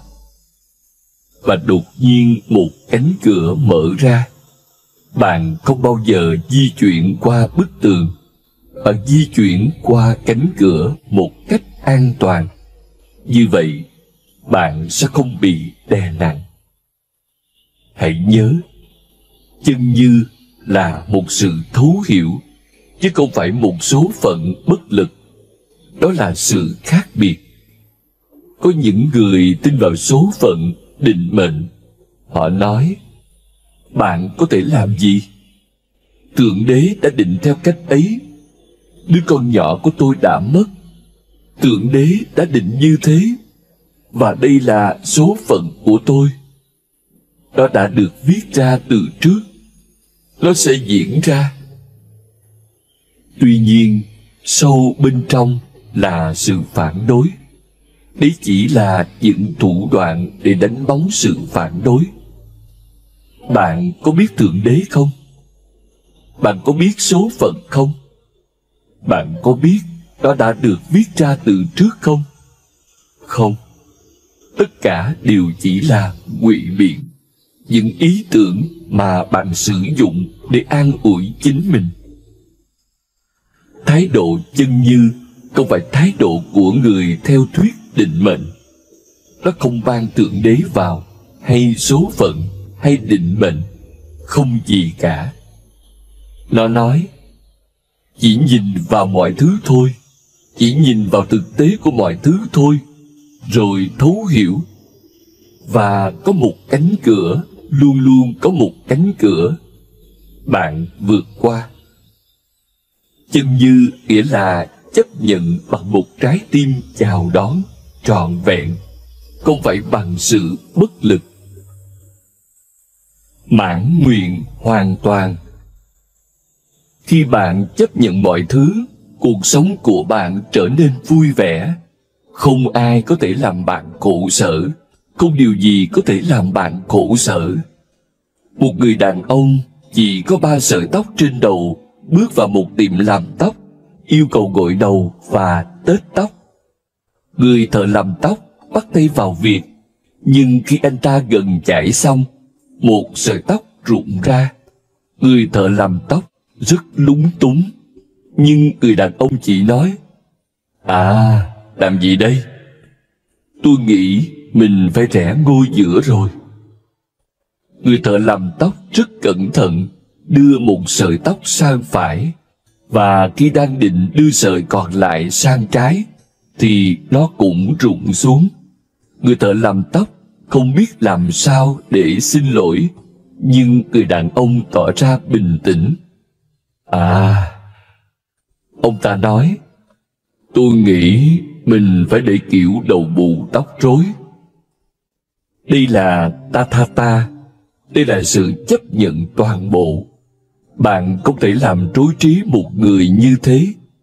Anh ta luôn luôn mãn nguyện, luôn luôn tìm thấy cách để mãn nguyện. Đó là một nghệ thuật vĩ đại. Và một người luôn tìm thấy cách để mãn nguyện có khả năng nhìn mọi thứ rõ ràng. Bất mãn che phủ đôi mắt cùng tầm nhìn của bạn. Mãn nguyện làm đôi mắt bạn quang đãng và tầm nhìn của bạn sáng sủa. Bạn có thể nhìn thấu, bạn có thể hiểu mọi thứ như đúng bản chất của chúng. Trung đạo. Đức Phật là người đầu tiên dùng từ ở giữa, và tất nhiên không ai có thể cải tiến những ý nghĩa mà ông ấy đã gán cho từ ở giữa. Ông ấy gọi con đường của mình là trung đạo, tức là con đường ở giữa. Ý nghĩa đầu tiên là nếu bạn có thể tránh cả hai thái cực, cực tả và cực hữu. Nếu bạn có thể ở chính giữa hai thái cực, thì bạn sẽ không ở giữa, mà bạn đã vượt qua cả ba, hai thái cực và ở giữa. Nếu bạn vứt bỏ cả hai thái cực, cái ở giữa tự nhiên sẽ biến mất. Giữa của cái gì? Ở giữa mà Đức Phật nhấn mạnh không phải là ở giữa theo nghĩa đen. Thực ra, đó là một cách tinh tế để thuyết phục bạn chuyển hóa. Nếu bảo bạn chuyển hóa một cách trực tiếp, thì có thể làm bạn e ngại, sợ hãi. Ở giữa nghe có vẻ rất đơn giản. Đức Phật chơi với ngôn từ bằng lòng từ bi tuyệt đối. Thuật ngữ của riêng ông ấy cho từ ở giữa là Majjhima Nikaya, trung đạo. Mỗi thái cực đều phải loại trừ thái cực còn lại. Mỗi thái cực đều là đối nghịch của thái cực còn lại. Tiêu cực đối nghịch tích cực, phép trừ đối nghịch phép cộng, cái chết đối nghịch sự sống. Nếu bạn coi chúng là những thái cực, một cách tự nhiên, bạn sẽ thấy chúng đối lập nhau. Nhưng người có thể dừng lại ngay ở giữa sẽ lập tức vượt qua tất cả các thái cực và cả cái ở giữa nữa. Từ điểm nhìn cao hơn của bản thể được biến đổi, bạn có thể thấy hoàn toàn chẳng có sự đối lập nào cả. Các thái cực không đối nghịch, không mâu thuẫn, mà chỉ bổ sung cho nhau. Sự sống và cái chết không phải kẻ thù của nhau. Chúng là các phần của một tiến trình duy nhất. Cái chết không kết thúc sự sống, mà chỉ đơn giản là làm mới sự sống. Nó cho sự sống một dạng thức mới, một thân thể mới, một bình diện mới của ý thức. Nó không đối nghịch sự sống, nếu nhìn một cách xác đáng. Nó là một tiến trình tái tạo sự sống, hồi sinh sự sống. Ngày không đối nghịch đêm. Trong hiện hữu, không có sự đối lập trong bất cứ cái gì. Tất cả những sự đối lập đều đóng góp cho cái toàn thể. Hiện hữu là một thể thống nhất hoàn toàn. Nó không loại trừ cái gì. Nó bao gồm tất cả. Người có thể dừng lại ở giữa, biết trải nghiệm lớn lao này, biết rằng không có đối nghịch, không có mâu thuẫn. Toàn thể hiện hữu là một, và trong cái một đó, tất cả các mâu thuẫn, tất cả các đối nghịch, tất cả các đối lập biến mất vào trong một thể thống nhất. Khi đó, sự sống bao hàm cái chết. Khi đó, ngày bao hàm đêm. Người có thể trải nghiệm sự thống nhất hoàn toàn này sẽ trở nên không sợ hãi, không khổ não hay lo lắng. Lần đầu tiên, anh ta nhận ra sự rộng lớn của mình. Anh ta rộng lớn như toàn thể hiện hữu. Khoảnh khắc ai đó vượt qua các cực đối lập và biết chúng bổ sung cho nhau. Anh ta không chỉ là một phần của toàn thể, mà anh ta trở thành cái toàn thể. Để tôi nói cho bạn điều phi lý cuối cùng. Đôi khi bên trong một người nào đó, như Đức Phật, Mahavira, Trang Tử hoặc Lão Tử, cái bộ phận trở nên lớn hơn cái toàn thể, hoàn toàn phi logic, hoàn toàn phi toán học, nhưng vẫn hoàn toàn đúng. Một Đức Phật không chỉ chứa đựng cái toàn thể, mà bởi vì sự biến đổi của mình, ông ấy còn lớn hơn cái toàn thể một chút. Cái toàn thể không nhận biết được sự bổ sung của nó. Đức Phật nhận biết được sự bổ sung của nó. Từ đó, ông ấy vượt qua và trở nên lớn hơn cái toàn thể.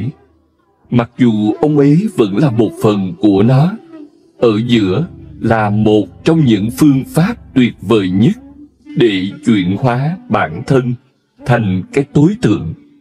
Để chuẩn bị cho bản thân ở giữa, bạn sẽ phải vứt bỏ tất cả những ý niệm cực đoan. Và tất cả ý niệm của bạn đều cực đoan, hoặc cực tả, hoặc cực hữu, hoặc Thiên Chúa giáo, hoặc Hồi giáo, hoặc Hindu giáo, hoặc Phật giáo. Bạn đã chọn, bạn đã không cho phép một ý thức không lựa chọn, chấp nhận mọi thứ như nó vốn thế. Tất cả định kiến của bạn là các chọn lựa của bạn. Tôi chống lại tất cả các định kiến của bạn để đưa bạn vào giữa. Sannyasin là người không định kiến, người không chọn cho mình bất cứ hệ tư tưởng nào. Người nhận biết mọi thứ một cách không chọn lựa. Trong sự không chọn lựa này, bạn sẽ ở giữa. Khoảnh khắc bạn lựa chọn, bạn sẽ chọn thái cực nào đó. Khoảnh khắc bạn lựa chọn, bạn sẽ chọn chống lại cái gì đó. Nếu không thì đã chẳng có việc lựa chọn. Ở trong một nhận thức không lựa chọn là một ý nghĩa khác của ở giữa. Chuyện kể rằng có một hoàng tử trẻ đẹp tên là Sona lần đầu tiên nghe Đức Phật thuyết pháp. Đức Phật ghé thăm thủ đô vương quốc của anh ta, và khi lắng nghe Đức Phật, hoàng tử ngay lập tức yêu cầu được khai tâm. Anh ta là một người chơi đàn sitar nổi tiếng, và cũng nổi tiếng bởi đời sống xa hoa vô cùng. Người ta nói rằng, thậm chí khi anh ta đi lên gác, thay vì một lan can trên cầu thang, thì những phụ nữ xinh đẹp, khỏa thân sẽ đứng dọc trên cầu thang để anh ta có thể vịn từ vai người này sang vai người khác. Đó là cách anh ta đi lên gác. Anh ta thường ngủ cả ngày bởi vì đêm hôm trước anh ta uống quá nhiều. Cả đêm chúc tụng, ăn uống, ca hát, nhảy múa. Không có thời gian cho anh ta ngủ vào buổi đêm. Ai cũng biết, tất cả những điều này Đức Phật chưa bao giờ ngập ngừng khi khai tâm cho người nào trước đây. Giờ đây ông ấy do dự. Ông ấy nói: Soda, ta biết mọi thứ về anh. Ta muốn anh xem xét lại, suy nghĩ cho thấu đáo. Ta vẫn sẽ ở đây, tại thủ đô này, trong 4 tháng mùa mưa. Trong 4 tháng mùa mưa, Đức Phật thường không đi đâu. Các Sannyasin của ông cũng vậy. 8 tháng trong năm, họ không ngừng đi lang thang và chia sẻ trải nghiệm của họ về thiền cùng những trạng thái cao hơn của ý thức. Nhưng bởi vì 25 thế kỷ trước chỉ có những con đường bùn lầy và Đức Phật không cho phép các đệ tử của mình có bất cứ tài sản nào, ngay cả một cái ô. Chỉ có 3 bộ quần áo, một đề phòng trường hợp khẩn cấp và 2 để bạn có thể thay mỗi ngày sau khi tắm. Không được phép có nhiều hơn 3 bộ. Vào mùa mưa, khi trời mưa dư trút, sẽ khó giữ 3 bộ quần áo khô và bước đi trong bùn lầy dưới cơn mưa nặng hạt sẽ khiến nhiều người bị ốm. Vì lý do đó, ông đã đưa ra quy định là trong 4 tháng bạn ở lại một nơi, và những ai muốn gặp bạn có thể tới. 8 tháng bạn đi tới gặp những người đang khao khát. Trong 4 tháng, hãy để những người khác đến chỗ bạn. Cho nên ông ấy nói: không có gì phải vội, Soda. Nhưng Soda nói: khi tôi đã đưa ra quyết định thì tôi không bao giờ xem xét lại. Thì phải khai tâm cho tôi ngay bây giờ. Đức Phật vẫn cố gắng thuyết phục anh ta. Chẳng có hại gì khi xem xét lại, bởi vì anh đã sống một cuộc đời vô cùng xa hoa. Anh chưa bao giờ bước đi trên đường. Anh luôn luôn ngồi trên một cỗ xe bằng vàng. Anh chưa bao giờ ra khỏi lâu đài và những khu vườn xa hoa của mình. Anh luôn luôn sống với các cô gái đẹp, với những nhạc công vĩ đại, với những vũ công. Tất cả điều đó sẽ là không thể khi anh trở thành một Sannyasin. Ông bảo Soda: anh sẽ không thể như thế nữa, và ta không muốn ai đó phải hoàn tục, bởi vì như vậy sẽ làm người đó đánh mất lòng tự trọng. Cho nên ta bảo anh xem xét lại. Soda nói: tôi đã xem xét đi xem xét lại, và tôi vẫn muốn được khai tâm ngay bây giờ. Thầy càng bảo tôi xem xét lại thì tôi càng trở nên sắt đá và cứng đầu. Đức Phật mũi lòng và khai tâm cho anh ta. Ngay từ ngày thứ 2 đã có rắc rối mà không Sannyasin nào của Đức Phật đoán trước được. Rắc rối mà có lẽ Đức Phật tiên liệu đã bắt đầu xảy ra. Trong khi tất cả các nhà sư có 3 bộ quần áo, Soda bắt đầu ở trần truồng. Từ thái cực này chuyển sang thái cực kia. Trong khi tất cả Bhikkhu Phật giáo bước trên đường, Soda luôn luôn bước bên lề đường trên những bụi gai. Khi các nhà sư khác nghỉ ngơi dưới bóng cây, Soda luôn luôn đứng dưới mặt trời chói chang vào giữa ngày. Trong vòng 6 tháng, chàng hoàng tử trẻ đẹp gần như trở thành một bộ xương khô già cỗi, đen đúa. Không ai có thể nhận ra đây từng là một hoàng tử vĩ đại, nổi tiếng với cuộc sống xa hoa. Chân anh chảy máu, cả thân thể anh nhăn nhúm lại.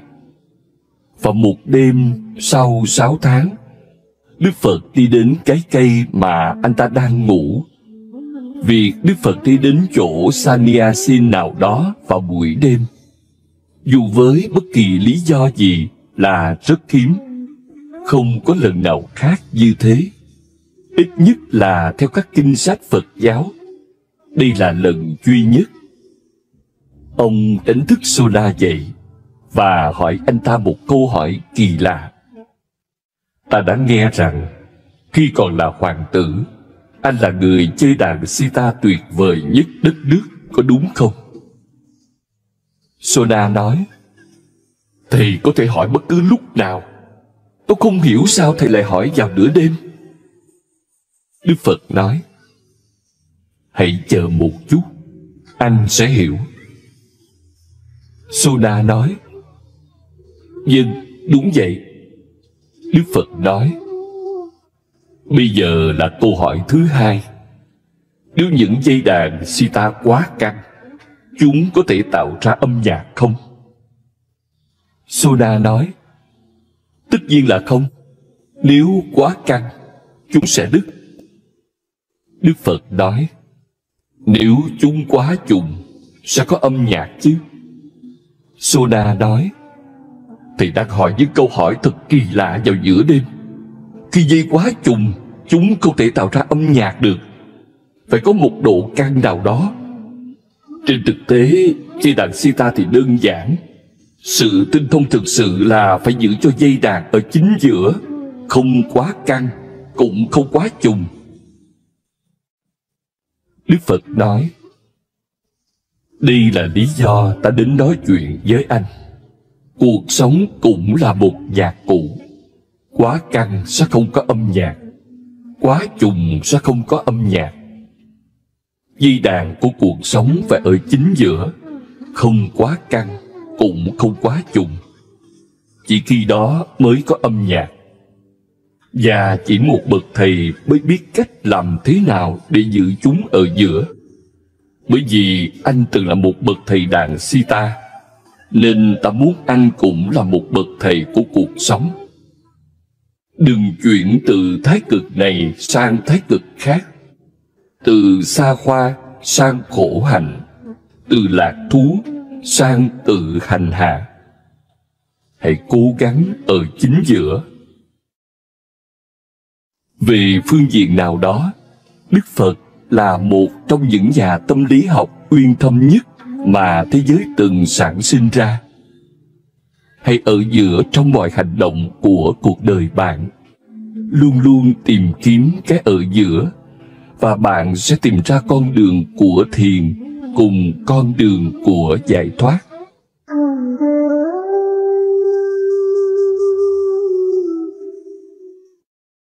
Chánh niệm. Mỗi con người là một đám đông. Một đám đông nhiều giọng nói, thích đáng, không thích đáng, phù hợp, không phù hợp. Mỗi giọng nói lôi kéo theo cách của nó. Tất cả các giọng nói khiến cá nhân bị tách rời. Thông thường con người là một mớ hỗn độn, gần như một dạng mất trí. Đôi khi bạn thành công trong việc tỏ ra mình lành mạnh, nhưng sâu bên dưới, từng lớp điên khùng đang sôi lên.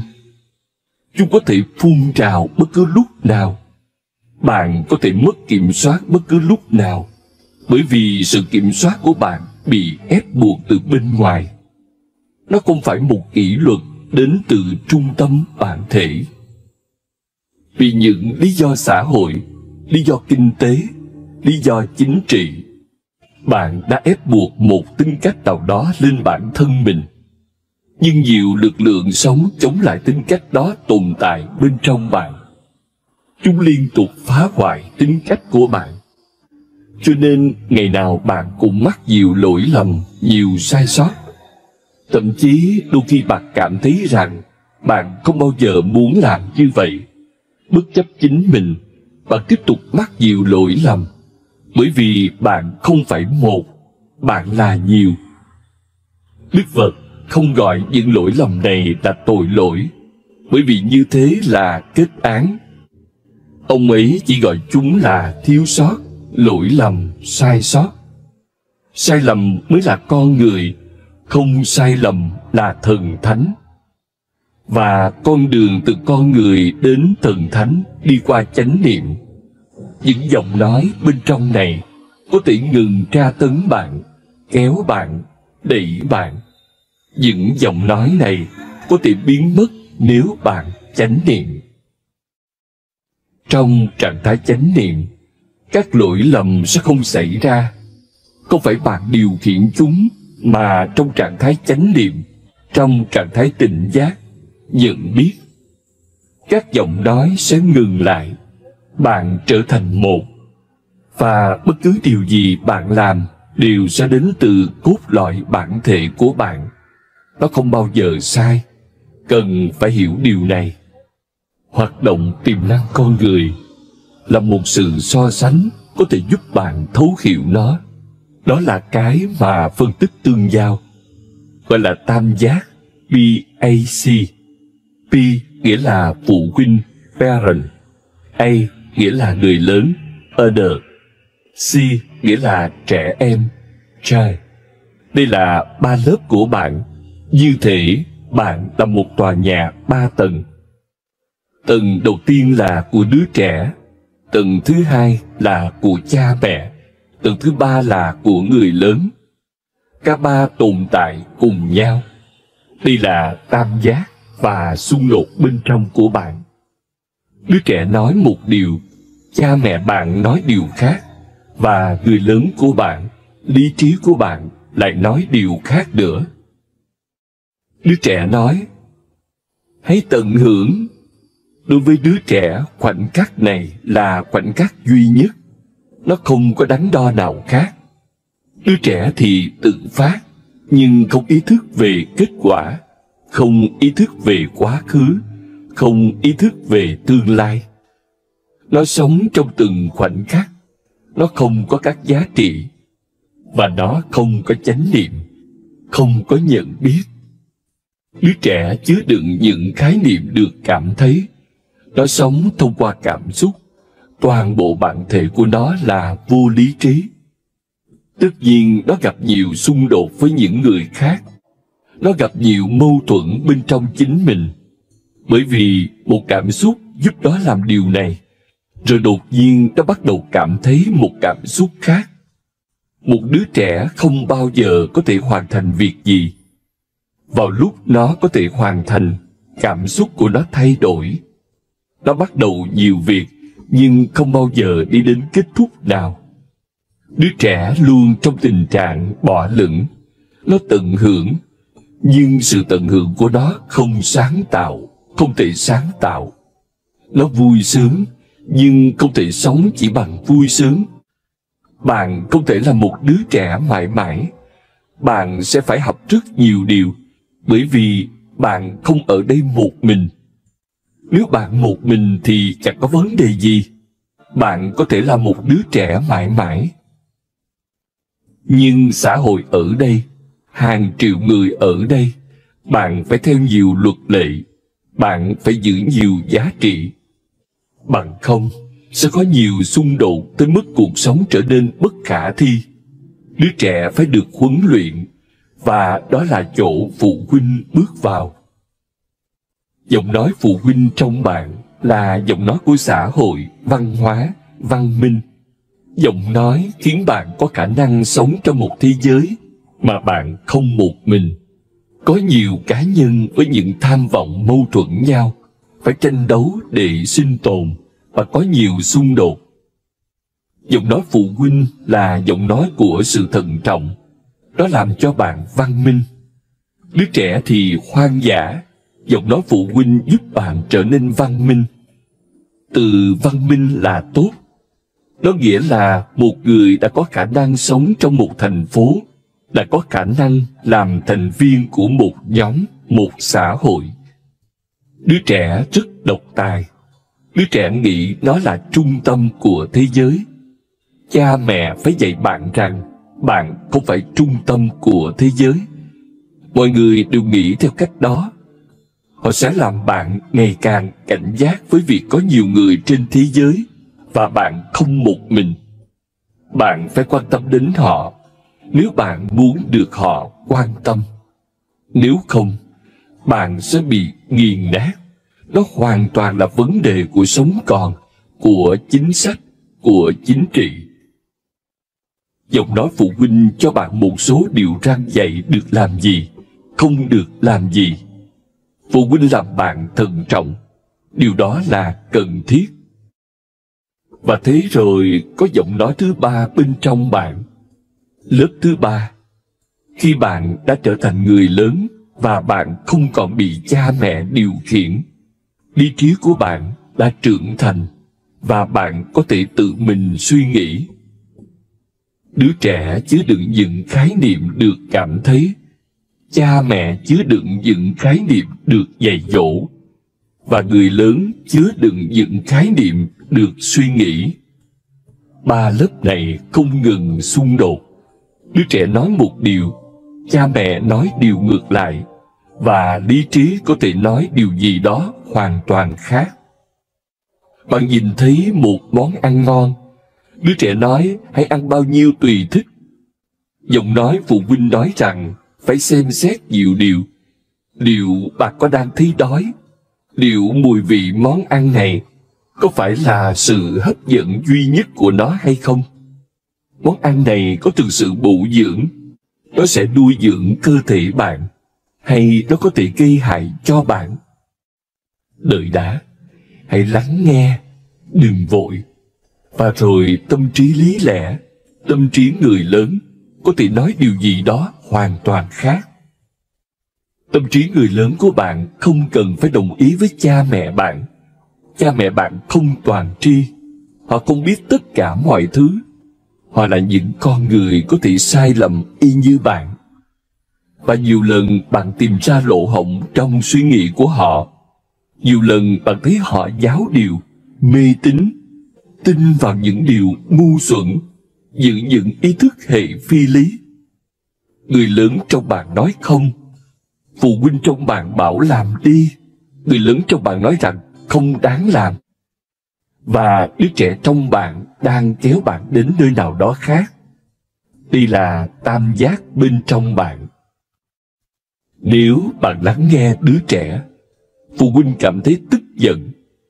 Cho nên một phần cảm thấy tốt đẹp, bạn có thể ăn bao nhiêu kem tùy ý. Nhưng phụ huynh bên trong cảm thấy tức giận. Một phần của bạn bắt đầu lên án. Thế rồi bạn cảm thấy tội lỗi. Tội lỗi xuất hiện giống như nó từng xuất hiện khi bạn còn là một đứa trẻ. Bạn không còn là đứa trẻ nữa, nhưng đứa trẻ vẫn chưa biến mất. Nó ở đó, ở tầng dưới cùng của bạn, cơ sở của bạn, nền tảng của bạn. Nếu bạn theo đứa trẻ, nếu bạn theo cảm xúc, phụ huynh trở nên giận dữ, và thế là bạn bắt đầu cảm thấy tội lỗi. Nếu bạn theo phụ huynh, thế thì đứa trẻ bên trong bạn cảm thấy rằng nó đang bị cưỡng ép vào những thứ nó không muốn làm. Đứa trẻ bên trong bạn cảm thấy nó bị quấy rầy vô cớ, xâm phạm vô cớ. Tự do bị mất khi bạn nghe theo phụ huynh. Và đứa trẻ trong bạn bắt đầu cảm thấy muốn nổi loạn. Nếu bạn nghe theo phụ huynh, tâm trí người lớn của bạn nói: thật vô lý, những người này chẳng biết gì cả.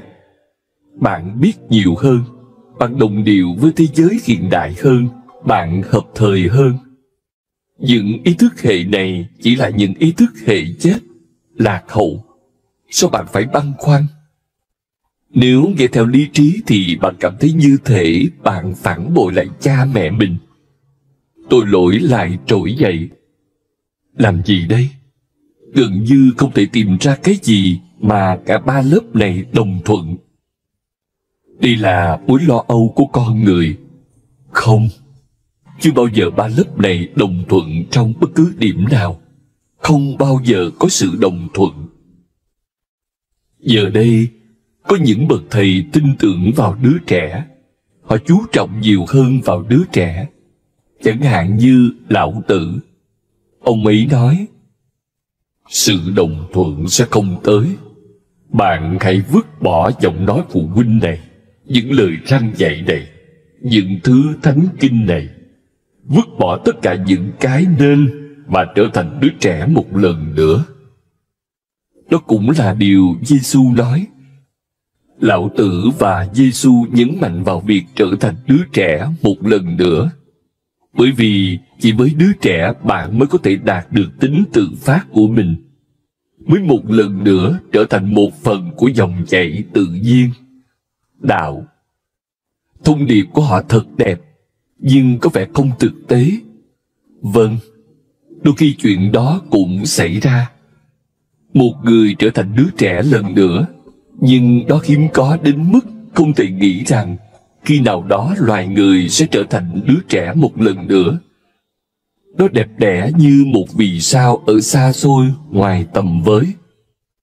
Lại có những bậc thầy khác, Mahavira, Moses, Mohammed, Manu nói rằng hãy lắng nghe giọng nói phụ huynh, lắng nghe luân lý, cái mà xã hội nói, cái mà bạn được dạy dỗ. Hãy lắng nghe và làm theo nó.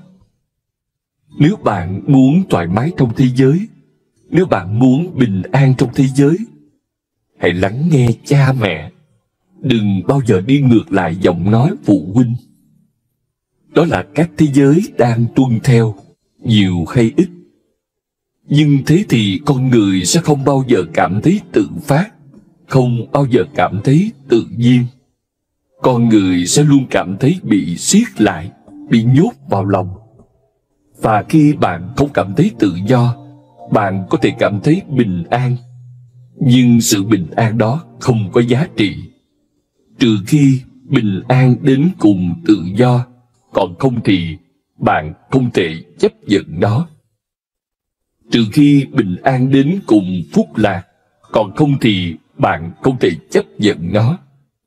Nó mang lại tiện nghi và sung túc, nhưng linh hồn bạn đau đớn. Vâng, có vài người đã đạt tới chân lý thông qua giọng nói phụ huynh, nhưng điều đó cũng rất hiếm hoi. Và thế giới đó đã qua rồi. Có thể trong quá khứ, Moses, Manu và Mohammed đã hữu dụng. Họ cho thế giới những lời răn dạy. Làm điều này, không làm điều kia. Họ làm mọi thứ thành đơn giản, rất đơn giản. Họ không để lại cái gì cho bạn quyết định. Họ không tin bạn sẽ có thể quyết định. Họ đơn giản cho bạn một công thức có sẵn. Đây là 10 điều răn phải tuân theo. Các ngươi hãy làm những điều này, và tất cả những gì các ngươi hy vọng, tất cả những gì các ngươi khao khát sẽ xảy ra như một hệ quả. Chỉ cần vâng lời thôi. Tất cả những tôn giáo cũ nhấn mạnh quá nhiều vào sự vâng lời. Không vâng lời là tội lỗi duy nhất. Đó là điều Thiên Chúa giáo nói. Adam và Eva đã bị trục xuất khỏi vườn địa đàng vì họ không vâng lời. Thượng Đế đã nói không được ăn quả của cây tri thức và họ không tuân theo. Đó là tội lỗi duy nhất của họ. Nhưng mọi đứa trẻ đều mắc lỗi đó.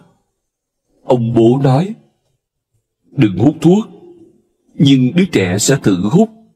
Ông bố nói, đừng đi xem phim, nhưng nó sẽ đi. Câu chuyện về Adam và Eva là câu chuyện của mọi đứa con. Và sau đó là sự lên án, sự trục xuất. Vâng lời là tôn giáo dành cho Manu, Mohammed, Moses. Nhưng thế giới đó đã qua, và thông qua nó, nhiều người đã không đạt tới. Nhiều người trở nên bình an, trở thành những công dân tốt, những thành viên được xã hội kính trọng, nhưng chẳng có gì nhiều. Thế rồi có sự nhấn mạnh thứ ba vào việc là người lớn, Khổng Tử, Patanjali hay những người theo thuyết bất khả tri hiện đại như Bertrand Russell, những người theo chủ nghĩa nhân văn của thế giới, tất cả đều nhấn mạnh chỉ tin vào lý trí của chính bạn. Điều đó dường như quá cam go, cho nên cả đời người trở thành một sự xung đột. Bởi vì bạn được cha mẹ nuôi dạy, bạn đã bị cha mẹ áp đặt. Nếu bạn chỉ lắng nghe theo lý trí của mình, bạn phải chối bỏ nhiều thứ trong bản thể của mình.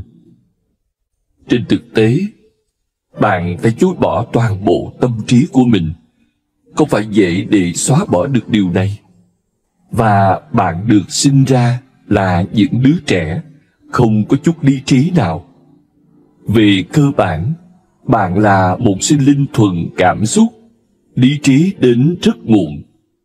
Nó đến khi tất cả những gì phải xảy ra đã xảy ra. Các nhà tâm lý học nói rằng một đứa trẻ học gần 75% kiến thức của nó vào thời điểm nó 7 tuổi. 75% kiến thức đã được nó thu nhận vào lúc nó 7 tuổi. 50% vào lúc nó 4 tuổi. Sự học hỏi này diễn ra khi bạn là một đứa trẻ. Và lý trí đến sau? Mãi về sau nó mới tới. Khó mà sống chỉ với lý trí. Người ta đã thử. Một Bertrand Russell ở đâu đó, nhưng không ai đạt được chân lý thông qua nó. Bởi vì một mình lý trí là chưa đủ. Tất cả những quan điểm này đã được chọn và thử, nhưng chẳng có gì hiệu nghiệm. Quan điểm của Đức Phật thì hoàn toàn khác. Đó là đóng góp độc nhất vô nhị của ông cho ý thức loài người. Ông ấy nói, đừng chọn lựa cái nào cả. Ông ấy nói, hãy di chuyển vào trung tâm của tam giác. Đừng chọn lý trí, đừng chọn phụ huynh, và đừng chọn đứa trẻ. Di chuyển vào chính trung tâm, giữ im lặng và chánh niệm. Cách tiếp cận của ông ấy có ý nghĩa lớn lao, và rồi bạn sẽ có thể có một góc nhìn rõ ràng về bản thể mình. Từ góc nhìn rõ ràng đó, hãy để phản ứng xuất hiện. Chúng ta có thể nói theo một cách khác. Nếu bạn hành động như một đứa trẻ, đó là một phản xạ trẻ con. Nhiều lần bạn hành động như một đứa trẻ, ai đó nói điều gì đó, và bạn bị tổn thương trong cơn thịnh nộ, bạn đánh mất mọi thứ. Sau đó bạn cảm thấy tồi tệ về việc đó, về việc bạn đánh mất hình ảnh của mình. Mọi người nghĩ bạn chín chắn lắm, nhưng bạn lại quá trẻ con. Hoặc bạn tuân theo giọng nói phụ huynh, nhưng sau đó bạn nghĩ rằng bạn vẫn bị cha mẹ thống trị. Bạn vẫn chưa trở thành người lớn, chưa đủ trưởng thành để cầm cương cuộc đời mình. Đôi khi bạn tuân theo lý trí, nhưng rồi bạn nghĩ rằng lý trí là không đủ, cảm xúc cũng cần thiết. Và thiếu cảm xúc, một bản thể lý trí chỉ còn là cái đầu. Anh ta mất liên lạc với thân thể, anh ta mất liên lạc với cuộc sống, anh ta bị cắt rời. Anh ta chỉ vận hành như một cỗ máy suy nghĩ, nhưng suy nghĩ không thể làm bạn sống. Trong suy nghĩ không có chất dịch của cuộc sống. Nó là một thứ khô khan. Thế là bạn thèm muốn thứ gì đó có thể cho phép các năng lượng của bạn tuôn chảy một lần nữa, có thể cho phép bạn xanh tươi, sống động và trẻ trung một lần nữa. Điều này cứ tiếp diễn, và bạn tiếp tục đuổi theo cái đuôi của chính mình.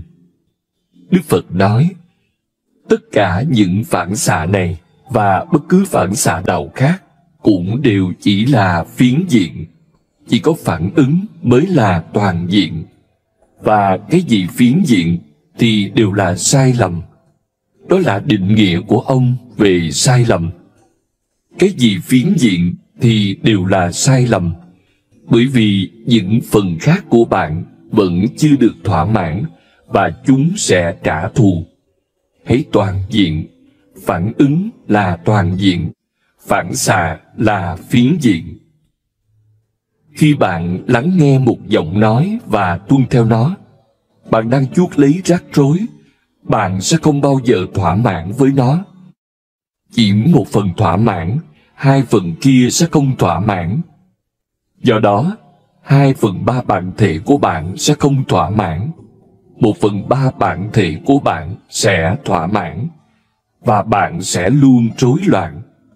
Bạn có làm gì đi nữa thì phản xạ cũng không bao giờ có thể thỏa mãn bạn, bởi vì phản xạ chỉ là phiến diện. Hãy phản ứng. Phản ứng là toàn diện. Khi đó bạn không hành động từ bất cứ đỉnh nào của tam giác. Bạn không chọn lựa. Bạn chỉ đơn giản là ở trong sự nhận thức không chọn lựa. Bạn ở trung tâm, và từ trung tâm đó bạn hành động. Cho dù là gì, đó cũng không phải đứa trẻ, lẫn phụ huynh, lẫn người lớn. Bạn vượt qua PIC. Bây giờ nó là bạn, bản thể của bạn. PIC đó giống như một cơn lốc, và trung tâm của bạn là trung tâm của cơn lốc. Đức Phật nói, mỗi khi cần phản ứng, điều đầu tiên là chánh niệm, nhận biết. Nhớ tới trung tâm của bạn, trụ vững ở trung tâm của bạn. Ở lại đó một lát trước khi bạn làm bất cứ điều gì. Không cần phải suy nghĩ về nó, bởi vì suy nghĩ là phiến diện. Không cần phải cảm nhận về nó, bởi vì cảm nhận là phiến diện. Không cần phải tìm manh mối từ cha mẹ bạn. Kinh Thánh, Kinh Koran, Kinh Gita, tất cả chúng đều thuộc về định chữ Pi, tức là phụ huynh của tam giác. Không cần thiết. Chỉ cần yên bình, tĩnh lặng, tỉnh giác, quan sát tình huống như thể bạn hoàn toàn ở bên ngoài nó, tách biệt. Một người quan sát từ trên những ngọn đồi. Đây là yêu cầu đầu tiên. Hãy ở tại trung tâm mỗi khi bạn muốn hành động. Thế rồi từ trung tâm này, hãy để hành động xuất hiện. Và dù bạn làm gì thì cũng sẽ là đức hạnh, cũng sẽ là đúng. Đức Phật nói, chánh niệm là đức hạnh duy nhất tồn tại. Không chánh niệm là rơi vào sai lầm. Hành động không có ý thức là rơi vào sai lầm. Chờ nước trong. Một ngày nọ, Đức Phật đi qua một khu rừng. Đó là một ngày hè nóng nực, và ông cảm thấy rất khát. Ông nói với Ananda, người săn sóc mình, Ananda, ông hãy quay lại. Chỉ 3-4 dặm trước, chúng ta đã đi qua một dòng suối nhỏ. Ông hãy mang về đây một ít nước. Hãy cầm lấy bát ăn xin của ta. Ta đang cảm thấy rất khát và mệt. Ananda quay lại. Nhưng khi ông tới nơi, vài chiếc xe bò vừa mới đi qua và làm cho cả dòng suối đục ngầu. Những chiếc lá rụng nằm dưới lòng suối lại nổi lên, không thể uống nước suối được nữa vì nó quá bẩn. Ông ấy trở về tay không và nói, xin thầy đợi một lát, tôi sẽ đi lên phía trước. Tôi nghe nói rằng 2-3 dặm phía trước có một dòng sông lớn, tôi sẽ mang nước từ đó về. Nhưng Đức Phật kiên quyết, ông hãy quay lại và lấy nước từ dòng suối đó. Ananda không thể hiểu nổi sự kiên quyết này. Nhưng nếu thầy đã nói thì đệ tử phải tuân theo. Nhận thấy sự vô lý của việc một lần nữa sẽ phải đi bộ 3-4 dặm, trong khi biết nước không uống được, ông vẫn đi. Khi ông ta đi, Đức Phật nói, Và đừng quay về nếu nước vẫn bẩn. Nếu nó bẩn, chỉ cần ngồi im lặng ở bờ suối, đừng làm gì cả. Đừng bước vào dòng suối. Ngồi trên bờ lặng lẽ quan sát. Sớm hay muộn, nước sẽ trong trở lại. Lúc đó ông múc vào bát rồi quay về. Ananda đi đến đó. Đức Phật đã đúng. Dòng nước đã gần trong. Những chiếc lá đã trôi đi. Bụi bặm đã lắng xuống. Nhưng nó vẫn chưa trong tuyệt đối, nên ông ta ngồi trên bờ quan sát dòng nước chảy. Từ từ, chậm rãi, nó trở nên hoàn toàn trong suốt. Thế là ông nhảy múa. Ông hiểu ra tại sao Đức Phật cứ khăng khăng như thế. Có một thông điệp nào đó bên trong dành cho ông, và ông đã thấu hiểu được thông điệp. Ông đưa nước cho Đức Phật, cảm ơn và chạm chân Đức Phật. Đức Phật nói: ông đang làm gì vậy? Ta nên cảm ơn ông mới phải, bởi vì ông đã mang nước về cho ta. Ananda nói: giờ đây tôi đã hiểu. Đầu tiên tôi tức giận. Tôi không thể hiện ra, nhưng tôi đã tức giận, bởi vì thật vô lý khi phải quay lại. Nhưng bây giờ tôi đã hiểu thông điệp. Đây là điều tôi thực sự cần trong khoảnh khắc này. Tâm trí của tôi cũng đang như vậy. Ngồi bên bờ dòng suối nhỏ đó, tôi nhận biết được tâm trí của tôi cũng đang như vậy.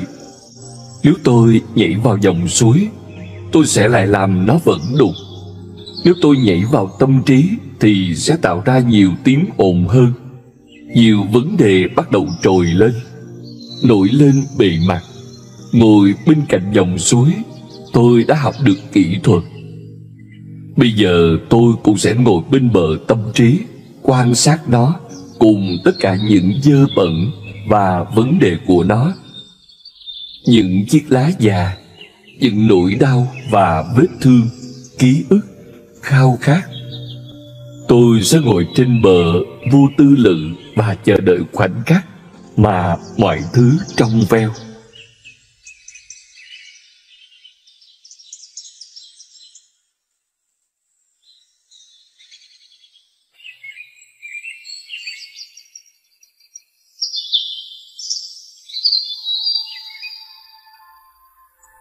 Thông qua phủ định. Phương pháp của Đức Phật được gọi là Via Negativa, con đường của sự phủ định. Cần phải hiểu thái độ này, cách tiếp cận này. Cách tiếp cận của Đức Phật là độc nhất vô nhị. Tất cả các tôn giáo khác trên thế giới đều là những tôn giáo khẳng định.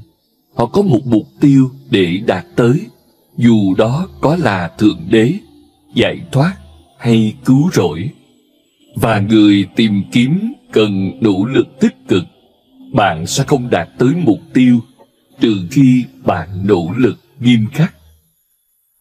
Cách tiếp cận của Đức Phật thì hoàn toàn khác, hoàn toàn ngược lại. Ông nói, bạn vốn đã là cái bạn muốn trở thành rồi. Mục tiêu nằm bên trong bạn. Nó là bản chất của bạn. Bạn không cần phải đạt được nó. Nó không nằm ở tương lai. Nó không nằm ở đâu đó khác. Nó là bạn ngay bây giờ, chính khoảnh khắc này.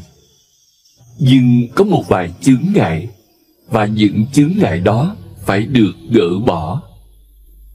Điều đó không có nghĩa là bạn phải đạt được thần tính. Thần tính là bản chất của bạn, mà là có một vài chướng ngại phải được gỡ bỏ. Ngay khi những chướng ngại đó được gỡ bỏ, bạn sẽ là cái bạn vẫn luôn tìm kiếm. Ngay cả khi bạn không nhận thức được mình là ai, bạn vẫn là như thế. Bạn không thể là cái khác được. Các chướng ngại phải được loại trừ, vứt bỏ. Bạn không cần phải thêm vào cái gì khác. Một tôn giáo khẳng định sẽ cố gắng thêm điều gì đó vào bạn. Đức hạnh, chính trực, thiền, cầu nguyện. Tôn giáo khẳng định nói rằng bạn đang thiếu điều gì đó. Bạn phải tìm kiếm cái bạn đang thiếu. Bạn phải tích lũy cái gì đó. Cách tiếp cận phủ định của Đức Phật lại nói rằng bạn chẳng thiếu thứ gì. Trên thực tế, bạn đang sở hữu quá nhiều thứ mà bạn không cần đến. Bạn phải vứt bỏ một vài thứ. Điều đó giống như thế này. Bạn đang leo lên dãy Himalaya. Càng lên cao, bạn sẽ càng cảm thấy sức nặng của đồ đạc bạn đem theo mình. Hành lý của bạn sẽ trở nên ngày càng nặng. Bạn sẽ phải vứt bỏ bớt đồ đạc. Nếu muốn tới đỉnh cao nhất, bạn phải vứt bỏ tất cả. Ngay khi bạn vứt bỏ tất cả, ngay khi bạn không sở hữu gì hết, ngay khi bạn trở thành con số không, không gì cả, không ai cả, là bạn đã tới đỉnh. Phải loại trừ một số thứ, chứ không phải thêm vào bạn. Phải vứt bỏ, chứ không phải tích lũy. Khi Đức Phật đạt tới, có người hỏi ông: Thầy đã đạt tới cái gì? Ông ấy cười và nói: Ta không đạt tới gì cả, bởi cái ta đạt tới vẫn luôn luôn ở cùng ta. Trái lại, ta đã mất nhiều thứ. Ta đã mất bản ngã. Ta đã mất những tư tưởng của mình, tâm trí của mình. Ta đã mất tất cả những gì ta từng nghĩ rằng ta sở hữu. Ta đã mất thân thể. Ta từng nghĩ ta là thân thể. Ta đã mất hết. Giờ đây, ta tồn tại như cái không thuần khiết. Đây là thành tựu của ta. Để tôi giải thích cho bạn, bởi vì điều này cực kỳ quan trọng. Theo cách tiếp cận của Đức Phật, cái khởi đầu không có khởi đầu của hiện hữu chỉ hoàn toàn là một giấc ngủ. Hiện hữu đang ngủ say và ngáy. Trạng thái mà người Hindu gọi là Susupti, một trạng thái ngủ không mộng mị. Toàn thể hiện hữu ngủ trong Susupti, không có gì chuyển động. Mọi thứ đều nghỉ ngơi tuyệt đối, nghỉ ngơi hoàn toàn. Bạn có thể nói rằng hoàn toàn không có hiện hữu. Khi bạn di chuyển vào Susupti mỗi đêm, khi những giấc mơ dừng lại, bạn một lần nữa di chuyển vào cái không nguyên thủy đó. Và nếu trong đêm không có vài khoảnh khắc của cái không nguyên thủy đó, thì bạn không cảm thấy được trẻ lại. Bạn không cảm thấy được tái sinh. Nếu cả đêm bạn mơ và trở mình, lăn lộn trên giường, sáng ra bạn sẽ mệt mỏi hơn cả khi bạn đi ngủ. Bạn không thể tan ra. Bạn không thể đánh mất chính mình. Nếu bạn đã ở trong Susupti, một trạng thái không mộng mị, có nghĩa là một lần nữa bạn đã di chuyển vào trong cái khởi đầu không có khởi đầu. Từ đó bạn có năng lượng. Từ đó bạn được nghỉ ngơi, được truyền sức sống, được làm mới. Một lần nữa đầy chất dịch, đầy sự sống và hương vị. Đức Phật nói, đó là sự khởi đầu, nhưng ông ấy gọi nó là khởi đầu không có khởi đầu. Nó giống như Susupti, nó hoàn toàn vô thức, không có ý thức trong đó. Nó giống như Samadhi, chứng ngộ, chỉ với một khác biệt. Trong Samadhi, người ta hoàn toàn tỉnh thức. Trong Susupti, trong giấc ngủ sâu không mộng mị đó, không có ý thức, thậm chí không có một ngọn lửa nhỏ nào của ý thức. Một đêm tối tăm, nó cũng là một trạng thái phúc lạc hoàn toàn, nhưng là một trạng thái vô thức. Vào buổi sáng khi thức dậy, bạn nói, đêm qua thật đẹp, tôi ngủ rất sâu, đó thật đẹp và tràn đầy phúc lạc. Nhưng đó là điều bạn nói vào buổi sáng. Khi đang thực sự trong giấc ngủ đó, bạn không nhận biết, bạn tuyệt đối vô thức. Khi thức dậy vào buổi sáng, bạn hồi tưởng lại và có thể nhận ra rằng phải, nó thật đẹp đẽ. Khi một người thức dậy trong Samadhi, anh ta nhận ra rằng tất cả những kiếp sống trong quá khứ của tôi đều hoàn toàn là phúc lạc.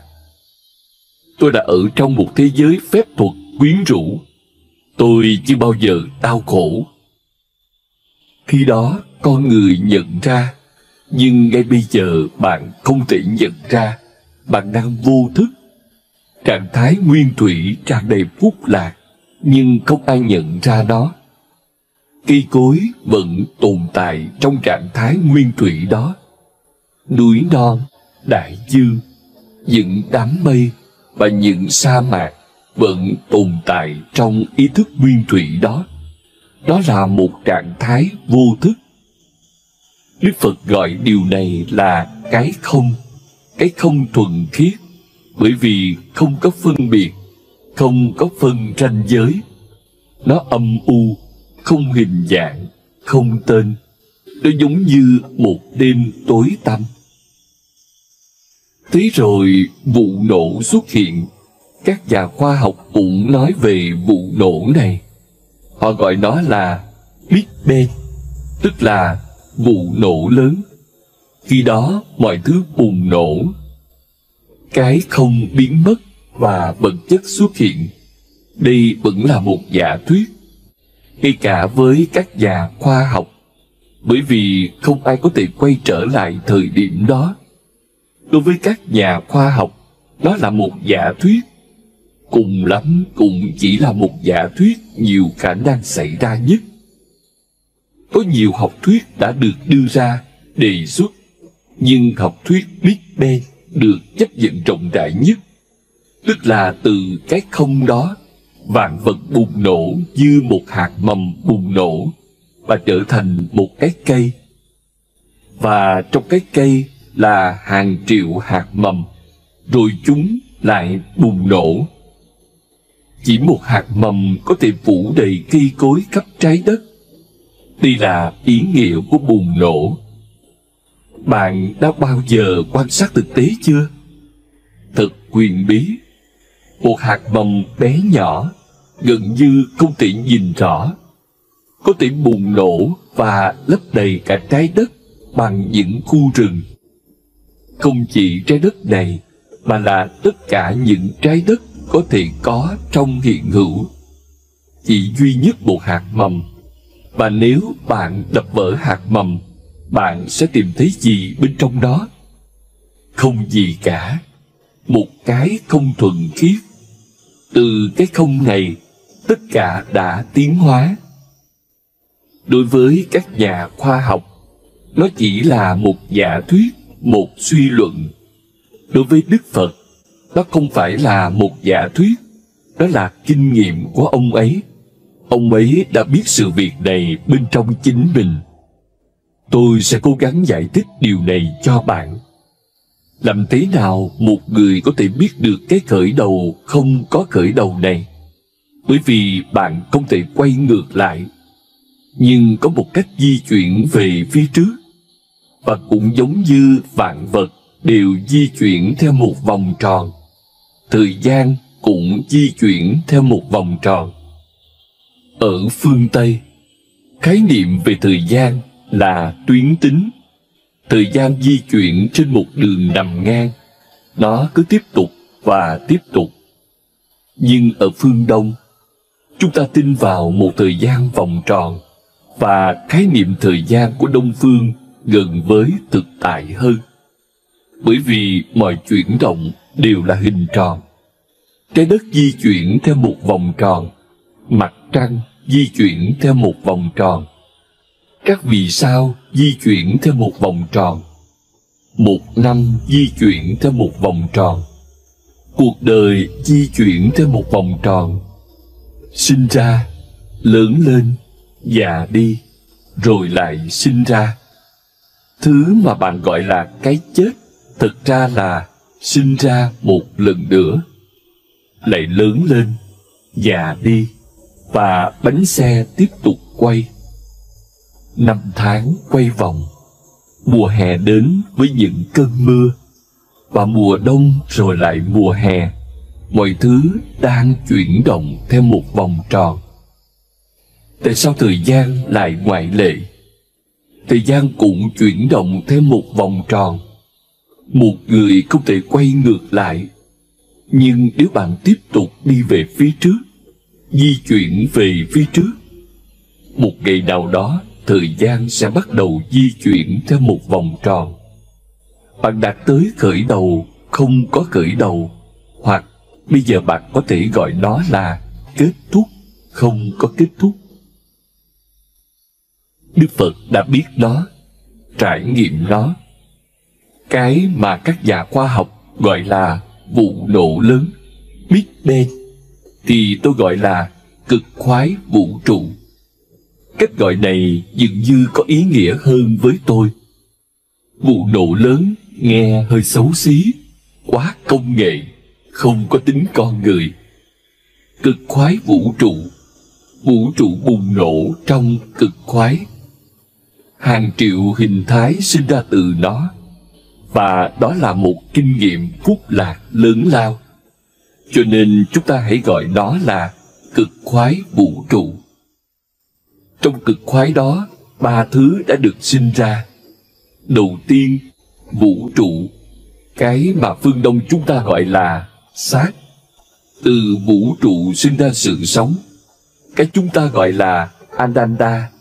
Và từ sự sống sinh ra tâm trí, cái mà chúng ta gọi là Chit. Sát nghĩa là bản thể, Ananda nghĩa là ca tụng bản thể. Khi một cái cây ra hoa, nó đang ca tụng bản thể của nó. Và Chit nghĩa là ý thức. Khi bạn ý thức về phúc lạc, về sự ca tụng của mình. 3 trạng thái này là Satchitananda. Loài người đã đạt đến tâm trí. Những tảng đá vẫn ở giai đoạn đầu tiên, vũ trụ. Chúng tồn tại, nhưng chúng không nở hoa, chúng không ca tụng, chúng đóng kín, cuộn lấy chính mình. Một ngày nào đó, chúng sẽ bắt đầu di chuyển. Một ngày nào đó, chúng sẽ mở những cánh hoa của mình. Còn ngay bây giờ, chúng chỉ đang hướng vào bên trong, hoàn toàn đóng kín. Cây cối và muôn thú đã đến giai đoạn tiếp theo.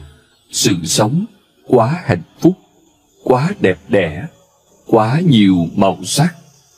Chim chóc ca hát không ngừng, và cây cối liên tục nở hoa. Đây là giai đoạn thứ 2, sự sống. Giai đoạn thứ 3, chỉ con người mới đạt tới.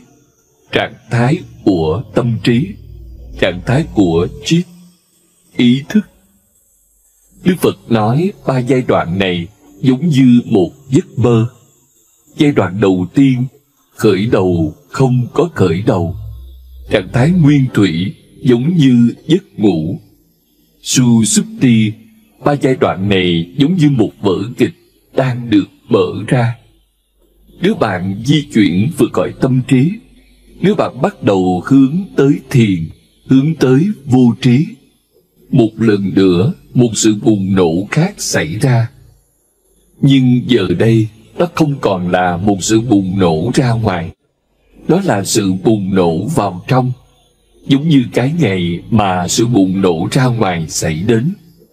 Hàng triệu thứ được sinh ra từ cái không, thì khi sự bùng nổ vào trong xảy đến, hình thái và danh tính biến mất, cái không được sinh ra trở lại, vòng tròn đã khép kín. Các nhà khoa học chỉ nói về bùng nổ ra ngoài, họ chưa nói về bùng nổ vào trong. Như thế thật phi lý, bởi vì nếu có thể có bùng nổ ra ngoài, thì cũng có thể có bùng nổ vào trong. Một hạt mầm được ném vào đất, nó bùng nổ, một cái cây ra đời, rồi trên cái cây một lần nữa các hạt mầm sinh ra. Bây giờ hạt mầm là gì? Khi hạt mầm bùng nổ, nó là một cái cây. Khi cái cây bùng nổ, đó lại là hạt mầm. Hạt mầm mang theo một cái cây, nó mở ra để trở thành cái cây. Giờ đây cái cây một lần nữa đóng lại, thu vào và trở thành hạt mầm nhỏ bé. Nếu bùng nổ ra ngoài xảy ra trên thế giới như các nhà khoa học ngày nay vẫn tin, thì ý niệm của Phật giáo về sự bùng nổ vào trong cũng là một điều có thực. Bùng nổ ra ngoài không thể tồn tại mà không có bùng nổ vào trong. Chúng đi cùng nhau. Bùng nổ vào trong nghĩa là một lần nữa tâm trí chuyển dịch vào sự sống. Sự sống chuyển dịch vào trong vũ trụ. Vũ trụ chuyển dịch vào trong cái không, và vòng tròn được khép kín. Cái không chuyển dịch vào trong vũ trụ. Vũ trụ chuyển dịch vào trong sự sống. Sự sống chuyển dịch vào trong tâm trí. Tâm trí lại chuyển dịch vào trong sự sống. Sự sống lại chuyển dịch vào trong vũ trụ. Vũ trụ lại chuyển dịch vào trong cái không. Vòng tròn được khép kín. Sau sự bùng nổ vào trong, khi nó đã xảy ra, khi vạn vật lại đi đến cái không, có một sự khác biệt. Cái không đầu tiên là vô thức. Cái không thứ hai này là ý thức. Cái đầu tiên giống như bóng tối. Cái thứ hai giống như ánh sáng. Cái đầu tiên giống như đêm. Cái thứ hai giống như ngày. Cái đầu tiên chúng ta gọi là Susupti. Cái thứ hai chúng ta sẽ gọi là Jagriti, nhận biết, thức tỉnh hoàn toàn. Đây là toàn bộ vòng tròn. Cái đầu tiên các nhà khoa học gọi là Big Bang, bởi vì có quá nhiều tiếng nổ và quá nhiều tiếng ồn. Nó là một vụ nổ lớn. Một khoảnh khắc trước đó, mọi thứ hoàn toàn im lặng, không tiếng ồn, không âm thanh.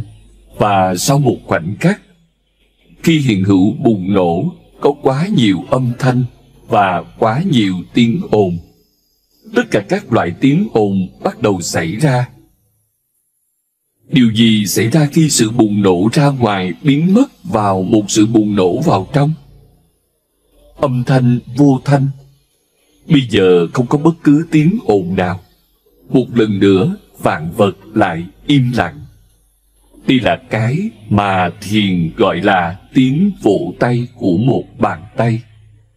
Đây là cái mà người Hindu gọi là Anahatraya, Omkar, âm thanh, vô thanh. Cái đầu tiên, người Hindu gọi là Nada Vipot, vụ nổ lớn, âm thanh, bùng nổ. Và cái thứ hai là khi âm thanh một lần nữa dịch chuyển vào im lặng. Câu chuyện được hoàn tất. Khoa học vẫn đang níu bám lấy một nửa câu chuyện, nửa còn lại bị thất lạc. Và người quan sát toàn bộ vở kịch này từ Susupti, đêm tối tăm của linh hồn, đến giấc mơ, và từ giấc mơ đến nhận biết. Người quan sát toàn bộ những điều đó là người chứng kiến. Trạng thái thứ tư chúng ta gọi là Turiya, người chứng kiến tất cả. Khi đạt đến đó, bạn trở thành một vị Phật. Khi đạt đến đó, trải nghiệm nó, bạn đã đạt tới. Nhưng cần phải hiểu rằng, dù là đang ngủ hay đang mơ hay đang tỉnh, bạn lúc nào cũng là như thế. Lúc thì không nhận biết, lúc thì nhận biết, đó là khác biệt duy nhất. Còn bản chất của bạn vẫn không đổi. Tiến sĩ Eliot đã viết những dòng thơ rất đẹp đẽ. Chúng ta sẽ không ngừng thám hiểm, và kết thúc của mọi cuộc thám hiểm đều sẽ là nơi chúng ta đã bắt đầu và lần đầu tiên biết đến nơi đó. Đây chính là ý nghĩa sự từ bỏ con đường thông qua phủ định của Đức Phật. Bạn phải đi tới nơi bạn đã bắt đầu. Bạn phải biết về cái mà bạn vốn đã là. Bạn phải đạt được cái bạn vốn đã đạt được. Bạn phải đạt được cái không thể bị mất đi trong bản chất của vạn vật. Không có cách nào để mất liên lạc với nó. Cùng lắm, chúng ta chỉ có thể không ý thức về nó. Tôn giáo nghĩa là trở nên có ý thức về việc bạn là gì.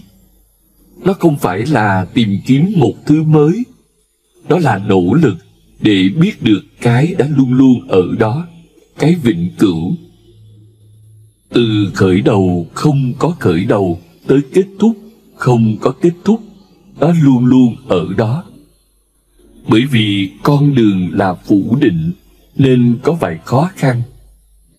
Người ta sẽ khó thấy Phật giáo hấp dẫn, bởi vì thông thường tâm trí luôn muốn có thứ gì đó khẳng định để níu bám vào. Tâm trí luôn muốn thứ gì đó để đạt được. Nhưng Đức Phật lại nói rằng chẳng có gì để đạt được cả. Đúng hơn, ngược lại, bạn phải đánh mất thứ gì đó. Chỉ riêng ý tưởng đánh mất thứ gì đó đã không hấp dẫn, bởi vì xã hội của chúng ta quan niệm rằng càng có thêm nhiều càng tốt. Đức Phật lại nói rằng có là vấn đề. Bạn càng có nhiều, bạn càng ít tồn tại. Bởi vì bạn càng có nhiều, bạn càng ít nhận ra chính mình. Bạn đánh mất chính mình. Khoảng trống bên trong bạn, không gian của bạn bị bao phủ bởi quá nhiều thứ. Người giàu thì nghèo. Nghèo bởi vì anh ta không còn không gian. Nghèo bởi vì mọi thứ đều bị lấp đầy. Nghèo bởi vì anh ta không biết được chút khoảng trống nào trong bản thể của mình. Thông qua sự trống không, bạn mới có được cái nhìn thoáng qua về cái nguyên thủy và cái tối thượng, và cả hai cái đó đều là một. Thật khó thấy Phật giáo hấp dẫn. Chỉ những người hiếm hoi vô cùng thông minh mới có thể bị nó hấp dẫn. Nó không thể trở thành một tôn giáo đại chúng. Khi nó trở thành một tôn giáo đại chúng, nó chỉ trở thành như vậy khi đánh mất tất cả tính nguyên sơ để thỏa hiệp với đám đông. Ở Ấn Độ, Phật giáo biến mất bởi vì những người theo Đức Phật yêu cầu nó phải thuần khiết. Có những người nghĩ rằng bởi vì các triết gia và nhà huyền môn Hindu bác bỏ đạo Phật nên đạo Phật mới biến mất khỏi Ấn Độ. Điều đó là sai. Không thể bác bỏ nó.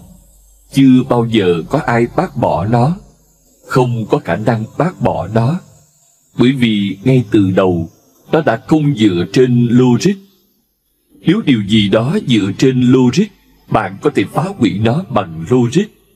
Nếu điều gì đó dựa vào luận chứng logic, bạn có thể bác bỏ nó. Phật giáo không hề dựa trên logic. Nó dựa trên kinh nghiệm. Nó mang tính hiện sinh. Nó không tin tưởng vào bất kỳ lý thuyết siêu hình nào, thì làm sao bạn có thể bác bỏ nó?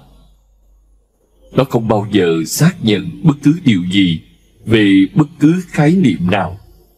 Nó chỉ đơn giản là mô tả kinh nghiệm sâu thẳm nhất. Nó không có triết lý, cho nên các triết gia không thể bác bỏ nó. Nhưng đúng là Phật giáo đã biến mất khỏi Ấn Độ. Lý do cơ bản của sự biến mất đó là Đức Phật và những người theo ông yêu cầu nó phải thuần khiết. Chính yêu cầu về tính thuần khiết này trở thành một hố ngăn cách không thể hàn gắn. Đám đông không thể hiểu nó. Chỉ những người hiếm hoi, một nhóm rất có văn hóa, thông minh, quý tộc, một số ít được lựa chọn mới có thể hiểu những gì Đức Phật ngụ ý. Những ai thấu hiểu đó, thì trong chính sự thấu hiểu đó, họ đã được chuyển hóa. Còn với đám đông thì nó là vô nghĩa, nó mất chỗ đứng của mình đối với đám đông. Ở Trung Quốc, nó thành công. Ở Tây Tạng, ở Sri Lanka, ở Myanmar, ở Thái Lan, ở Nhật Bản, nó thành công nhờ những nhà truyền giáo. Khi thấy những điều xảy ra ở Ấn Độ, những nhà truyền giáo Phật giáo đi ra khỏi đất nước này đã trở nên rất thỏa hiệp. Họ đã thỏa hiệp. Họ bắt đầu nói bằng ngôn ngữ khẳng định. Họ bắt đầu nói về thành tựu, phúc lạc, thiên đường. Từ cửa sau, họ mang vào mọi thứ mà Đức Phật từng từ chối. Một lần nữa, đám đông thấy hạnh phúc. Cả nước Trung Quốc, cả châu Á, ngoại trừ Ấn Độ, đã cải đạo sang Phật giáo. Ở Ấn Độ, họ cố gắng chỉ trao thông điệp thuần khiết, không có sự thỏa hiệp. Điều đó là không thể. Ở Trung Quốc, Đạo Phật trở thành một tôn giáo đại chúng, nhưng khi đó, nó đã mất đi chân lý của mình. Để tôi kể cho bạn nghe một giai thoại. Một con quỷ cấp thấp được sai đến trái đất để nhìn đây đó và quan sát xem mọi thứ vận hành như thế nào. Nó nhanh chóng quay trở lại địa ngục, khiếp sợ, và có một cuộc phỏng vấn với chính chúa quỷ Beelzebub. Thưa ngài, nó lắp bắp, điều gì đó khủng khiếp đã xảy ra. Có một gã đàn ông râu rậm đi khắp trái đất, nói chuyện chân lý, và con người bắt đầu lắng nghe hắn. Chúng ta phải làm gì đó ngay lập tức. Beelzebub mỉm cười, hút tẩu mà không bình luận gì. Thưa ngài không nhận ra sự nghiêm trọng của tình hình đâu. Con quỷ cấp thấp đang rối trí tiếp tục nói, sớm thôi, chúng ta sẽ mất tất cả. Beelzebub chậm rãi bỏ cái tẩu ra, đập nhẹ vào gạt tàn, rồi ngồi trở lại chiếc ghế xoay của hắn, hai tay để sau đầu. Đừng lo lắng con trai, hắn khuyên. Chúng ta sẽ để nó tiếp tục ít lâu nữa, và khi nó tiến triển đủ xa, chúng ta sẽ bước vào và giúp chúng tổ chức. Ngay khi một tôn giáo được tổ chức, nó sẽ chết. Bởi vì bạn chỉ có thể tổ chức một tôn giáo khi bạn thỏa hiệp với đám đông. Bạn chỉ có thể tổ chức một tôn giáo khi bạn thuận theo khao khát của đại chúng. Bạn chỉ có thể tổ chức một tôn giáo khi bạn sẵn sàng biến nó thành chính trị và sẵn sàng đánh mất tính tôn giáo của nó. Chỉ có thể tổ chức một tôn giáo khi nó không còn là một tôn giáo thực sự. Nói cách khác, không thể tổ chức một tôn giáo như một tôn giáo. Khi được tổ chức, nó không còn là tôn giáo. Một tôn giáo thực sự về cơ bản sẽ luôn vô tổ chức, sẽ luôn hỗn loạn một chút, sẽ luôn lộn xộn một chút, bởi vì tôn giáo thực sự là tự do.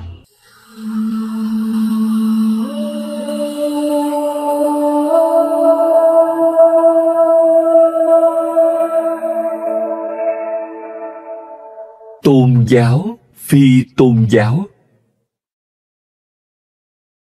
Con đường của Đức Phật không phải là một tôn giáo theo nghĩa thông thường của nó, bởi vì nó không có hệ thống niềm tin, không tín điều, không kinh sách.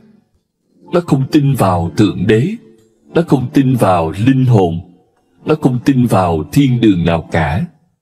Đó là một sự hoài nghi to lớn. Vậy nhưng nó vẫn là một tôn giáo. Nó độc nhất vô nhị. Chưa từng có điều gì giống như thế xảy ra trước kia trong lịch sử ý thức của loài người. Và sau này cũng vậy. Đức Phật luôn là tuyệt đối duy nhất, có một không hai. Ông nói rằng Thượng Đế chẳng là gì ngoài một sự tìm kiếm an ninh, một sự tìm kiếm an toàn, một sự tìm kiếm nơi nương tựa. Bạn tin vào Thượng Đế không phải bởi vì Thượng Đế ở đó. Bạn tin vào Thượng Đế bởi vì bạn cảm thấy vô vọng khi không có niềm tin đó. Thậm chí nếu không có Thượng Đế, bạn sẽ tự sáng tác ra. Cám dỗ này tới từ sự yếu đuối của bạn. Đó là một sự phóng chiếu.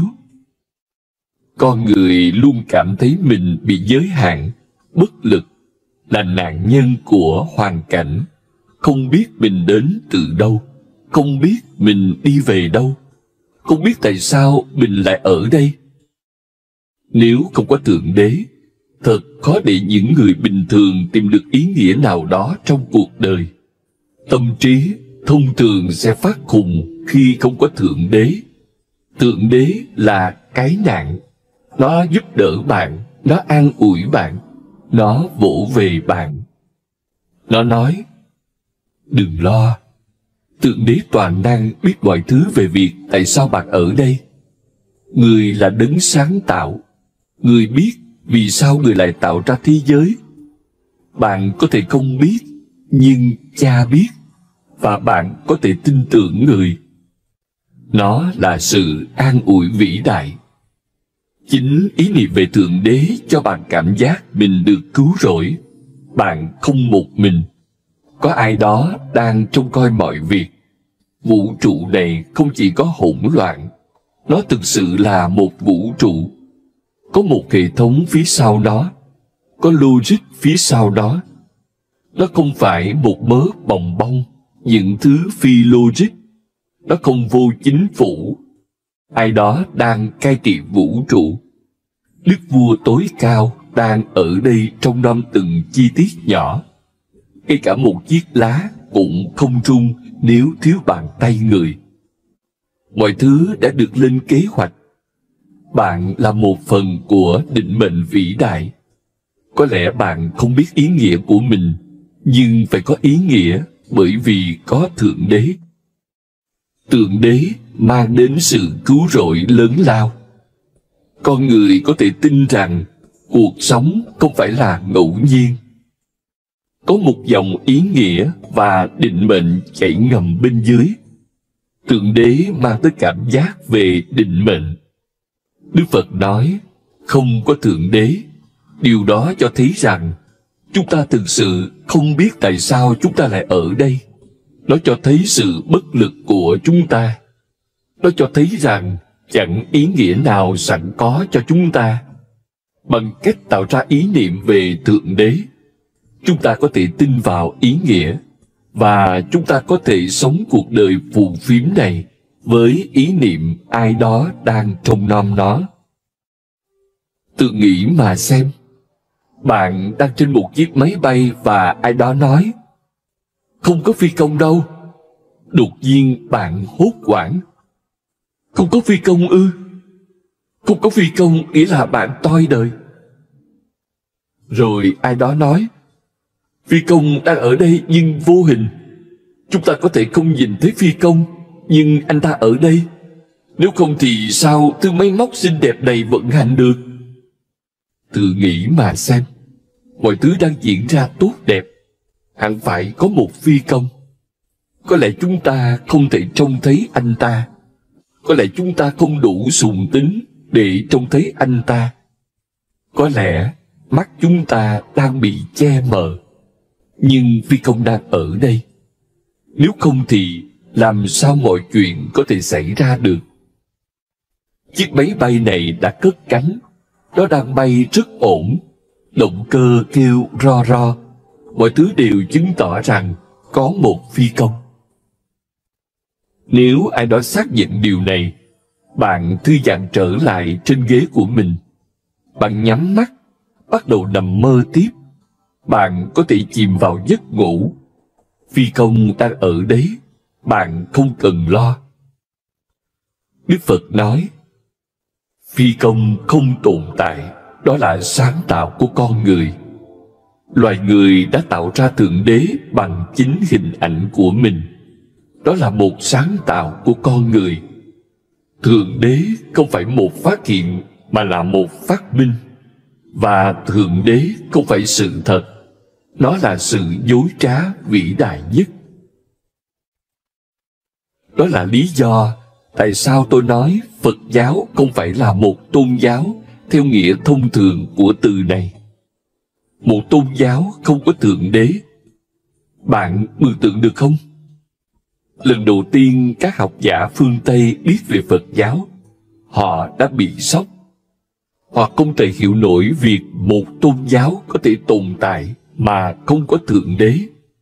Họ chỉ biết Do Thái giáo, Thiên Chúa giáo và Hồi giáo.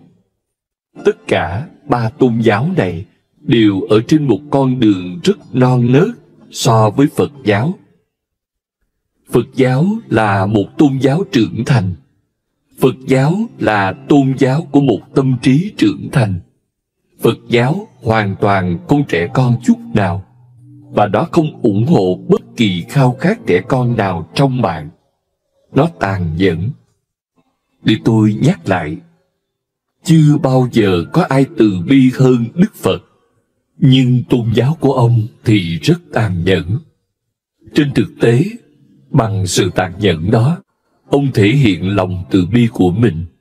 Ông ấy sẽ không cho phép bạn níu bám vào bất cứ dối trá nào, dù mát lòng đến đâu.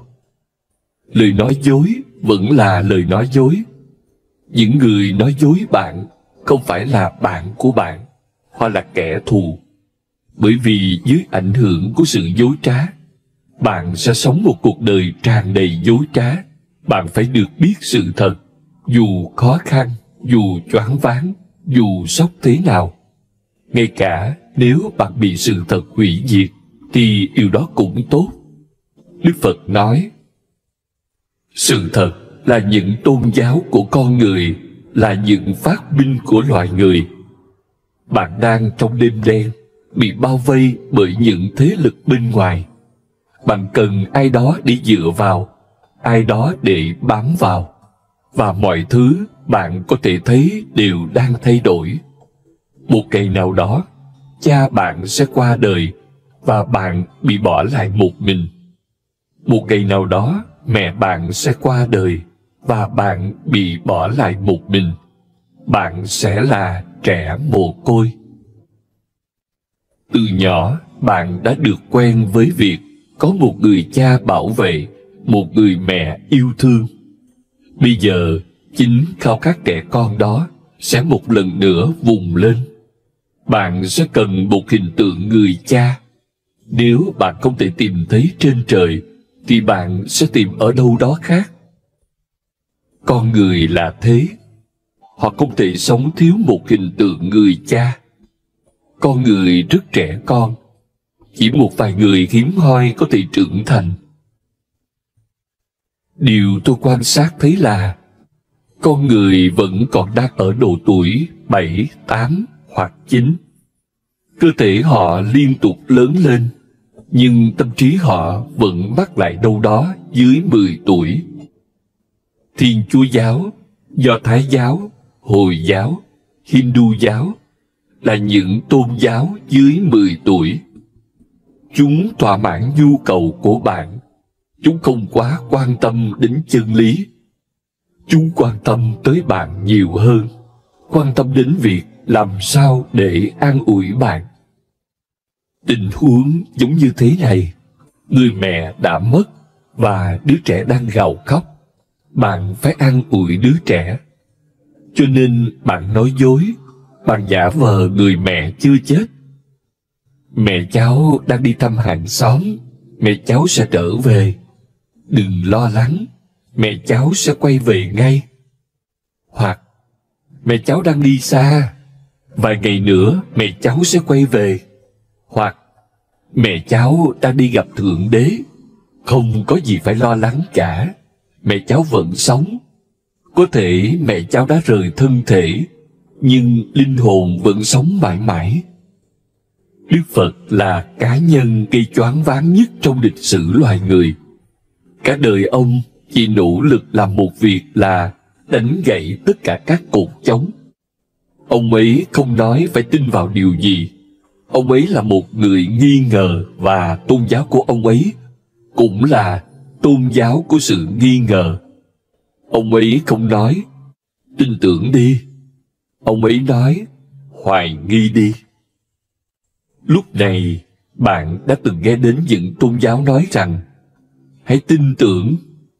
Bạn chưa bao giờ nghe đến một tôn giáo nói rằng hãy hoài nghi. Hoài nghi chính là phương pháp luận, hoài nghi đến tận cốt lõi, hoài nghi đến tận cuối, hoài nghi đến tận cùng. Khi bạn đã hoài nghi mọi thứ, và bạn đã vứt bỏ mọi thứ thông qua hoài nghi, thì hiện thực xuất hiện trong tầm mắt của bạn. Nó không liên quan đến những niềm tin của bạn về Thượng Đế. Nó chẳng có gì giống với cái bạn gọi là Thượng Đế. Thế rồi hiện thực xuất hiện, và bạn hoàn toàn xa lạ với nó. Bạn chẳng biết gì về nó. Nhưng khả năng đó chỉ tồn tại khi tất cả niềm tin đã bị vứt bỏ, và tâm trí đi tới trạng thái trưởng thành, thấu hiểu và chấp nhận rằng mọi thứ thế nào thì như thế, và chúng ta không khao khát cái khác. Nếu không có Thượng Đế thì không có Thượng Đế, và chúng ta không có bất cứ khao khát nào về việc phóng chiếu ra một Thượng Đế.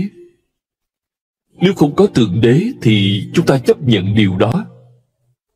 Đây là sự trưởng thành, chấp nhận thực tế và không tạo ra một tưởng tượng xung quanh đó. Chấp nhận hiện thực như nó vốn thế, mà không cố gắng làm nó trở nên ngọt ngào, không cố gắng trang trí nó, không cố gắng làm nó dễ chấp nhận hơn cho trái tim bạn. Nếu nó choáng váng thì nó choáng váng, nếu nó gây sốc thì nó gây sốc. Nếu sự thật có thể giết người thì ta phải sẵn sàng để bị giết. Đức Phật thật từ bi. Chưa từng có ai mở cánh cửa thực tại sâu sắc và triệt để như ông đã làm. Ông không cho phép bạn có bất cứ khao khát trẻ con nào. Ông ấy nói, hãy trở nên nhận biết hơn, ý thức hơn, can đảm hơn. Đừng trốn tránh đằng sau những đức tin, mặt nạ và học thuyết. Hãy nắm giữ cuộc đời bạn trong chính đôi tay mình. Thắp lên ánh sáng bên trong và xem chuyện gì đã xảy ra. Ngay khi bạn trở nên đủ dũng cảm để chấp nhận nó trở thành ân sủng, không cần đến đức tin nào. Đó là bước đầu tiên đi đến thực tại của Đức Phật. Ông nói rằng, tất cả hệ thống đức tin đều độc hại, tất cả hệ thống đức tin đều là rào cản. Ông ấy không phải là người hữu thần, và hãy nhớ rằng ông ấy cũng không phải người vô thần. Bởi vì, như ông ấy nói, một số người tin rằng có Thượng Đế, và một số người tin rằng không có Thượng Đế. Nhưng cả hai đều là những người tin. Sự hoài nghi của ông ấy sâu đến mức thậm chí những người nói không có Thượng Đế và tin vào điều này cũng không được ông ấy chấp nhận. Ông ấy bảo rằng chỉ nói không có Thượng Đế chẳng có tác dụng gì. Nếu bạn vẫn trẻ con, bạn sẽ tạo ra một Thượng Đế khác. Nhưng cần ai đó hay cái gì đó quyết định thực tại. Con người không thể sống với thực tại vô định. Con người không thể sống với thực tại như đó vốn thế, hỗn loạn và ngẫu nhiên. Con người không thể sống với thực tại mà không tìm kiếm ý niệm nào đó làm cho nó có ý nghĩa, thích đáng, liên tục, đem cho nó một hình dạng mà lý trí có thể hiểu được, có thể mổ xẻ, phân tích thành nguyên nhân và hậu quả. Phật vứt bỏ ý niệm về Thượng Đế, nhưng rồi vô thức trở thành Thượng Đế. Thế là mọi thứ đều do vô thức quyết định, và con người bất lực trong đôi bàn tay của vô thức. Đây là những cái tên mới cho Thượng Đế. Đó là một thần thoại mới. Tâm lý học theo trường phái Freud là một thần thoại mới về Thượng Đế. Cái tên được thay đổi, nhưng nội dung vẫn giữ nguyên. Cái nhãn được thay đổi, cái nhãn cũ bị vứt bỏ, và một cái nhãn mới được dán vào.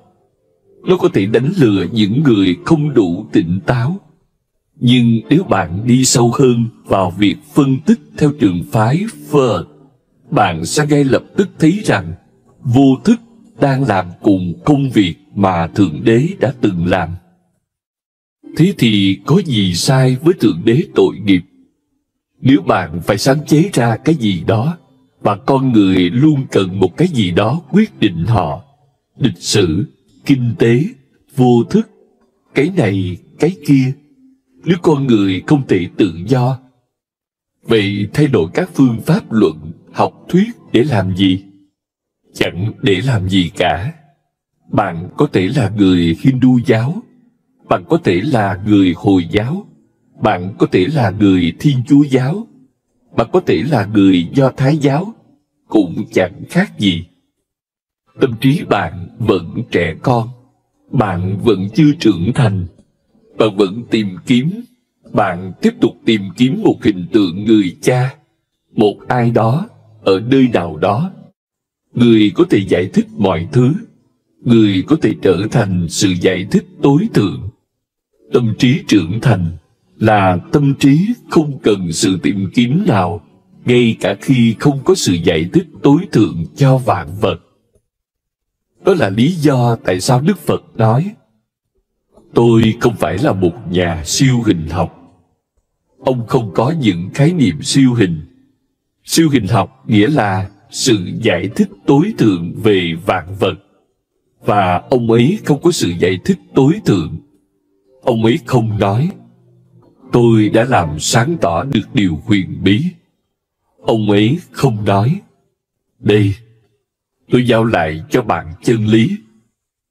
Ông ấy nói, điều duy nhất tôi có thể trao cho bạn là một sự thúc đẩy, một cơn khát, một niềm say mê to lớn với việc trở nên nhận biết, trở nên ý thức, trở nên tỉnh giác. Sống cuộc đời bạn đầy ý thức, đầy ánh sáng, và nhận biết đến mức giải quyết cuộc sống của bạn được làm sáng tỏ. Không phải bạn đi tới sự giải thích tối thượng nào đó của hiện hữu. Chưa từng có ai làm được điều đó. Đức Phật hoàn toàn phủ nhận siêu hình. Ông nói siêu hình là một cuộc tìm kiếm vụn vặt. Đầu tiên, ông phủ nhận Thượng Đế. Thứ hai, ông phủ nhận thiên đường, cõi trời. Ông nói, cõi trời của bạn, thiên đường của bạn chẳng là gì ngoài những khao khát dục dục không được thỏa mãn. Những bản năng không được thỏa mãn được phóng chiếu vào một cuộc sống khác, một cuộc sống xa xôi nào đó, cuộc sống sau cái chết. Và có vẻ như ông ấy hoàn toàn đúng. Nếu bạn nhìn những mô tả về cõi trời và thiên đường trong Hồi giáo, trong Thiên Chúa giáo, trong Do Thái giáo, bạn sẽ hiểu hoàn toàn những lời ông ấy nói. Cái gì vẫn còn chưa được thỏa mãn ở đây, bạn tiếp tục phóng chiếu vào thế giới bên kia. Nhưng khao khát dường như không thay đổi. Người Hindu nói có những cái cây tên là Khanbavisa. Bạn ngồi bên dưới chúng và bất cứ cái gì bạn khao khát cũng sẽ được thỏa mãn tức thì. Bạn khao khát một người phụ nữ xinh đẹp, ngay lập tức cô ấy ở đó. Ở phương Tây, mới gần đây các bạn đã sáng chế ra cà phê uống liền và những thứ kiểu như vậy. Ấn Độ đã khám phá ra một cái cây cầu được ước thấy, và hàng thế kỷ người ta đã tin vào nó. Cái cây có thể thỏa mãn ngay tức khắc, thực sự ngay lập tức, mà không mất chút thời gian nào. Ý tưởng xuất hiện là thành hiện thực ngay, không mất một giây nào. Ý tưởng đồng nhất với hiện thực. Bạn khao khát một cô gái đẹp, có ngay. Bạn khao khát thức ăn ngon, có ngay. Bạn khao khát một chiếc giường êm ái để nghỉ ngơi, có ngay. Giờ thì chỉ còn là quá trình phân tích tâm lý đơn giản. Người kia không thỏa mãn trong cuộc sống, và anh ta dành cả đời để tìm cách thỏa mãn. Song anh ta vẫn thấy không thể thỏa mãn, cho nên anh ta phải phóng chiếu những khao khát của mình vào tương lai. Không phải trong tương lai chúng sẽ được thỏa mãn. Không thể thỏa mãn được những khao khát như vậy. Đức Phật đã nói, bản chất của khao khát là không bao giờ được thỏa mãn. Dù bạn làm gì đi chăng nữa, bất kể bạn làm gì với nó vẫn không được thỏa mãn. Đó là bản chất nội tại của khao khát. Khao khát không bao giờ được thỏa mãn. Cho nên, bạn có thể ngồi dưới một cái cây cầu được ước thấy, nhưng sẽ chẳng có tác dụng gì. Nhiều lần bạn có thể cảm thấy khao khát của bạn được thỏa mãn, nhưng nó lại xuất hiện trở lại. Nó cứ tiếp tục xuất hiện lại vô hạn. Tất cả cõi trời và thiên đường của người Thiên Chúa giáo, người Hồi giáo, người Do Thái giáo, người Hindu giáo đều chẳng là gì ngoài những khao khát chưa được thỏa mãn, những khao khát bị kìm nén, những khao khát thất bại được phóng chiếu. Tất nhiên, chúng an ủi con người rất nhiều.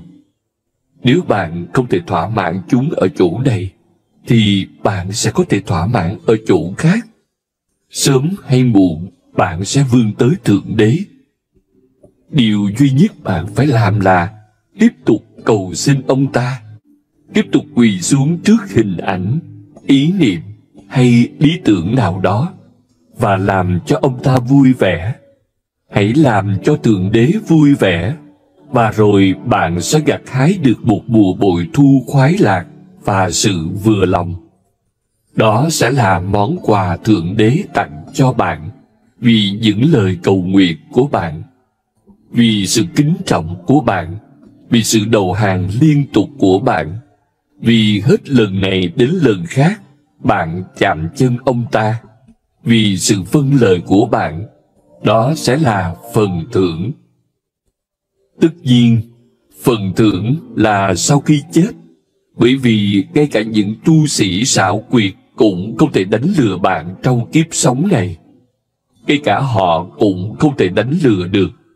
Họ biết rằng khao khát sẽ không bao giờ được thỏa mãn. Cho nên, họ phải sáng chế ra một thế giới bên kia. Chẳng ai biết thế giới bên kia, nhưng con người có thể bị lừa rất dễ dàng. Nếu ai đó tới và nói với bạn, Thượng Đế có thể thỏa mãn khao khát của bạn ở đây và bây giờ, thì người ta khó có thể chứng minh được, bởi vì chưa bao giờ khao khát của con người được thỏa mãn ở đây và bây giờ. Khi đó, Thượng Đế của họ sẽ bị đe dọa. Họ đã sáng chế ra một công cụ rất xảo quyệt. Họ nói, sau kiếp sống này, Thượng Đế của bạn không đủ quyền năng để thỏa mãn những khao khát của bạn ở đây hay sao? Thượng Đế của bạn không đủ quyền năng để tạo ra những cái cây cầu được ước thấy trên trái đất hay sao? Thượng Đế của bạn không đủ mạnh mẽ để làm gì đó khi con người đang sống hay sao? Nếu ông ta không thể thỏa mãn điều gì ở đây, có gì chứng minh rằng ông ta sẽ thỏa mãn được điều gì đó ở thế giới bên kia? Đức Phật nói, hãy nhìn vào bản chất của khao khát. Hãy quan sát sự vận động của khao khát. Nó rất tinh tế. Và bạn sẽ có thể thấy hai điều. Thứ nhất, bản chất của khao khát là không thể được thỏa mãn. Và thứ hai, khoảnh khắc bạn hiểu rằng khao khát là không thể được thỏa mãn. Khao khát sẽ biến mất và bạn không còn khao khát nữa. Đó là trạng thái của bình an, tĩnh lặng, yên ổn. Đó là trạng thái của sự thỏa mãn. Con người không bao giờ đạt tới thỏa mãn thông qua khao khát.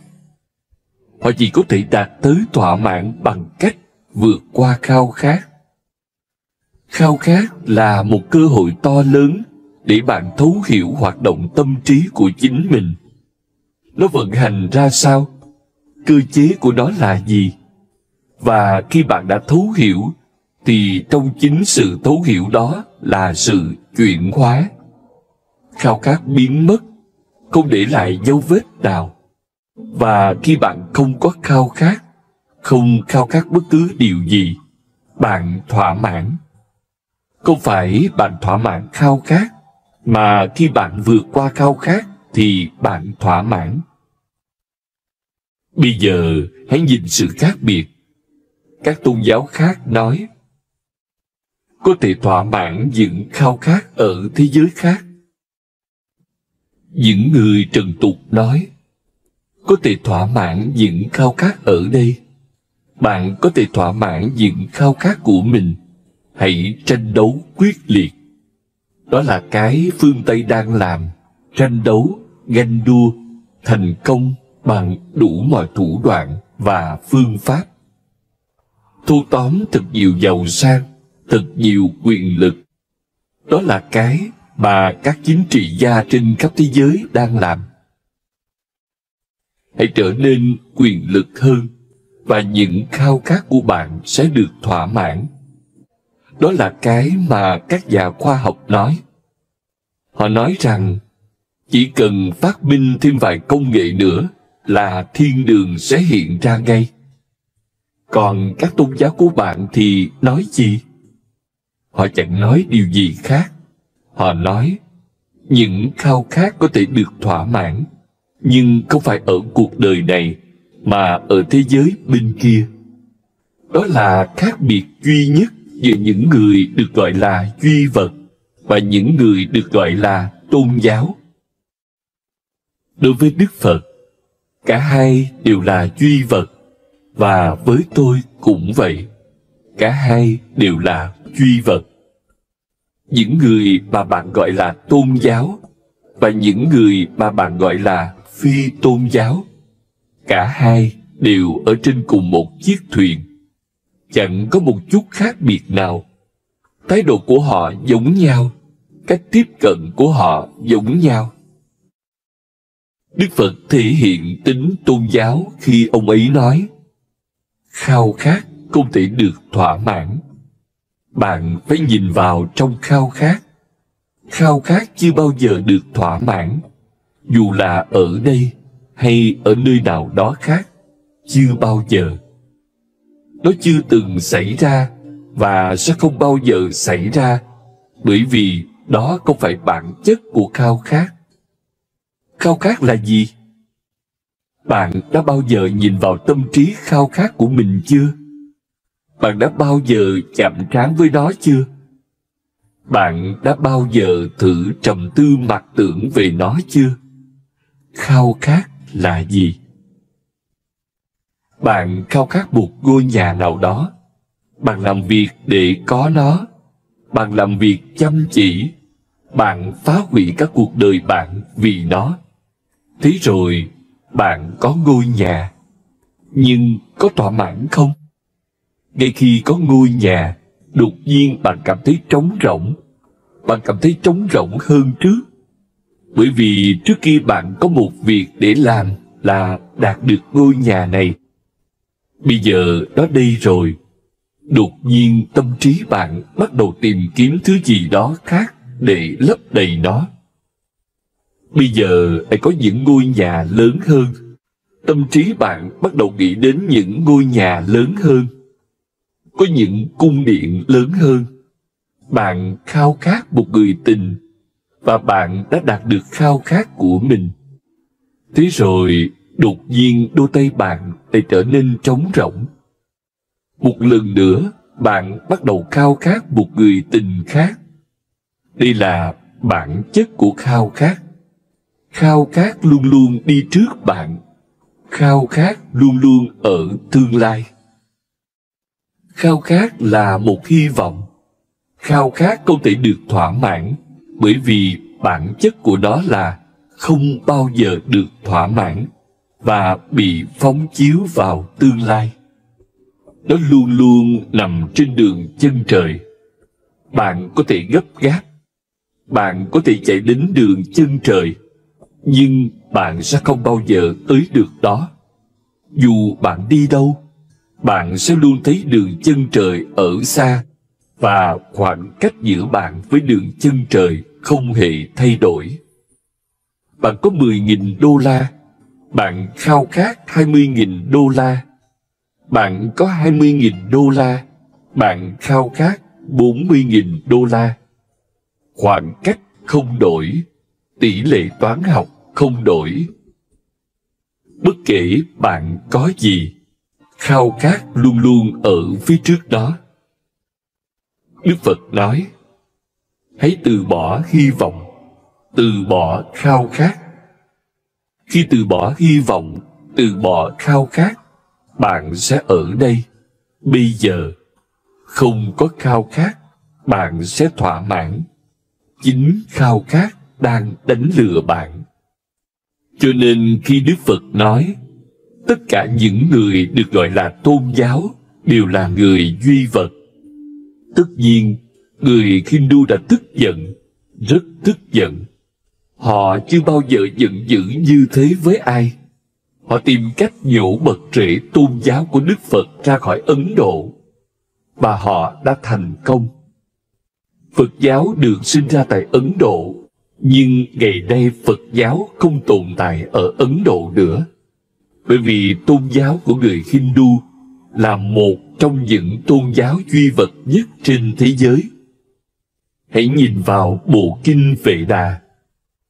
Tất cả lời cầu nguyện, tất cả nghi lễ thờ phụng chỉ để yêu cầu nhiều hơn và nhiều hơn nữa từ thần linh hay từ Thượng Đế. Tất cả hy sinh là để có nhiều hơn. Mọi sự thờ phụng đều hướng về khao khát. Xin cho chúng con thêm. Xin cho chúng con nhiều vào. Mùa màng tốt hơn, mưa tốt hơn, nhiều tiền hơn, nhiều sức khỏe hơn, nhiều kiếp sống hơn, nhiều tuổi thọ hơn. Xin cho chúng con thêm nữa. Kinh Vệ Đà chẳng là gì ngoài những khao khát được phóng to và đôi khi xấu xí. Trong Kinh Vệ Đà, các hiền nhân không chỉ cầu nguyện xin cho chúng con thêm, mà họ còn cầu nguyện xin đừng cho kẻ thù của chúng con. Xin cho bò của con nhiều sữa hơn, nhưng hãy cho bò của kẻ thù chết đi hoặc mất sữa. Kiểu tôn giáo gì đây? Thậm chí gọi nó là tôn giáo còn có vẻ lố bịch. Nếu đây là tôn giáo, thế thì cái gì là duy vật? Chính Đức Phật đã đi đến gặp nhiều bậc thầy khi ông ấy còn đang tìm kiếm. Nhưng rồi ông ấy đều trở về tay trắng, bởi vì ông ấy không thể gặp được ai thấu hiểu bản chất của khao khát. Chính họ còn đang khao khát. Tất nhiên rồi, khao khát của họ được phóng chiếu vào tương lai xa xôi, kiếp sống khác. Nhưng đối tượng của khao khát thì không đổi, tâm trí khao khát thì không đổi. Vấn đề chỉ là thời gian. Một số người khao khát có được nhiều thứ trước khi chết. Một số người khao khát có được nhiều thứ sau khi chết. Nhưng thế thì có gì khác biệt? Chẳng có khác biệt nào cả. Họ khao khát cùng những thứ giống nhau. Họ đều khao khát. Khao khát là như nhau. Đức Phật đã đến gặp nhiều vị thầy và đều thất bại. Ông ấy không thể thấy tôn giáo nở hoa, trổ bông ở bất cứ đâu. Tất cả bọn họ đều là những người duy vật. Họ là những nhà khổ tu vĩ đại. người nhịn ăn hàng tháng trời, người đứng hàng tháng trời, người không ngủ hàng năm trời. Và họ chỉ như những bộ xương. Bạn không thể gọi họ là trần tục và duy vật nếu bạn nhìn vào thân xác họ. Nhưng nhìn vào tâm trí họ, hỏi họ: tại sao ông nhịn ăn? Tại sao ông cố gắng nhiều thế? Vì cái gì? Thì khao khát xuất đầu lộ diện để đạt tới thiên đường, tới cõi trời, để có sự hài lòng vĩnh cửu ở thế giới bên kia. Hãy lắng nghe logic của họ, và tất cả họ đều sẽ nói: ở đây mọi thứ là phù du, cuộc sống này là tạm thời. Ngay cả nếu bạn đạt được thứ gì đó, thì tất cả cũng sẽ bị lấy đi khi bạn chết. Vậy có tác dụng gì? Cuộc sống này không phải là vĩnh hằng. Chúng tôi đang tìm kiếm điều gì đó sẽ tồn tại mãi mãi. Chúng tôi theo đuổi sự bất tử. Chúng tôi theo đuổi sự hài lòng tuyệt đối. Những người đang chạy theo những khao khát ở đây, trong cuộc đời này, là những kẻ ngốc. Bởi vì cái chết sẽ lấy đi mọi thứ. Bạn tích lũy giàu sang, nhưng khi chết, tất cả bị bỏ lại phía sau. Chúng tôi tìm kiếm kho báu nào đó mà chúng tôi có thể mang theo mình và không bao giờ bị mất, không bao giờ bị ăn trộm. Không chính phủ nào có thể đánh thuế, không ai có thể lấy nó đi, kể cả cái chết. Bạn gọi những người này là có tính tôn giáo ư? Họ thậm chí còn có vẻ trần tục hơn cả những người được gọi là trần tục. Họ duy vật hơn cả những người duy vật. Tất nhiên, duy vật của họ được mặc quần áo để cải trang. Duy vật của họ có hương vị của tâm linh, nhưng nó là một sự lừa gạt. Đức Phật đã không bị lừa. Ông ấy có thể nhìn thông suốt, và ông ấy có thể luôn luôn thấy rằng khao khát có đó. Nếu khao khát ở đó, thì bạn là một người duy vật và bạn trần tục. Cho nên ông ấy không thuyết giáo về thiên đường nào đó cho bạn. Ông ấy không tin vào thiên đường nào cả. Không phải ông ấy không tin vào phúc lạc. Không, ông ấy tin vào phúc lạc. Nhưng đó không phải là một niềm tin. Khi tất cả thiên đường mất đi, khi tất cả khao khát rơi rụng, đột nhiên bản chất tận cùng của bạn là phúc lạc. Để có nó, không cần thứ gì cả, không cần đức hạnh, không cần khổ hạnh, không cần hy sinh, chỉ thấu hiểu là đủ. Con đường của Đức Phật là con đường của sự thấu hiểu. Và thứ ba, ông ấy không tin vào linh hồn, không thượng đế, không thiên đường, không linh hồn. Bây giờ, điều này dường như là rất khó. Chúng ta có thể chấp nhận rằng không có thượng đế. Có lẽ đó chỉ là một sự phóng chiếu. Ai đã nhìn thấy? Chúng ta có thể chấp nhận rằng không có thiên đường.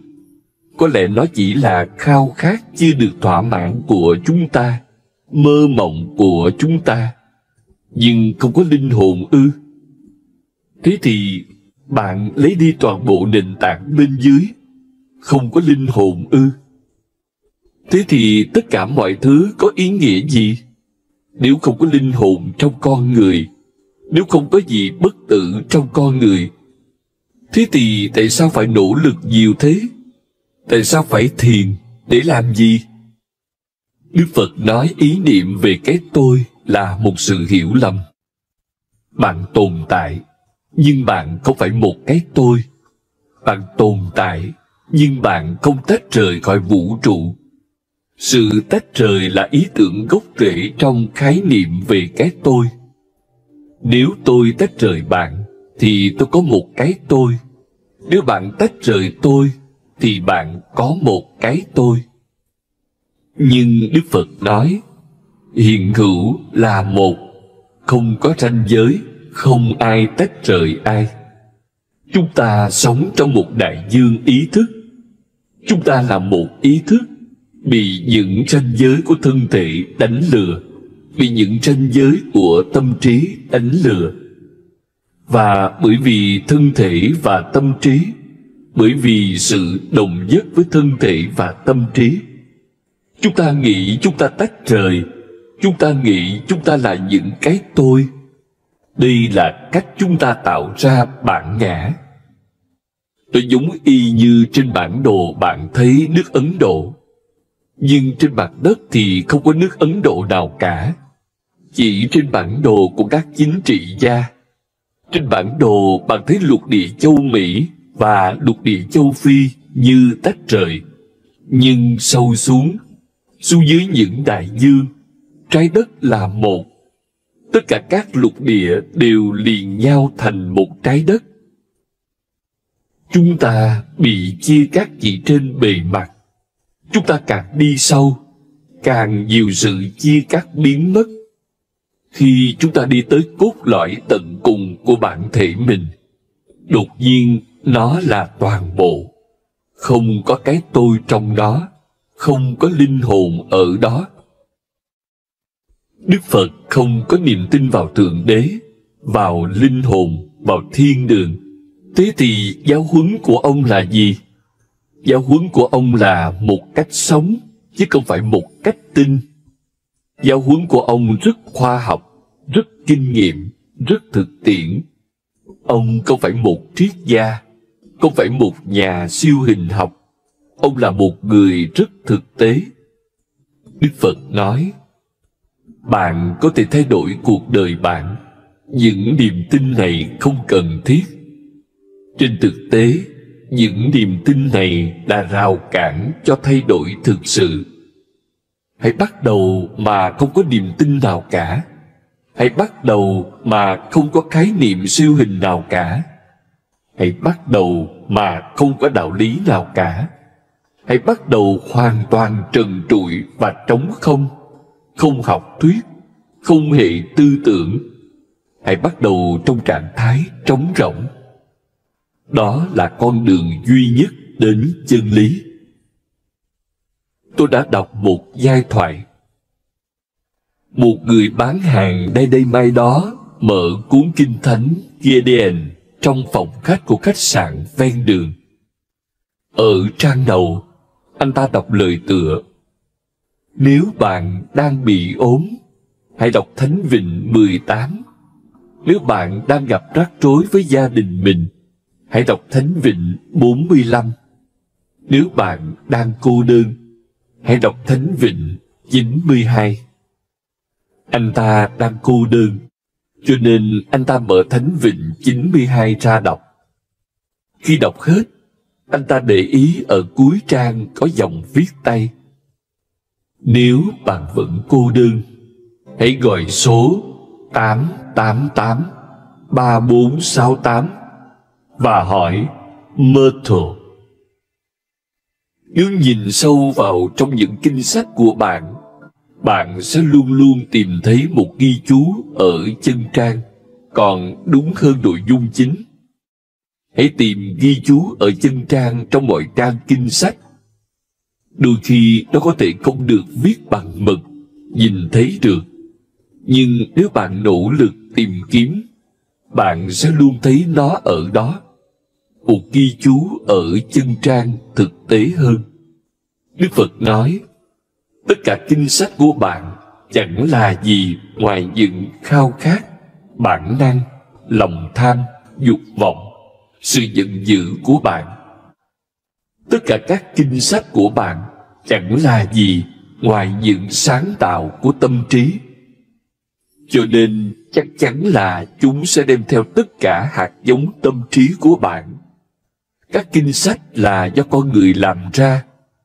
Đó là lý do tại sao các tôn giáo luôn nỗ lực chứng tỏ rằng kinh sách của họ ít nhất không phải do con người làm ra.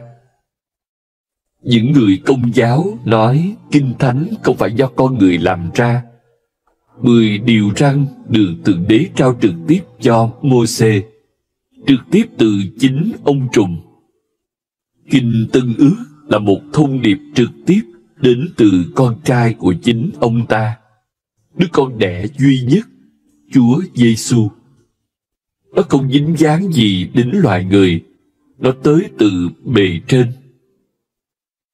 Người Hindu giáo nói rằng bộ kinh Vệ Đà không phải con người làm ra, chúng là do Thượng Đế làm ra. Và cùng câu chuyện đó tiếp tục được lặp đi lặp lại. Người Hồi giáo nói kinh Koran giáng xuống Mohammed từ cõi trời bên trên. Tại sao các tôn giáo này nhấn mạnh rằng kinh sách của họ, và đặc biệt chỉ kinh sách của họ chứ không của ai khác? Người Hồi giáo không sẵn sàng chấp nhận bộ kinh Vệ Đà do Thượng Đế làm ra, cũng như người Hindu không sẵn sàng chấp nhận kinh Koran do Thượng Đế làm ra. Chỉ có bộ kinh Vệ Đà của họ do Thượng Đế làm ra, còn mọi thứ khác do con người chế tạo ra. Sự nhấn mạnh này là sao? Bởi vì họ nhận thức được rằng cái gì con người tạo ra sẽ có dấu vết của tâm trí con người và khao khát con người. Đức Phật nói rằng tất cả kinh sách đều do con người làm ra, và ông ấy đúng. Ông hoàn toàn không phải một người cuồng tín. Ông không thuộc về quốc gia nào, và ông không thuộc về chủng tộc nào. Ông không thuộc về tôn giáo nào, môn phái nào. Ông ấy đơn giản là một tia sáng chiếu lên chính mình. Và bất cứ điều gì ông ấy đã nói đều là tuyên bố thuần khiết nhất về chân lý từng được đưa ra. Một người bạn đã gửi cho tôi giai thoại đẹp đẽ này. Một trong các thủ lĩnh tôn giáo ở Ireland được các môn đồ yêu cầu lựa chọn một nơi phù hợp để an táng và tưởng niệm thi hài của ông ta. Một cuộc thánh chiến đang được khởi động và mạng sống của ông ta bị đe dọa.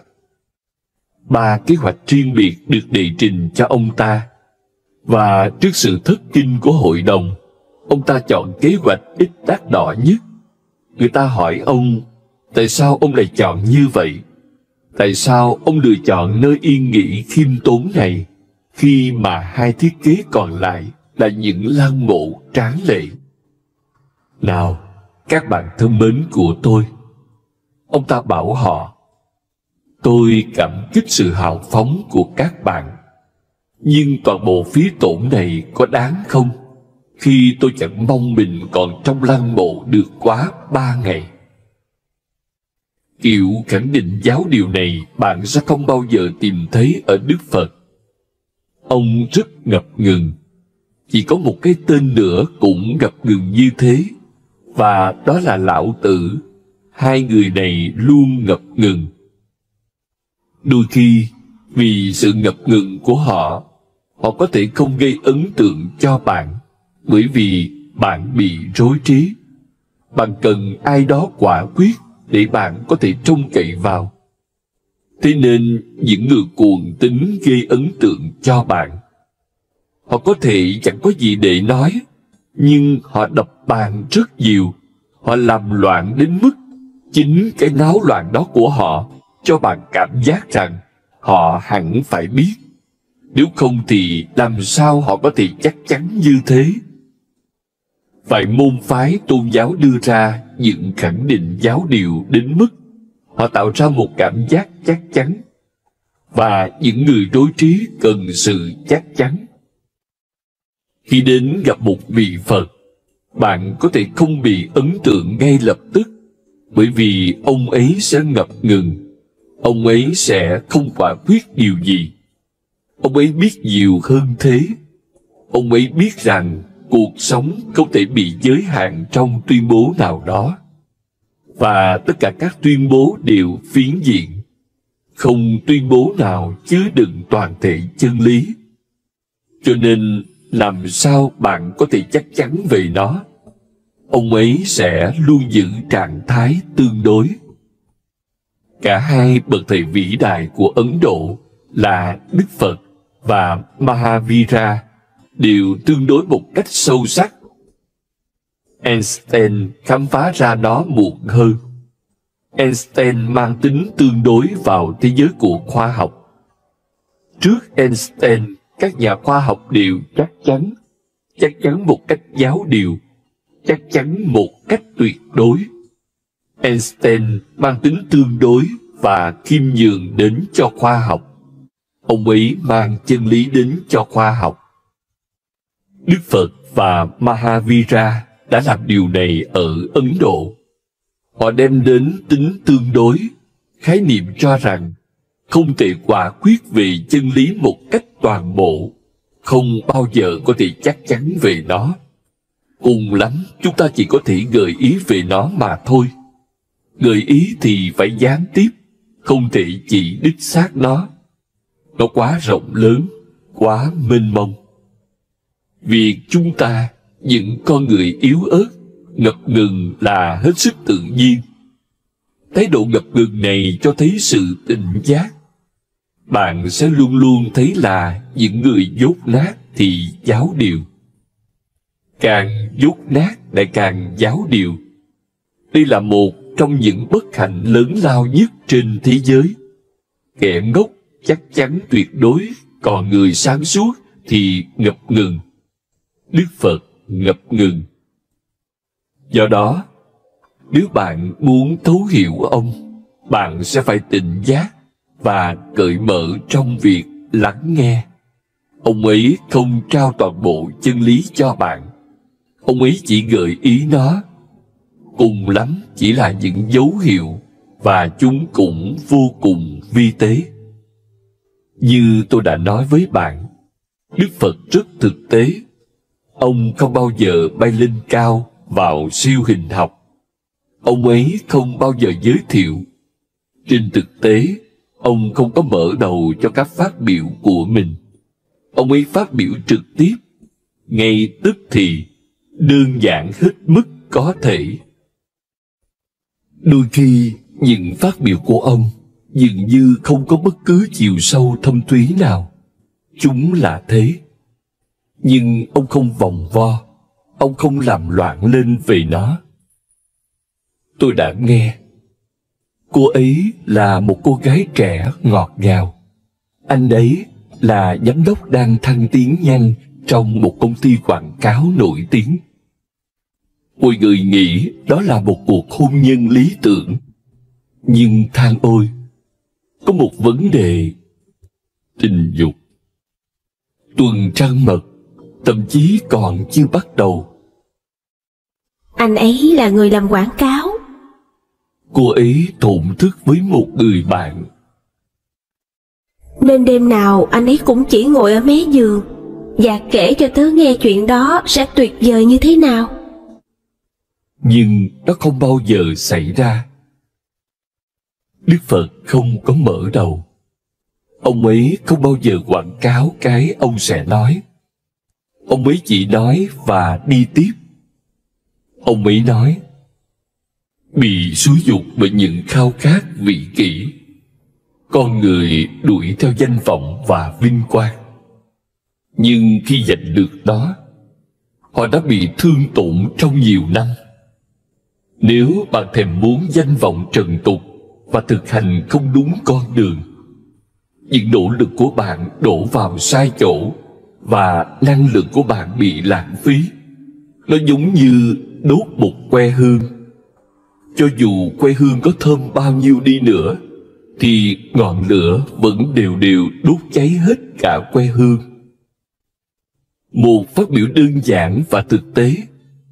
Bị xúi dục bởi những khao khát vị kỷ, con người theo đuổi danh vọng và vinh quang. Khao khát vị kỷ là gì? Theo cách diễn đạt của Phật giáo, khao khát vị kỷ là thứ dựa trên cái tôi. Thông thường, chúng ta nói một khao khát là vị kỷ nếu nó chống lại người khác. Bạn không quan tâm đến người khác. ngay cả khi nó gây hại cho người khác, bạn vẫn tiếp tục thỏa mãn khao khát của mình. Mọi người nói bạn vị kỷ bởi vì bạn không quan tâm đến người khác, bạn không suy xét cho người khác.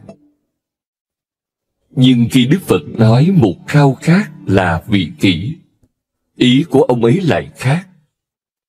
Ông ấy nói, nếu một khao khát dựa trên ý tưởng cái tôi, thì nó là vị kỷ. Chẳng hạn, bạn ủng hộ tiền 1 triệu đô la vì động cơ tốt đẹp nào đó để xây dựng bệnh viện hay mở trường học, hoặc phân phát lương thực cho người nghèo, hoặc gửi thuốc men tới những vùng nghèo khó của đất nước. Không ai gọi đó là một khao khát vị kỷ. Đức Phật sẽ gọi nó là khao khát vị kỷ nếu có sự thúc đẩy nào đó của cái tôi. Nếu bạn nghĩ ủng hộ 1 triệu đô la là bạn đang kiếm được chút đức hạnh và sẽ được tưởng thưởng trên cõi trời, thì nó là một khao khát vị kỷ. Nó có thể chẳng làm hại ai, không hề. Trên thực tế, mọi người sẽ cảm kích. Người ta sẽ nói bạn vĩ đại, tôn giáo, đức hạnh, một con người đầy lòng nhân từ, tình yêu thương, lòng trắc ẩn, sự đồng cảm. Nhưng Đức Phật sẽ nói, điều duy nhất xác định một khao khát vị kỷ hay không là động cơ của nó. Nếu bạn đóng góp mà không có động cơ nào, thế thì nó không vị kỷ. Nếu có bất kỳ động cơ nào ẩn giấu đâu đó, dù có ý thức hay không có ý thức, nếu bạn sẽ kiếm được cái gì đó từ nó, ở đây hay sau này, thì nó là một khao khát vị kỷ. Cái gì tới từ cái tôi thì là một khao khát vị kỷ. Cái gì tới như là một phần của bản ngã thì là một khao khát vị kỷ. Nếu bạn thiền chỉ để đạt tới cái tôi thì nó là một khao khát vị kỷ. Đức Phật đã nói với các đệ tử của mình, mỗi khi các bạn thiền, sau mỗi lần thiền, hãy dâng tất cả những gì thu được từ thiền cho vũ trụ. Nếu các bạn thấy phúc lạc, rút nó trở lại vào vũ trụ. Đừng mang nó theo như một kho báu. Nếu các bạn đang cảm thấy rất hạnh phúc, chia sẻ nó ngay lập tức. Đừng bị trói buộc vào nó. Bằng không, thiền tự nó sẽ trở thành một tiến trình mới của cái tôi. Và thiền tối thượng không phải một tiến trình của cái tôi. Thiền tối thượng là một tiến trình ngày càng làm mất đi cái tôi, trở nên không có cái tôi nữa. Nó là sự biến mất của cái tôi. Đức Phật nói, bị xúi giục bởi những khao khát vị kỷ, con người đuổi theo danh vọng và vinh quang. Nhưng khi giành được nó, họ đã bị thương tổn trong nhiều năm. Nhìn xem, bạn có thể đạt được danh vọng, vinh quang, quyền lực, uy thế, địa vị trên thế giới. Nhưng bạn đang làm gì? Bạn có nhận biết không? Bạn đang lãng phí một cơ hội to lớn vì một thứ hoàn toàn vô nghĩa. Bạn đang thu thập rác rưởi và phá hủy thời gian của chính mình, năng lượng cuộc sống của chính mình. Ông ấy nói, nếu bạn thèm muốn danh vọng trần tục và thực hành không đúng con đường, Đức Phật luôn luôn gọi tôn giáo của mình là con đường. Dhamma chỉ là con đường. Ông ấy nói, đừng quan tâm đích đến sẽ tự lo. Bạn chỉ đi theo con đường, thậm chí không có động cơ đạt tới đích đến nào đó, mà chỉ hoàn toàn xuất phát từ niềm vui sướng của thiền, của cầu nguyện, của yêu thương, của lòng trắc ẩn, của sẻ chia. Bằng chính niềm vui sướng ấy, các bạn thực hành con đường. Không phải bạn đang gặt hái lợi ích nào từ nó. Đừng biến nó thành một việc kinh doanh. Cuộc sống đang trôi qua, trong từng khoảnh khắc. Lại có một khoảnh khắc quý báu ra đi, và không thể đòi lại được. Đức Phật nói, đừng lãng phí nó vào những điều ngu xuẩn. Danh vọng là ngu xuẩn. Nó vô vị, vô nghĩa. Ngay cả khi cả thế giới biết đến bạn, thì làm sao việc này lại khiến bạn giàu có hơn? Làm sao việc này lại khiến cuộc đời bạn phúc lạc hơn? Làm sao việc này lại giúp bạn thấu hiểu nhiều hơn, nhận biết hơn, tỉnh giác hơn, sống động hơn? Nếu bạn đang không thực hành đúng con đường, ông ấy nói, những nỗ lực của bạn đổ vào sai chỗ và năng lượng của bạn bị lãng phí. Nó giống như đốt một que hương. Cho dù que hương có thơm bao nhiêu đi nữa, thì ngọn lửa vẫn đều đều đốt cháy hết cả que hương. Cuộc sống là thế. Một khoảnh khắc đều đang cháy. Bạn luôn luôn ở trên đài hỏa táng, bởi vì mỗi khoảnh khắc cái chết lại đang tới gần hơn. Mỗi khoảnh khắc bạn lại đang sống ít hơn và chết nhiều hơn. Cho nên trước khi cơ hội này bị bỏ lỡ, Đức Phật nói, hãy đạt tới trạng thái không có cái tôi. Thế thì sẽ không có cái chết. Thế thì sẽ không có khổ đau. Và thế thì sẽ không có thèm muốn không dứt về danh vọng, quyền lực, uy thế. Trên thực tế, bạn càng trống rỗng bên trong, bạn càng tìm kiếm danh vọng. Nó là một dạng thay thế. Bạn càng nghèo nàn bên trong, bạn càng tìm kiếm sự giàu sang. Nó là một sự thay thế để lấp đầy bạn bằng cái gì đó. Tôi quan sát điều này mỗi ngày. Mỗi khi người ta gặp rắc rối trong tình yêu, họ ngay lập tức ăn quá nhiều.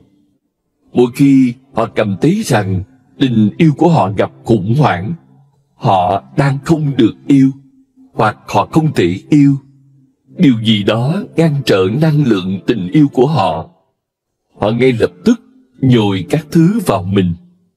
Họ bắt đầu ăn. Tại sao? Họ đang làm gì với thức ăn? Họ cảm thấy trống rỗng, và sự trống rỗng đó làm họ sợ hãi. Bằng cách nào đó, họ phải nhồi nhét nó bằng thức ăn. Nếu bạn đang cảm thấy hạnh phúc ở bên trong, bạn sẽ chẳng quan tâm đến danh vọng. Chỉ những người không hạnh phúc mới quan tâm đến danh vọng. Ai lại đi bận tâm xem người khác biết tới bạn hay không, nếu bạn đã biết chính mình? Nếu bạn biết chính mình, biết bạn là ai, thế thì chẳng cần thiết. Nhưng khi bạn không biết bạn là ai, bạn sẽ muốn mọi người biết. Bạn muốn mọi người biết bạn là ai. Bạn sẽ thu thập ý kiến. Bạn sẽ thu thập các ý tưởng của mọi người.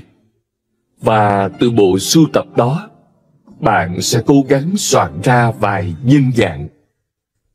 Vâng, tôi là người này. Người ta bảo tôi rằng tôi thông minh. Vậy thì tôi hẳn là thông minh. Bạn không chắc chắn. Nếu bạn chắc chắn, tại sao phải quan tâm tới cái người ta nói hoặc không nói? Bạn nhìn vào mắt người khác để thấy khuôn mặt mình.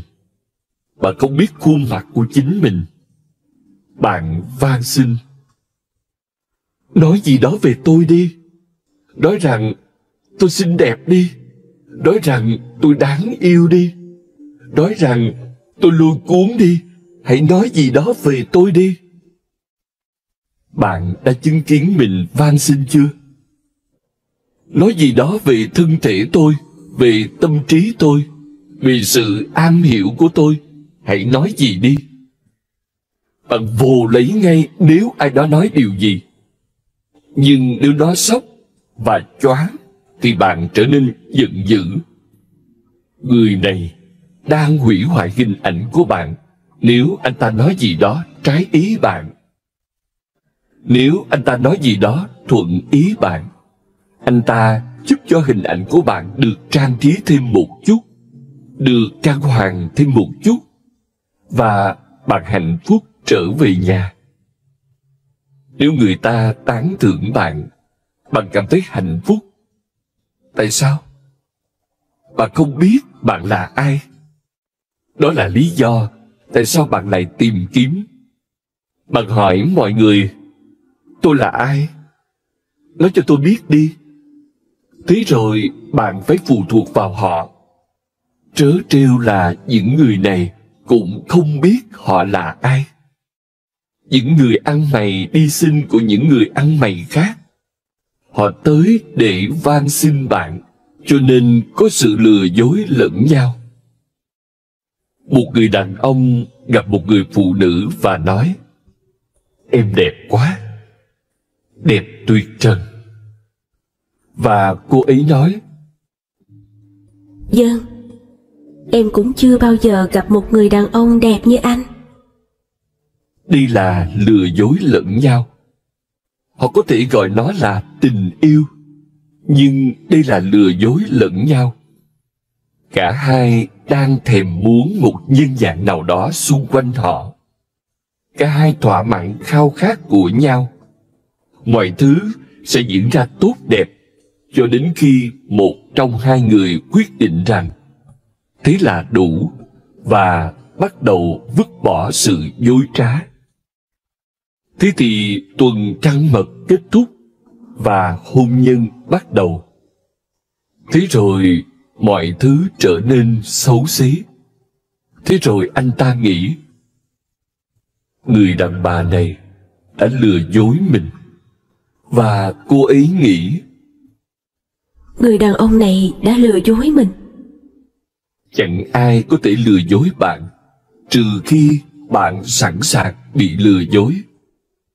Hãy nhớ lấy, không ai lừa dối được ai, trừ khi họ sẵn sàng để bị lừa dối, chờ đợi để bị lừa dối. Bạn không thể lừa dối được một người biết chính mình, bởi vì chẳng có cách nào cả. Nếu bạn nói điều gì đó, anh ta sẽ cười. Anh ta sẽ nói, đừng lo lắng về chuyện đó, tôi đã biết tôi là ai. Anh có thể bỏ qua chủ đề đó và tiếp tục với điều anh phải nói. Đừng quan tâm đến tôi biết tôi là ai rồi. Một khi bên trong bạn, sự sống vốn đã phong phú, bạn sẽ không tìm kiếm giàu sang, bạn sẽ không tìm kiếm quyền lực. Các nhà tâm lý học đã nhận thức được rằng, khi con người bắt đầu bị mất năng lực tình dục, họ bắt đầu tìm kiếm các biểu tượng thể hiện tình dục để bù vào. Nếu một người bị mất năng lực tình dục, thì anh ta có thể tìm cách có được chiếc xe hơi lớn nhất. Đó là biểu tượng thể hiện sức mạnh trong tình dục. Anh ta muốn có chiếc xe hơi mạnh mẽ nhất thế giới. Sức mạnh của anh ta đã mất. Năng lượng tình dục của anh ta đã ra đi. Và anh ta muốn một sự thay thế. Trong lúc đẩy chiếc xe hơi của mình lên tốc độ tối đa, anh ta cảm thấy sảng khoái, như thể anh ta đang làm tình với người phụ nữ của mình. Tốc độ sẽ cho anh ta sức mạnh. Anh ta sẽ đồng nhất mình với chiếc xe. Các nhà tâm lý học đã quan sát hiện tượng này suốt nhiều năm. Họ thấy rằng những người có một mặc cảm thấp kém nào đó luôn luôn trở nên tham vọng. Trên thực tế, hầu như không ai tham gia vào hoạt động chính trị, trừ khi anh ta bắt rễ sâu trong một mặc cảm thấp kém. Các chính trị gia về căn bản là những người mang trong mình những mặc cảm thấp kém. Họ phải chứng tỏ sự ưu trội của mình theo cách nào đó. Nếu không, họ sẽ không thể sống với mặc cảm thấp kém của mình. Điều tôi đang cố gắng chỉ ra là bạn thiếu cái gì ở bên trong, bạn sẽ cố gắng tích lũy điều gì đó ở bên ngoài như một sự thay thế. Nếu bạn không bỏ lỡ cuộc sống ở bên trong, bạn là đủ với chính mình. Và chỉ khi ấy bạn mới đẹp đẽ, và chỉ khi ấy bạn mới tồn tại. Đức Phật nói, con người trung thành với những sở hữu trần tục và những đam mê vị kỷ mù quáng đến mức hy sinh mạng sống của chính họ cho chúng. Họ giống như một đứa trẻ cố gắng ăn một chút mật ong dính trên lưỡi một con dao. Lượng mật ong không bao giờ đủ để làm khuây khỏa cơn thèm ăn của nó, nhưng có nguy cơ nó sẽ làm lưỡi mình bị thương. Trong cuộc sống này, chẳng có gì đủ để thỏa mãn khao khát của bạn, thỏa mãn cơn thèm ăn của bạn. Thế giới này là một thế giới mộng tưởng, chẳng có gì có thể thỏa mãn, bởi vì chỉ có hiện thực mới có thể thỏa mãn. Bạn đã bao giờ quan sát chưa? Trong một giấc mơ, bạn cảm thấy đói giữa đêm. Trong mơ, bạn đi đến tủ lạnh và ăn thỏa thích. Tất nhiên, nó có ích theo một cách nào đó. Nó không quấy rầy giấc ngủ của bạn. Nếu không, cơn đói sẽ không cho bạn ngủ. Bạn sẽ phải thức dậy. Giấc mơ tạo ra một sự thay thế. Bạn tiếp tục ngủ. Bạn cảm thấy, tôi đã ăn đủ rồi. Bạn đã đánh lừa cơ thể mình. Giấc mơ là một sự lừa gạt. Sáng ra, bạn sẽ ngạc nhiên, bạn vẫn đói, bởi vì một bữa tiệc trong mơ thì chẳng khác gì nhịn ăn. Yến tiệc và nhịn ăn, cả hai đều giống nhau trong mơ. Bởi vì giấc mơ không có thật. Nó không thể thỏa mãn cơn đói của bạn. Để dập tắt cơn khát thực thì ta cần đến nước thực. Để thỏa mãn bạn, cần đến một thực tại ngoài đời. Đức Phật nói, bạn cứ tiếp tục nhận lấy rủi ro làm bị thương chính mình, nhưng không có sự thỏa mãn nào phát sinh từ cuộc sống này. Có lẽ ở đây đó bạn nếm được vị ngọt của mật ong, nhưng nó nguy hiểm và không thỏa mãn. Và mật ong dính trên lưỡi dao, có quá nhiều nguy cơ bạn sẽ làm lưỡi mình bị thương. Hãy nhìn vào những người già. Bạn sẽ không tìm thấy thứ gì khác ngoài những vết thương. Toàn bộ bản thể họ chẳng là gì ngoài những vết thương và ung loét. Khi một người chết đi, bạn không nhìn thấy những bông hoa nở trong bản thể của ông ta, mà bạn chỉ thấy những vết thương đang bốc mùi. Nếu một người đã sống và không bị những giấc mơ cùng những khao khát hão huyền của mình đánh lừa, thì càng già đi, ông ta càng trở nên đẹp đẽ. Trong cái chết của mình, ông ta sẽ thật hùng vĩ. Đôi khi bạn có thể đi qua một người già mà tuổi già của ông ta còn đẹp đẽ hơn tuổi trẻ. Thế thì hãy quỳ xuống trước ông già đó.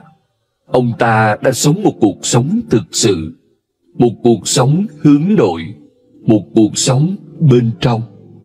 Bởi vì nếu sống thực sự thì bạn sẽ ngày càng trở nên đẹp đẽ hơn, và một sự cao quý sẽ bắt đầu đến với bạn. Một sự ân sủng. Điều gì đó của cái không biết bắt đầu trú ngụ xung quanh bạn. Bạn trở thành nơi trú ngụ của cái vô hạn, cái vĩnh cửu. Đó là bởi cuộc sống là một sự tiến hóa. Nếu bạn không còn trẻ và trở nên xấu xí, điều đó đơn giản nghĩa là ở thời thanh xuân bạn đã nếm mật ong trên quá nhiều con dao. Bạn đã bị tổn thương. Giờ đây, bạn sẽ chịu đựng những vết thương. Tuổi già trở thành một nỗi đau ghê gớm. Và cái chết thì hiếm khi đẹp đẽ. Bởi vì hiếm có người nào thực sự sống. Nếu một người thực sự sống như đốm lửa cháy từ đầu đến cuối, thì cái chết của ông ta sẽ là một hiện tượng phi thường, một vẻ đẹp tuyệt mỹ. Khi ông ta chết, bạn sẽ thấy cuộc đời ông ta rực hồng cực độ. Vào khoảnh khắc cuối cùng, ông ta sẽ trở thành như một ngọn lửa. Cả cuộc đời ông ta sẽ trở thành một hương thơm đậm đặc vào khoảnh khắc đó. Một sự chói sáng vĩ đại sẽ xuất hiện trong bản thể của ông ta. Trước khi ông ta rời đi, ông ta sẽ để lại phía sau mình một hồi ức. Đó là điều đã xảy ra khi Đức Phật rời bỏ thế giới. Đó là điều đã xảy ra khi Mahavira rời bỏ thế giới. Chúng ta đã không quên được họ, không phải vì họ là những chính trị gia vĩ đại hay những người quyền lực. Họ chẳng là ai cả. Nhưng chúng ta không thể quên họ. Quên họ là điều bất khả thi. Về mặt lịch sử thì họ chẳng làm gì. Chúng ta gần như có thể bỏ họ khỏi lịch sử. Chúng ta loại họ ra ngoài lịch sử mà chẳng mất gì. Trên thực tế, họ không bao giờ hiện diện trong dòng lịch sử chính thống. Họ ở bên rìa của nó, nhưng quên họ là điều bất khả thi. Những khoảnh khắc cuối cùng của họ đã để lại một vầng hào quang cho loài người. Ánh sáng rực rỡ cuối cùng của họ đã cho chúng ta thấy những khả năng của chính chúng ta, những tiềm năng vô tận của chúng ta. Thấy và tin. Đức Phật nói đi nói lại với các đệ tử của ông: Ihipasiko, hãy đến và nhìn. Họ là những người khoa học. Phật giáo là tôn giáo khoa học trên trái đất, cho nên nó đang mở rộng trên thế giới mỗi ngày. Khi thế giới trở nên thông minh hơn, Đức Phật sẽ trở nên ngày một quan trọng. Chắc chắn là như vậy. Khi ngày càng có nhiều người đến để biết về khoa học, Đức Phật sẽ có sức dẫn dụ to lớn. Bởi vì ông ấy sẽ thuyết phục tâm trí khoa học. Bởi vì ông ấy nói: những điều tôi đang nói có thể được thực hành. Và tôi không bảo bạn hãy tin nó. Tôi bảo hãy thí nghiệm nó, trải nghiệm nó. Và chỉ khi bạn tự mình cảm nhận được thì hãy tin nó. Nếu không thì không cần thiết phải tin.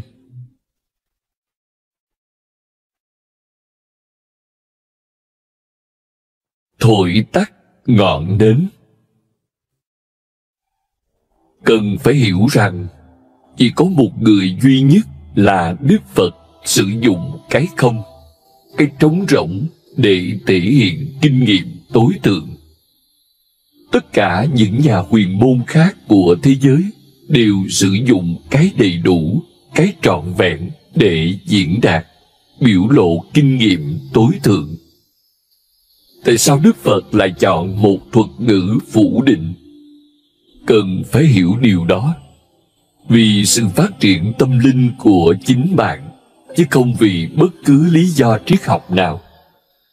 Tôi không phát biểu vì những lý do triết học. Tôi phát biểu chỉ khi tôi nhận thấy có những mối liên quan đến hiện hữu. Ý niệm về cái đầy đủ, ý niệm về Thượng Đế, ý niệm về cái hoàn hảo, ý niệm về cái tuyệt đối, ý niệm về cái tối thượng. Tất cả đều là những thuật ngữ khẳng định. Và Đức Phật đã ngạc nhiên khi quan sát sự láu cá của tâm trí con người. Những nhà huyền môn ngây thơ đã sử dụng các từ khẳng định bởi vì đó là kinh nghiệm của họ. Sao phải quan tâm đến khổ đau? Điều đã không còn nữa. Sao không nói điều gì đó về cái ngay bây giờ? Những nhà huyền môn ngây thơ đã phát biểu theo sự tồn tại của họ. Nhưng trải qua hàng thế kỷ, tâm trí xảo quyệt của con người trên khắp thế giới đã lợi dụng nó. Đối với tâm trí xảo quyệt, ý niệm về cái đầy đủ cùng những thuật ngữ khẳng định thể hiện nó trở thành một hành trình bản ngã. Tôi phải trở thành Thượng Đế. Tôi phải đạt được cái tuyệt đối. Tôi phải đạt được sự giải phóng tối thượng. Cái tôi trở thành trung tâm cho tất cả những sự khẳng định của chúng ta. Rắc rối là bạn không thể biến kinh nghiệm tối thượng thành đích đến cho bản ngã. Bản ngã là rào chắn, nó không thể trở thành cây cầu. Tất cả các thuật ngữ khẳng định đã bị sử dụng sai. Thay vì phá hủy bản ngã, chúng trở thành đồ trang trí cho bản ngã. Thượng Đế trở thành một mục đích. Bạn phải đạt được mục đích đó. Bạn trở nên vĩ đại hơn Thượng Đế. Hãy nhớ rằng, mục đích không thể vĩ đại hơn bạn. Cái đạt được không thể vĩ đại hơn người đạt được đó. Thực tế này thật dễ hiểu. Tất cả các tôn giáo đã suy sụp vì sự ngây thơ đơn giản này của các nhà huyền môn. Đức Phật là người có văn hóa nhất, có học thức nhất, phức tạp nhất, từng trở thành một nhà huyền môn. Không ai sánh được với ông trong toàn bộ lịch sử. Ông có thể thấy chỗ mà các nhà huyền môn ngây thơ đã vô tình trao cơ hội cho những tâm trí xảo quyệt lợi dụng. Ông ấy quyết định không sử dụng thuật ngữ khẳng định nào để chỉ mục đích tối thượng, nhằm phá hủy bản ngã và bất cứ khả năng nào mà bản ngã có thể lợi dụng. Ông gọi cái tối thượng là cái không, cái trống rỗng, Sunyata, con số không. Làm sao bản ngã có thể biến con số không thành một mục đích? Thượng Đế có thể được biến thành mục đích chứ không phải con số không. Ai muốn trở thành con số không chứ? Họ khiếp sợ. Mọi người đều tránh tất cả những khả năng trở thành một con số không. Nhưng Đức Phật lại biến nó thành một biểu đạt của điều tối thượng. Từ ông ấy dùng là Niết Bàn, Nirvana. Ông ấy chọn một từ vô cùng đẹp đẽ, nhưng ông ấy đã gây sốc cho tất cả các nhà tư tưởng và triết gia bằng cách chọn từ Niết Bàn làm cách biểu đạt quan trọng nhất cho kinh nghiệm tối thượng. Niết Bàn nghĩa là thổi tắt ngọn nến. Các nhà huyền môn khác đã nói rằng bạn ngập tràn ánh sáng rực rỡ, như thể hàng ngàn mặt trời thình lình cùng nhau mọc lên bên trong bạn, như thể bầu trời đầy sao giáng xuống bên trong trái tim bạn.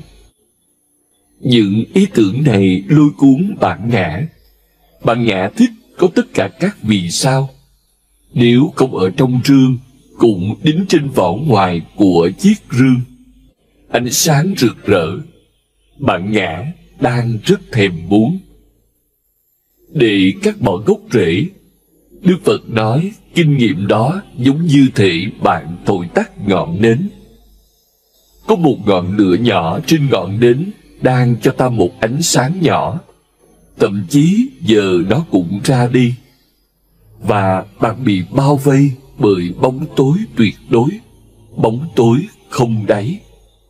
người ta từng nói với ông, nếu thầy tiếp tục thuyết giảng những điều này, sẽ không ai theo thầy nữa. Ai lại muốn bóng tối khổng lồ? Thầy điên rồi. Thầy nói rằng kinh nghiệm tối thượng là một cái chết tối thượng. Con người muốn cuộc sống vĩnh cửu, và thầy lại đang nói về cái chết tối thượng ư?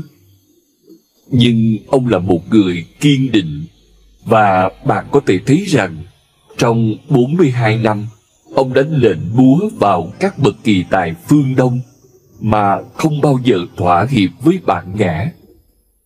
Ông cũng biết rằng cái ông gọi là bóng tối có quá nhiều ánh sáng.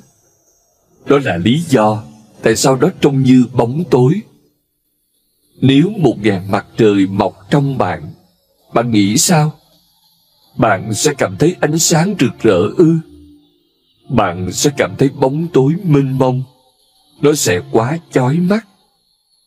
Chỉ cần nhìn vào một mặt trời trong vài giây là bạn đã cảm thấy mắt mình sắp sửa mù. Nếu 1000 mặt trời ở trong bạn, bên trong tâm trí, trải nghiệm sẽ là bóng tối chứ không phải ánh sáng. Sẽ mất một thời gian dài để bạn làm quen, để mắt bạn trở nên đủ mạnh để nhìn, chậm rãi từng chút một. Bóng tối chuyển thành ánh sáng, cái chết chuyển thành sự sống, cái trống rỗng chuyển thành cái đầy đủ. Nhưng ông ấy không bao giờ nói những điều đó. Ông ấy không bao giờ nói rằng bóng tối sẽ chuyển thành ánh sáng. Và ông ấy không bao giờ nói rằng cái chết sẽ trở thành sự hồi sinh vào một thời điểm sau đó. Bởi vì ông ấy biết bản ngã xảo quyệt như thế nào. Nếu ông ấy nói thế, bản ngã sẽ nói, thế thì chẳng vấn đề gì. Mục tiêu của chúng ta vẫn không thay đổi. Chỉ là chúng ta sẽ phải đi qua một chút đêm tối của linh hồn. Nhưng cuối cùng, chúng ta sẽ có ánh sáng rực rỡ, hàng ngàn mặt trời. Đức Phật đã phủ nhận rằng Thượng Đế tồn tại. Không phải ông chống lại Thượng Đế. Một người như Đức Phật không thể chống lại Thượng Đế.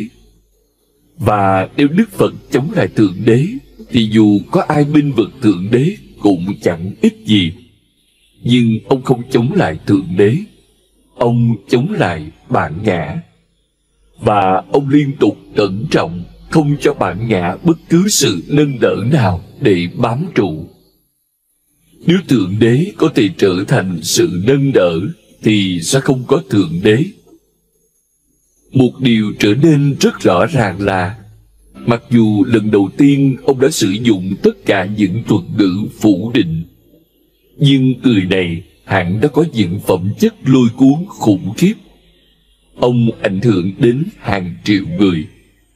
Triết lý của ông làm cho bất cứ ai nghe cũng thấy kinh hoàng.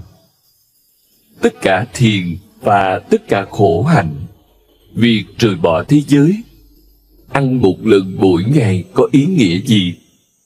Và rốt cuộc bạn đạt được cái không? Bạn trở thành con số không? Chúng ta đã tốt hơn thế rồi. Chúng ta có thể khốn khổ, nhưng ít nhất chúng ta tồn tại. Chắc chắn khi bạn là một con số không tròn trĩnh thì không thể có bất kỳ khốn khổ nào. Những con số không được biết đến như là sự khốn khổ. Nhưng lợi ích là gì? Song ông thuyết phục con người không thông qua triết lý mà thông qua cá nhân mình, thông qua sự hiện diện của mình. Ông cho con người chính sự trải nghiệm để họ có thể thấu hiểu. Thế giới là trống rỗng, bản ngã là trống rỗng, chỉ có bản thể là đầy đủ. Có rất nhiều lý do cho việc tư tưởng của Đức Phật biến mất ở Ấn Độ, nhưng đây là một trong những lý do quan trọng nhất. Trong nhiều thế kỷ trước Đức Phật, tất cả các nhà huyền môn, triết gia và nhà tiên tri Ấn Độ đã sử dụng những thuật ngữ khẳng định. Chưa ai từng nghe thấy sự phủ định. Dưới ảnh hưởng của Đức Phật, họ theo ông, nhưng khi ông qua đời, các đệ tử bắt đầu biến mất. Bởi vì đệ tử của ông vốn đã không bị thuyết phục bằng trí óc, họ bị thuyết phục bởi sự hiện diện của ông. Bởi nhìn vào mắt Đức Phật, họ có thể thấy nếu người này đang sống trong cái không và chẳng có sợ hãi nào, thì chúng tôi cũng muốn không là gì cả. Nếu trở thành con số không dẫn tới chỗ này, nếu bằng cách chẳng là gì mà những bông hoa sen này nở trong đôi mắt và vẻ duyên dáng này tuôn chảy, thì chúng tôi sẵn sàng đi với người này. Người này có phép thần thông. Nhưng chỉ mình triết lý của ông ấy sẽ không thuyết phục bạn, bởi vì nó không có sức hấp dẫn với bản ngã. Phật giáo vẫn sống ở Trung Quốc, ở Sri Lanka, ở Myanmar, ở Nhật Bản, ở Triều Tiên, ở Đông Dương, ở Indonesia, ở khắp châu Á, ngoại trừ Ấn Độ. Bởi vì những tín đồ Phật giáo đến những nơi đó đã bỏ đi các thuật ngữ phủ định. Họ bắt đầu nói bằng những thuật ngữ khẳng định. Thế rồi cái tối thượng, cái tuyệt đối, cái hoàn hảo, những thuật ngữ cũ quay trở lại. Đây là sự nhượng bộ. Theo tôi biết, Phật giáo đã chết cùng với Đức Phật. Cái tồn tại hiện nay dưới cái tên Phật giáo chẳng liên quan gì tới Đức Phật, bởi vì nó đã bỏ đi những đóng góp căn bản của ông ấy. Đó là cách tiếp cận phủ định của ông. Tôi nhận thức được cả hai truyền thống. Tôi chắc chắn ở một vị trí tốt hơn so với Đức Phật ngày trước.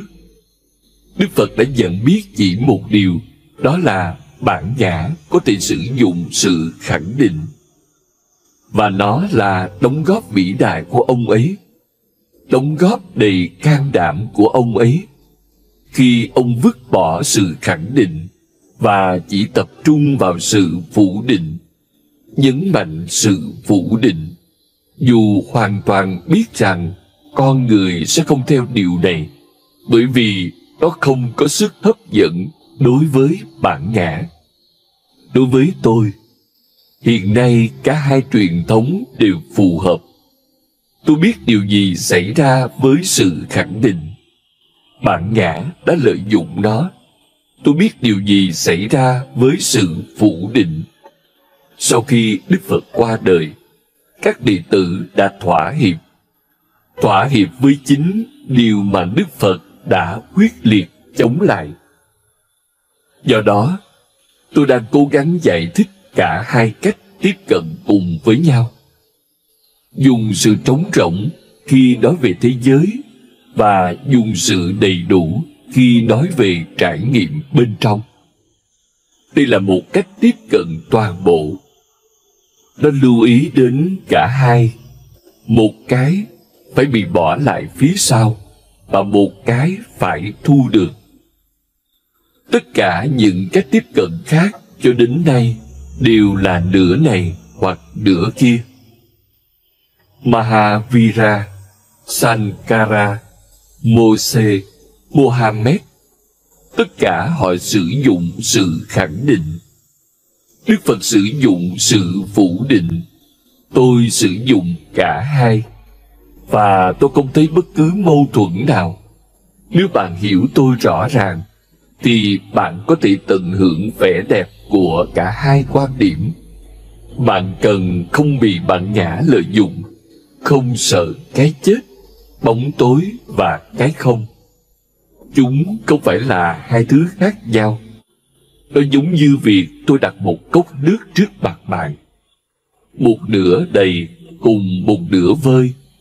Và hỏi bạn, cốc nước đó đầy hay vơi?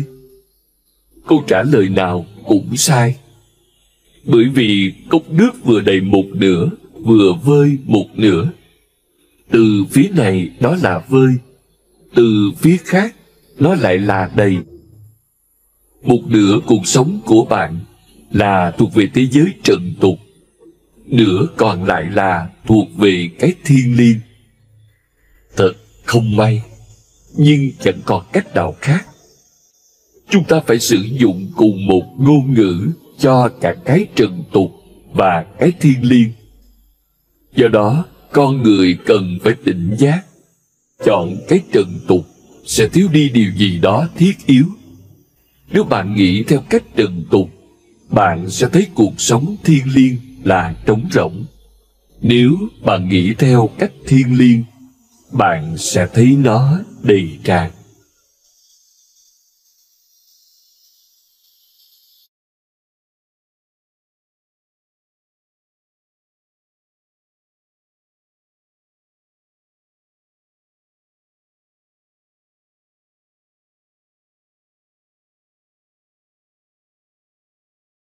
Bạn đang kinh doanh online và bạn cần một website? Với dịch vụ thiết kế web uy tín, tin cậy, quy trình làm việc chuyên nghiệp, tối ưu chi phí, MyNet tự hào phục vụ hài lòng hơn 1.200 khách hàng lớn nhỏ tại Thành phố Hồ Chí Minh và các tỉnh lân cận. Các website được thiết kế chuẩn SEO, giao diện design theo yêu cầu, hỗ trợ trên mọi thiết bị, giúp bạn khai thác tối đa thị trường online.